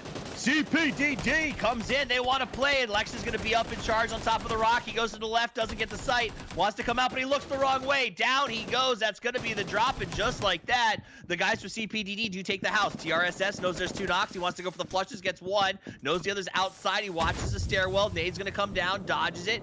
Door shot, looks left, goes right, ends up getting a trade. Your boy jumps down. Trying to make the play here. Can he finish it off? He's got to duck back, gets the reload, goes for the spray. Now it's a 1v1, and now it's a 1v none. The fight is done. Notorious GGG gets the flush, gets the res, and walks away with 2. But they keep the compound. Wow. They closed the gap a little bit on M249. Coming into this match down by 10. Now it's only a margin of 6 between first and second. The question is, will they have time to get their players back up and running? They've bought some space. No one else is pushing them, 7. Yeah, I think at this moment it's too late. I think at this moment it's just they know it's just going to be 2 players and they have to position themselves. Hopefully get as much loot as you can from those bodies that you were able to just get rid of and worry about M249. We've seen what M249 is usually able to do. This is a scary team. They currently have all 4 too, and Kairos is playing with the team. I was going to point that out earlier. He was by himself.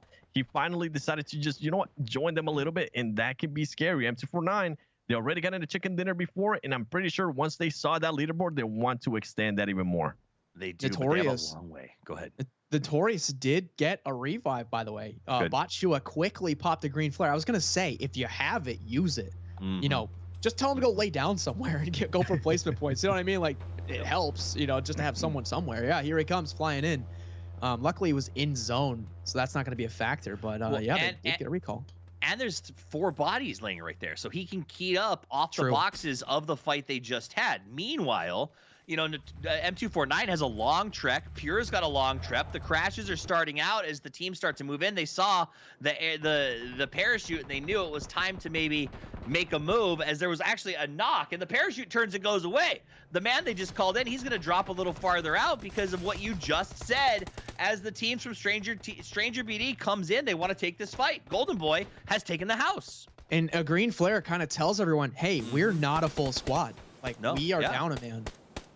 It's like jumping in the water. It's like jumping at this late in the game. It's literally like falling into the shark tank at SeaWorld after you got like shanked by your ex-girlfriend. It's not gonna go well.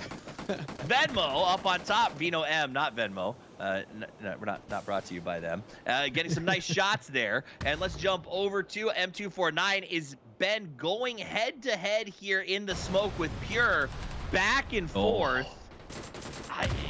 There's just, I mean, honestly, nobody wins with this fight. Look at the smokes. I love them. These little clouds, but it's not very pleasant for them. No. A lot of bloodshed. The bloom is there. You can see Jason trying to make a play. They got that P90 as it crawls. Jason and Kitty Cat trying to lock it out. They do manage to stop Pure in their tracks, but I don't know if Kara is going to be able to crawl fast enough, and Jason will get the heal, so he should be able to maintain, but they're still taking shots from the rest of the players on the map. Down to 4 teams, M249 down 2, but does have the chance to get reses. NTRS has been putting in a ton of work from the distance, up to 34 points. SPD climbs a little, and the Panthers are still alive, but they have a tall order. However, the circle has blessed them. SBD, but guess what? Now they're going to have to go up against Notorious GG. We've been talking about it for the longest time. Venom, the currently man standing. He has a mini 14. He's able to actually knock him. He needs to be careful, though. They're going to be pushing up with the SMGs. They are giving him the chance to recover a little bit. Yes, tricky balcony plays. Oh, not going to work. Notorious. Man. Yeah. They did it. I mean, like, here's the thing. Botsman was trying to heal and walk. I'm not sure if he'll survive. Lots of shots from the Panthers, but Notorious GG just refuses to stop as they continue to push their way forward. It's down to the 2 of them. Panthers do have the high ground. They go for the scope. They try to make the play, and they do get the final knock, and that will be a win, I believe, for the Panthers, as Notorious GG didn't have a lot of options coming out of there, but they played so good to get here. They really didn't, and I think the Panthers positioned themselves so well when they took that high ground, even early on. When I think a couple circles back, we saw them get that high ground, and it worked out perfect for them. They were able to pace themselves. They were able to just wait for everybody else to fight it out, and at the end, they had to push towards them. It worked out perfect for the Panthers there, and this is a team that definitely needed a win. It is. There's only one game left to play, though. Win. I don't know that that's what the Panthers played slow, like, to their credit, their namesake style of play. But when they finally pounced, there just was nobody left. All the caribou were dead. Yeah, that's right. I mean, at the end, you know, is it really going to be too little too late? They got a chicken dinner for bragging rights in an event like this, but will it propel them up into a top 4 place for money? I'm not so sure about that. Really, again, it's all about M249, though. They didn't have a ton of action. They were, not getting a lot of points. In fact, second place kind of came up and was within 6, but then M249 quickly got 5 points, actually, out of nowhere, and still have that first place spot. They did, I think it's going to come down to this 2-horse race at the end of the next game. We're excited. It's on the way. I want to give a shout out to Panthers because I guess 75% of the time it works every time. That said, it may not be enough because it's becoming a race between the big 2. Get back. We'll be here in a few minutes with the final match.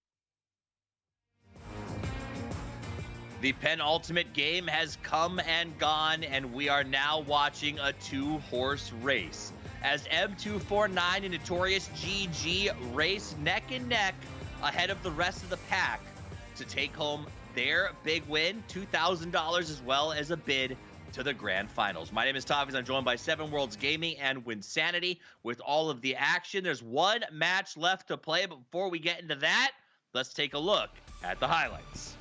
And it's going to be aggression here with the SMGs. I mean, we've seen them over and over again, and this is why, even though the SCAR-L, even if you upgrade it with 50 bullets, when the SMGs are just so much powerful. And right here, the Panthers, I thought this was a huge clutch-up moment for them, and this was actually what I think led to that win. Yeah, absolutely. Panthers doing a great job adjusting late into this series and, having some signs of life. But again, more aggression here too from these teams, getting into a big bloody skirmish. I don't even know how they managed to understand what's going on. There's so much happening all the time, but someone's going to come alive at the end, right? Yeah, and M249, we've seen what they were able to do. Look at that. Even though they are not in the middle of the circle, they're always going to be able to put out the damage. And I can't wait to see the stats from those players. And right here, Team 10 just decides to go for it. Notorious GG, to give them a lot of credit. They were able to hold off. They were able to maintain that spot for the longest time, and I thought it was huge. M249 ended up falling short right there. They ended up not using the person with the P90.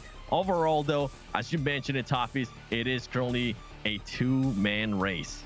It's a two-man race, and let's get a little more details about how they can take it home as we come to the end of the day with our final win-win. That's right. So that past match, we saw a much different pacing. It was a little bit more reserved, and we had 28 players alive like 15, 16 minutes into the match, which we don't normally see. So it really came down to these three factors here: rotations, positioning, and restraint. Now, it took a lot for these teams to want to hold back and keep moving and jostling into the zone and really only getting into those fights when they needed to. And obviously, positioning and rotations, they go hand in hand, deciding where to go, when to go, and how to get there. That can be the difference between a chicken dinner or going the wrong way and dying to an unlikely team. So very smart, and we saw the Panthers come out on top because they mastered all three of these elements. You couldn't find an R word for positioning? Come on. I couldn't, man. I had to call you out. I know. I was struggling there. It was a tough one, but it was a great segment, and I loved it. As much as I love watching M249 putting up massive amounts of points. Now, their elimination points are not significantly higher than Notorious GG7, but what they're really pulling ahead on is placement. They have been more consistent. It definitely is. And something I want to go back to, something that Wynn actually mentioned earlier, are we going to see any of these teams try to hot drop each other, right? We've seen M249 now for 3 matches. They have been untouched at the beginning of the game. We even saw a little bit of deja vu, them going back to a spot that they are comfortable with, waiting until people just knock each other off. Is Notorious GG maybe going to try to find M249? Or are they just going to continue to play their game? It's going to be interesting. And as you mentioned it, I mean, the Elim points, right now, M249 is winning that. They're also winning in regards to placement points. I wonder if any of the other teams are going to come out and surprise that and maybe play a spoiler role here, Toffees. Yeah, as we get into the match, our final match of the day for our first ever North American Esports New State Mashup. We're going to crown a winner after this one, as well as send someone to the grand final to play for their share of $200,000. Right now, it looks like it's Notorious GGG, but if they drop, and as you say, get caught, that opens the door not only for the M249 fan club, but technically if Pure Love can pull in a win plus 10, they might be back in the mix as well. We'll track the scores live as they happen. Here's the plane. Here's the drop. The door is open. The players are about to hit the field for our last match of the day. Win. I'm excited. I'm excited too because these players have been playing a heck of a lot of New State today. Don't forget, we started with rounds before rounds before rounds before them getting here where they are in the top 8. Now, this is the last match. They're tired. They are locked in. They know what's at stake. And M249 has been playing very well to have qualified all the way up through and be, in the lead right now. Can they get one more good game under their belt? Or is this going to be the one slip up at the last minute? I don't know. Is anyone going to catch M249 making some mistakes, or can they polish off a pretty perfect day? Only time will tell. Oh, a few years ago when Complexity hired a team physio and a physician and a chef, a lot of people said that's crazy. But with how grueling esports has become, it makes sense. Deshaun tried to oh my gosh, he just got melted. That wasn't even like a contest. Like, I'm gonna hype this, but Deshaun just got massacred. I'm sorry. That was rough. And That Ghost really got was. dropped. Yeah, Ghost got taken to 5 HP too. That was a bloodbath. It really was. And it was just like, I mean, they pushed the stairs, overwhelming force. That's what you have to do against one who's sort of in a tough spot to push, especially when you talk about sort of the pre-fire and you know that you're just going to have overwhelming bullet like power. And so they came up, they came strong, they'll get their res, and the flush will remain. So now the guys from CPDD have to try to figure out, is it worth sticking around? But then how do you extract yourself from this team that literally has you surrounded on all sides? Right there, they're just gonna pretty much wait to see if they're gonna continue to knock. And you guys, at this point, you're pretty much just waiting for them. Try to use your hearing aids. Try to use those AirPods or whatever you might be using, and use that to your advantage. You're gonna have to wait for them to push, turn around, and hopefully he's able to clutch up some more. At least he gets the elim right there, getting him a little bit closer to some extra points. But it's not enough, Toffees. It's just not enough. It isn't, so that will be the end of that. The rest of the team will drive away. I think there might have been a bit of a conversation in CPDD of like, should we fight this? Like, we go get dinner early if we do. Like, we're not going to, if we lose, it doesn't matter. And then if we win, maybe we get a chicken and possibly qualify, but it's a long shot. I mean, there is a reality to that, that a lot of these teams don't have a chance at making the qualification right now, and they're playing for the ability to learn and get better. They don't. And luckily, I was gonna say, I think they do still have that one player left, which before we started, when we showed you guys the leaderboard, they were 3 points away from the top 4. If he's able to survive somehow, this might be good for them because he's gonna put them in the money, right? But I don't know. Right now, it's not looking like it. You can feel the desperation kind of coming out because remember last game at 28 alive, we were like 17 minutes into the game. We already have like a team off the board almost, and 28 alive in the first 2 minutes. Players are going for points right now, and there we go. I think that's a team down. Yeah, that's a wipe. I don't have like the sad like taps queued up, but if I did, we'd play it right now. So they're eliminated early. You know, and it was just a tough game for CPDD. They got one player to escape from an ambush start, and he rolls right into the Panthers part of town, and that's just not a jungle you want to be in. So he's going to be eliminated. Panthers get a nice kill, and we'll take a look at the overall map. Seems pretty wide open right now. It really does. And something I kind of wanted to highlight, we see M249 fan club over there. And then guess what? Notorious GG, once again, with that wonderful spread that we've been seeing out of them, nobody's challenging them. They're still playing their game. And I'm actually really surprised because guess what? Some of the teams that currently need those points, right? Pure Love, they're in contention for those top 4. Yeah. They're just playing patient. They're not doing anything. We saw the Panthers. The Panthers seem to be eager to get those extra points. I think they were sitting at 13 points. Right now, top 4 was sitting at 20 points. If the Panthers is able to maybe clutch up like they were able to do in that last match, it could be huge and it could at least push them towards those top 4 and getting into some of that prize pool money. Yeah, I think that's a really good point, and I think it comes back to what you said earlier, Win, this idea that because we have the green smoke, because you can bring players back, if you're in a position where you need to have, say, 10 kills plus a win to make the advance, take the early fights, right? Try to get 4 kills, try to get 6 kills, and then you have plenty of time to go around and find the drone lane to get everybody back up and running. And now you're only at a 4-kill deficit as you go into the final circle versus playing a little passive like Pure is. They're going to have to get their 12 kills and a win all in the back end of the match. Yeah, you can play recklessly and, you know, go get a squad wipe and maybe lose 2 or 3 of your own team because you can get them back. In previous titles in PUBG, the more hardcore experience, you wouldn't take fights because you didn't want to risk losing a man or 2. But in this game, well, if you do, just bring them back. And in Extreme BR, it's easier than ever with, you know, you're starting with cash in your pocket out of the plane. Yeah. Yep. And I think teams have started to pick up on that as they move through. We're like, oh, man, I finished that match. Look how much money we still had sort of on standby. Let's burn this stuff a lot earlier. I do want to also do a little bit of a throwback. We've been getting some numbers sort of coming in. At the start of this match, before the first shot was fired, M249 had done 4.3 thousand damage in the opening matches, the opening 3. Notorious did 3.9K. And Pure Love, who's in third, was 2.8. So the nearest competitor to these two teams on the top are over 1,000 damage behind them after 3 matches. I think that speaks to just how good M249 and Notorious GG are on the haptic feedback. can't say sticks, so on the finger rubs.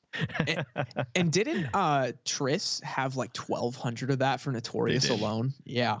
In one match, which is just unheard of. And you know what? While we're talking about it, shout out to Luke B. I appreciate the stats, man.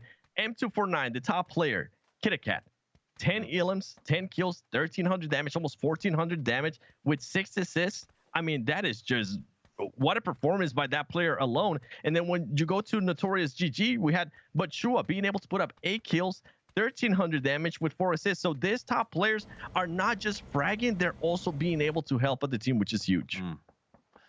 That's a big one. And I think that that's something that we've seen in other titles is there's roles, I think, Win, but maybe not in the way that we're traditionally used to in esports, right? Like you don't have an opper and a breacher, you know, different variations like we've seen. You don't have ATs, you don't have hard carries, you don't have support necessarily. Do you find that squads do tend to find themselves roles in a game like New State, or is it pretty much everyone does everything? I guess in my experience and what I've played, right, everyone does a little bit of everything, but you do tend to lean into your strengths for sure. So you can see roles develop even match to match, knowing that as the situation evolves, hey, you know, I'm going to start doing a little bit more of this because this just is what we need. Or like, oh my gosh, Seven is frying. He's got the good loadout. He's got everything. Like, let's let him take point and we can support him. I think a good team will really be able to just adjust on the fly and, of course, do whatever it takes to win. That's the name of the game, no matter what you're doing. If you get a chicken dinner, then the job's accomplished. Yep. Nice. And I do think you're right. I think there's that, and it's almost sometimes it trades, right? Like in one game you play with your squad, you know, maybe Seven is the pusher, maybe Seven's your scout, and then after a rough match, you go, hey, Seven, check the compound. He goes, no, your turn, buddy. And so the roles have changed, but that's just part of like these long sort of fatigue-driven events, and a lot of the winning comes to the teams that can be mentally strong throughout the course of a long day. And that's something that I think we don't talk about a lot, Seven, but is a huge impact into overall performance. It really is. Oh, and overall, once again, keep in mind, this is just the first day, right, Toppies? We're still going to be able to hopefully see some of these more teams. I hope they come back. The Panthers, I want to see how they're going to be able to come back, right? I want to see if they're going to be able to challenge for that first place. Some of the other teams, we saw what SyncUp was able to do during their group. Maybe they're going to be able to learn, not maybe, they're definitely going to be able to learn so much stuff. And Pure Love, we were talking about Pure Love before we even came into this, as we're seeing some of the fights there in the background. We thought that they might have had an easy group. That might have been the case with the way they're currently performing, but they at least showed stuff that some of the other teams has not showed us yet, right? They had that scout, they had all of that stuff. And right now, guess what? The top teams, the ones that we're kind of keeping an eye on, they're shooting pretty. Nobody's challenging. They're playing their game. They're playing their pacing, and this is what it comes down to, especially in BR Extreme mode. I think if you are a team that's able to just narrow down your pacing and just not really worry about what the other teams are doing, it's going to be a huge advantage to you. You know, when at the start I said, you know, everybody gets a bad game after Pure had that rough one, but this has really taught us that that's not the case. Pure had a bad game, and they've been pretty good since then, but our lobby leaders just haven't let off the gas. And I wonder if maybe that's a lesson to take away here is you don't get a chance. You've got to start strong. Yeah, that's what I alluded to when they were dropping out of the plane, is that M249 has been relatively, you know, well polished the entire time. But, you know, we always have a bad game sneak up on us.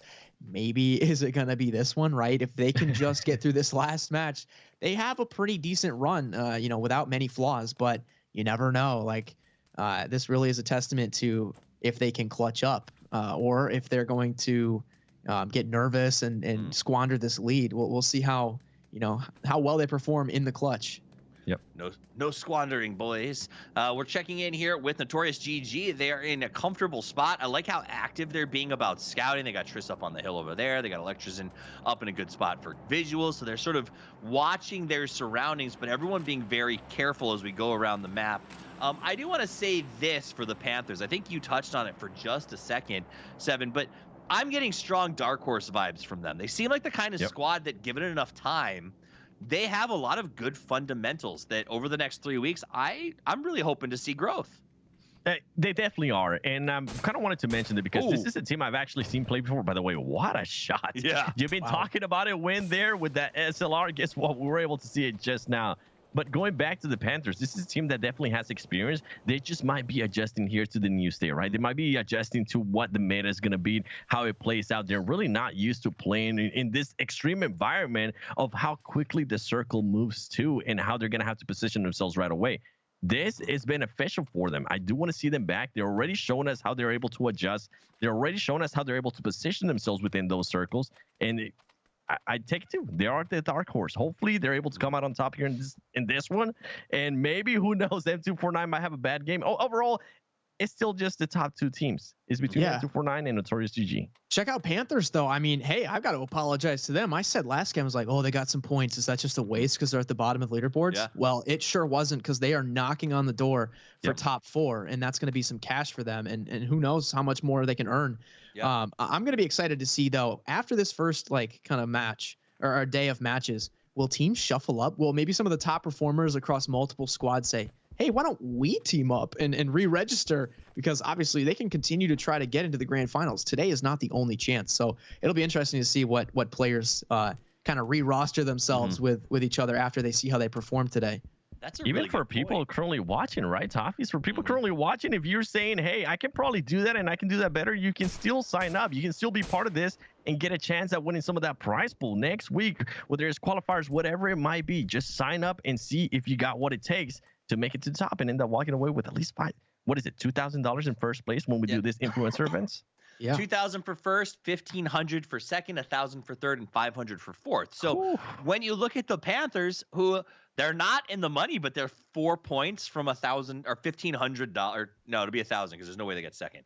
They're 4 points from $1,000. That is not that's not nothing. That's great, and I'm sure they'll blow it all on skins, but that's they can be like, my pro play paid for this. Yeah, considering they were in last, like an hour ago? I mean, I'm sure they're going to be happy with anything. And it just goes to show you can turn it around. One bad game is not going to completely sink you. That's true. It won't completely sink you, especially when we talk about the Open Qualifier, right? We're playing tomorrow. And in that, the top 3 teams advance. So that will open the door to a different strategic style than the Influencer 1 days. And I think that that'll be a lot of fun to watch because it's going to be a totally different sort of style and vibe. And I love that that's what New State's doing, is they're switching it up here. Now, we're going to jump back over to watch Notorious GGG as they open fire on Strangers BD. Everyone trying to find some space in this circle. And there actually seems like there's quite a bit of cover options because of the way that the hills go up to Exhibit 7. They definitely are. And with this here, I want to see if Notorious GG is actually going to get pushed by Strangers BD. If they do, it's going to be interesting, right? This is going to play out amazingly. M249 is still playing it super slow, what they usually do. Notorious GG is willing to take a fight. Look at them right now. They're peeking. They are not scared. If you're going to come towards them, they're more than likely going to try to take that fight. And right now, they're playing it in a way safe. They're not having to push out. They're just making, in a way, they're letting them know, hey, if you come towards us, we are going to cause some harm. So please stay back. All right, let's check in with Strangers BD as they are just, this is what we call porcupining. You know, you just kind of sit here, you bristle. I've seen pro players sitting here and they'll bring guns in from other places and, you know, maybe shoot off multiple weapons. So it sounds like there's even more than 1 or 2 people inside of a building. By the way, it works if you guys want to take that to your game. If you're ever holding a spot down by yourself, just rotate between your guns and shoot them all. And people will be convinced there's at least a 3-man in there. I think I've done that before. Kind of simulate 2 squads fighting, just start shooting a bunch of random guns. It kind of works, you know. And we did see Triss there with the DMRs once again. That's been a major theme here today. Golden Boys Boy's reminded me of using fake smokes. I usually smoke in a certain area that I know I'm not going to go to. I do that. Smoke left, run right. You know, they fall for it every time. It's so funny. They really do. But I mean, can you blame anybody?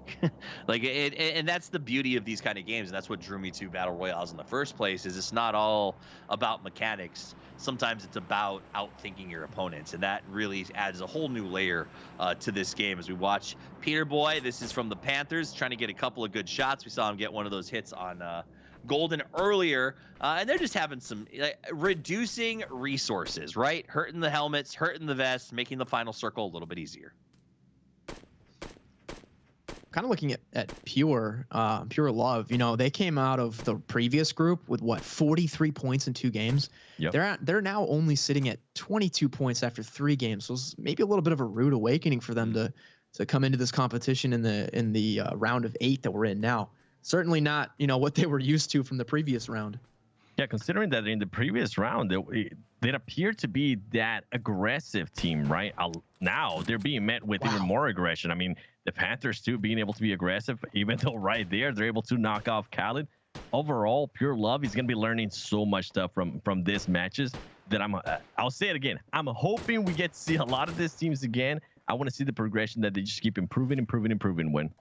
Yeah, we've gotten pretty lucky though too, because we were worried in the beginning, is M249 gonna like just run away with this and it's not even gonna be close? But Notorious is hanging around and they're giving us a good show all the way to the very end.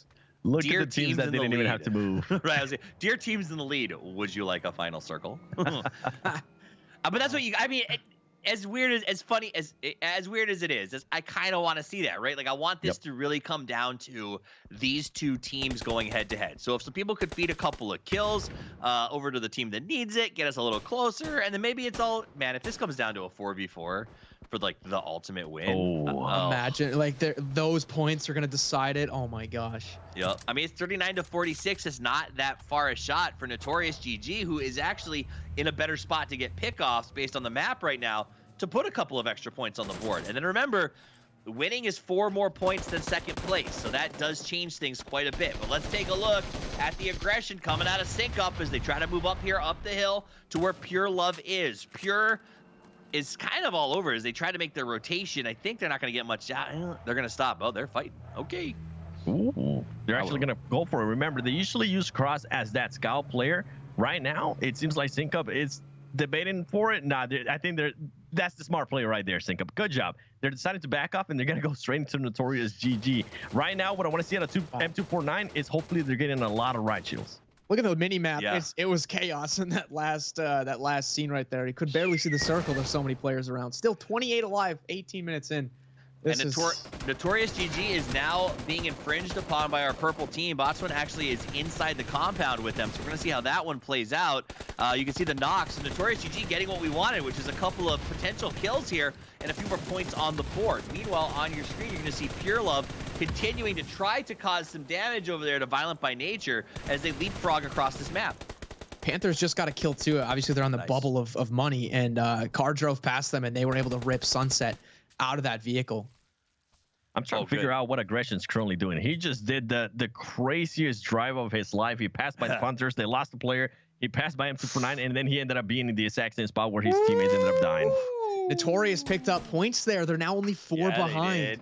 And remember, 6 for second, 10 for first. If it comes down to a showdown, it may actually go the distance. Meanwhile, the battle for cash is to be in the top 4.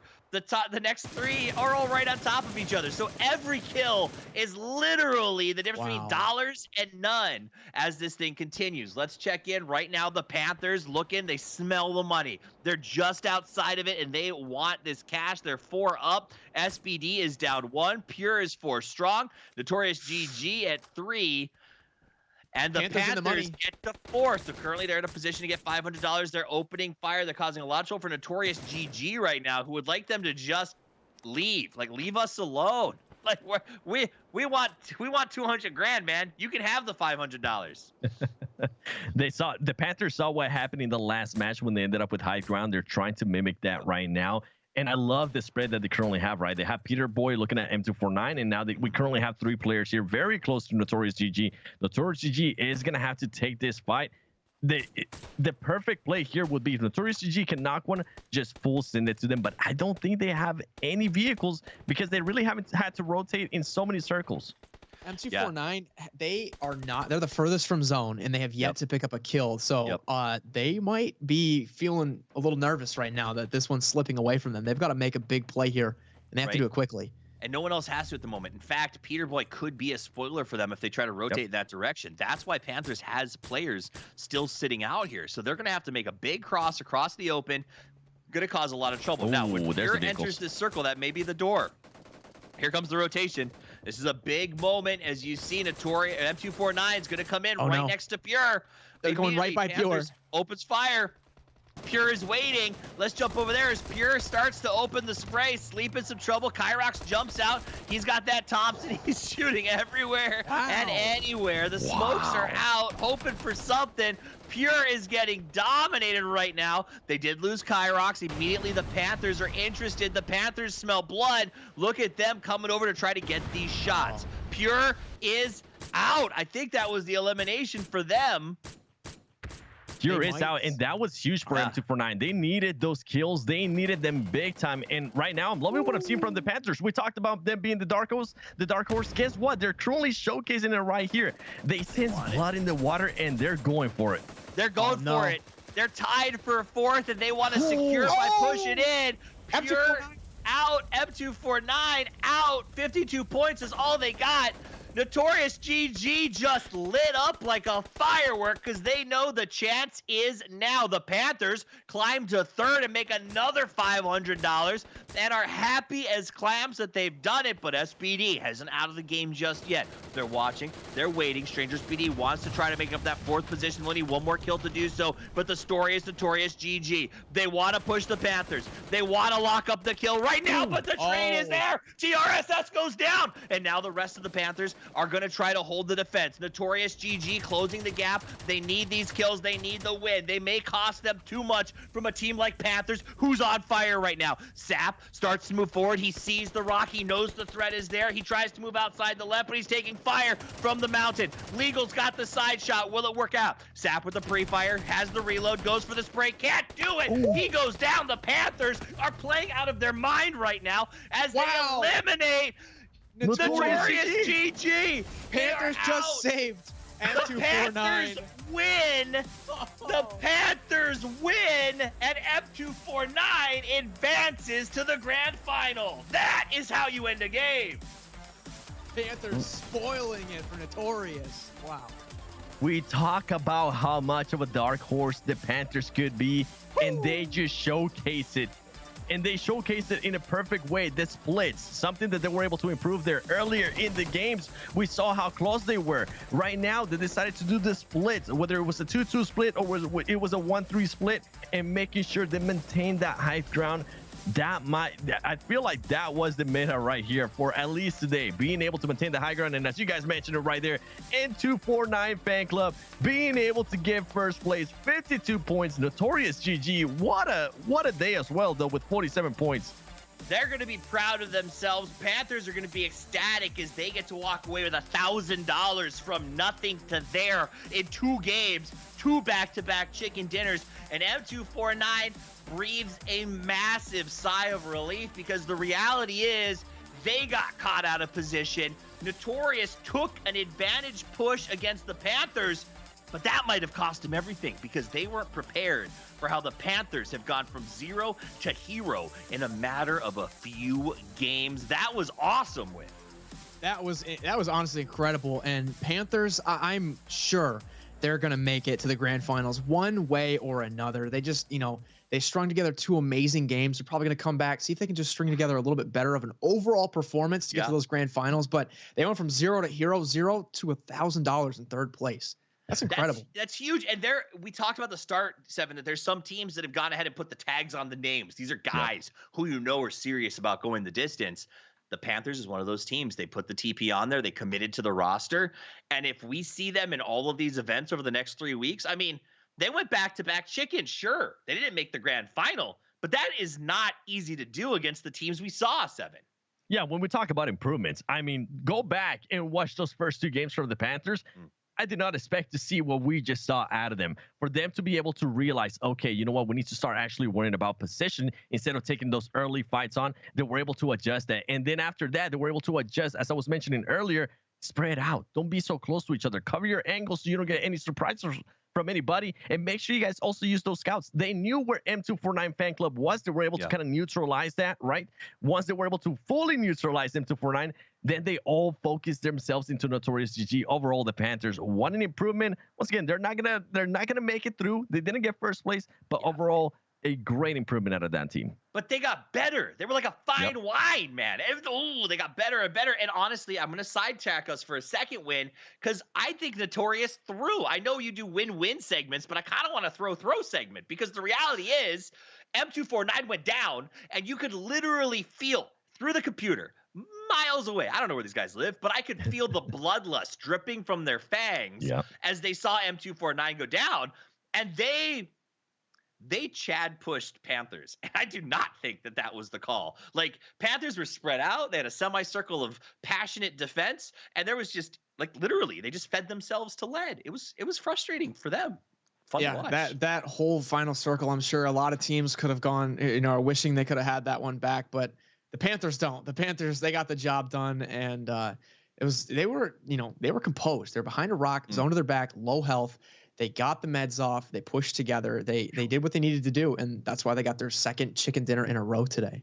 Well, a big congratulations are in order for our top team. M249 does manage to pull it out just at the end there. It was closer than I ever expected after game one, but they will advance to the grand final. They make $2,000 right here, right now, and a chance to get their share of $200,000 going forward. Another big shout to Notorious GG. Despite the end, and I'm sure they're going to hate themselves for it, they still made $1,500 and have set a name for themselves as they come back to future events. And the Panthers, I can't even. I'm so proud of these guys at the end of that match. $1,000 for them. And I look forward to seeing what they're going to bring to us in the future. Now, Win, I want to give you a chance. You put this on, man. I'm here. He's here because this is your influencer event. So I want you to take a minute. Tell us where to find you. Tell us what you love about yourself. Tell us what your favorite kind of taco is. And, let us know a little more about you. Hey, what can I say? I'm Wynnsanity. I absolutely love New State. You guys can check me out on all socials. It's just at Wynnsanity. I'm pretty easy to find, and we're all about mobile gaming shooters over here on the channel. And I love casting. It was great to be here behind the desk with both of you, and super enjoyable competition. All the teams really, they took it down to the wire. There was no one team running away with it. Like, this thing wasn't in the bag after game one. It came down to the very last circle, and we couldn't have asked for a better performance from all of them. So thank you to everyone involved. Absolutely loved every moment of it. Again, big shout out to M249 fan club. You guys got there. I know the Panthers stole a little bit of thunder, but at the end of the day, they did awesome. Thank you so much, guys. Remember, come back. We're going to be here tomorrow. We're going to be here every weekend this month, bringing you all the best New State mashup action. There's still time for you to sign up and get in the game. But on behalf of myself, on behalf of Seven Worlds, Wynnsanity, the entire crew, and everyone over at KRAFTON, we appreciate you watching. And until we see you again tomorrow, play more PUBG.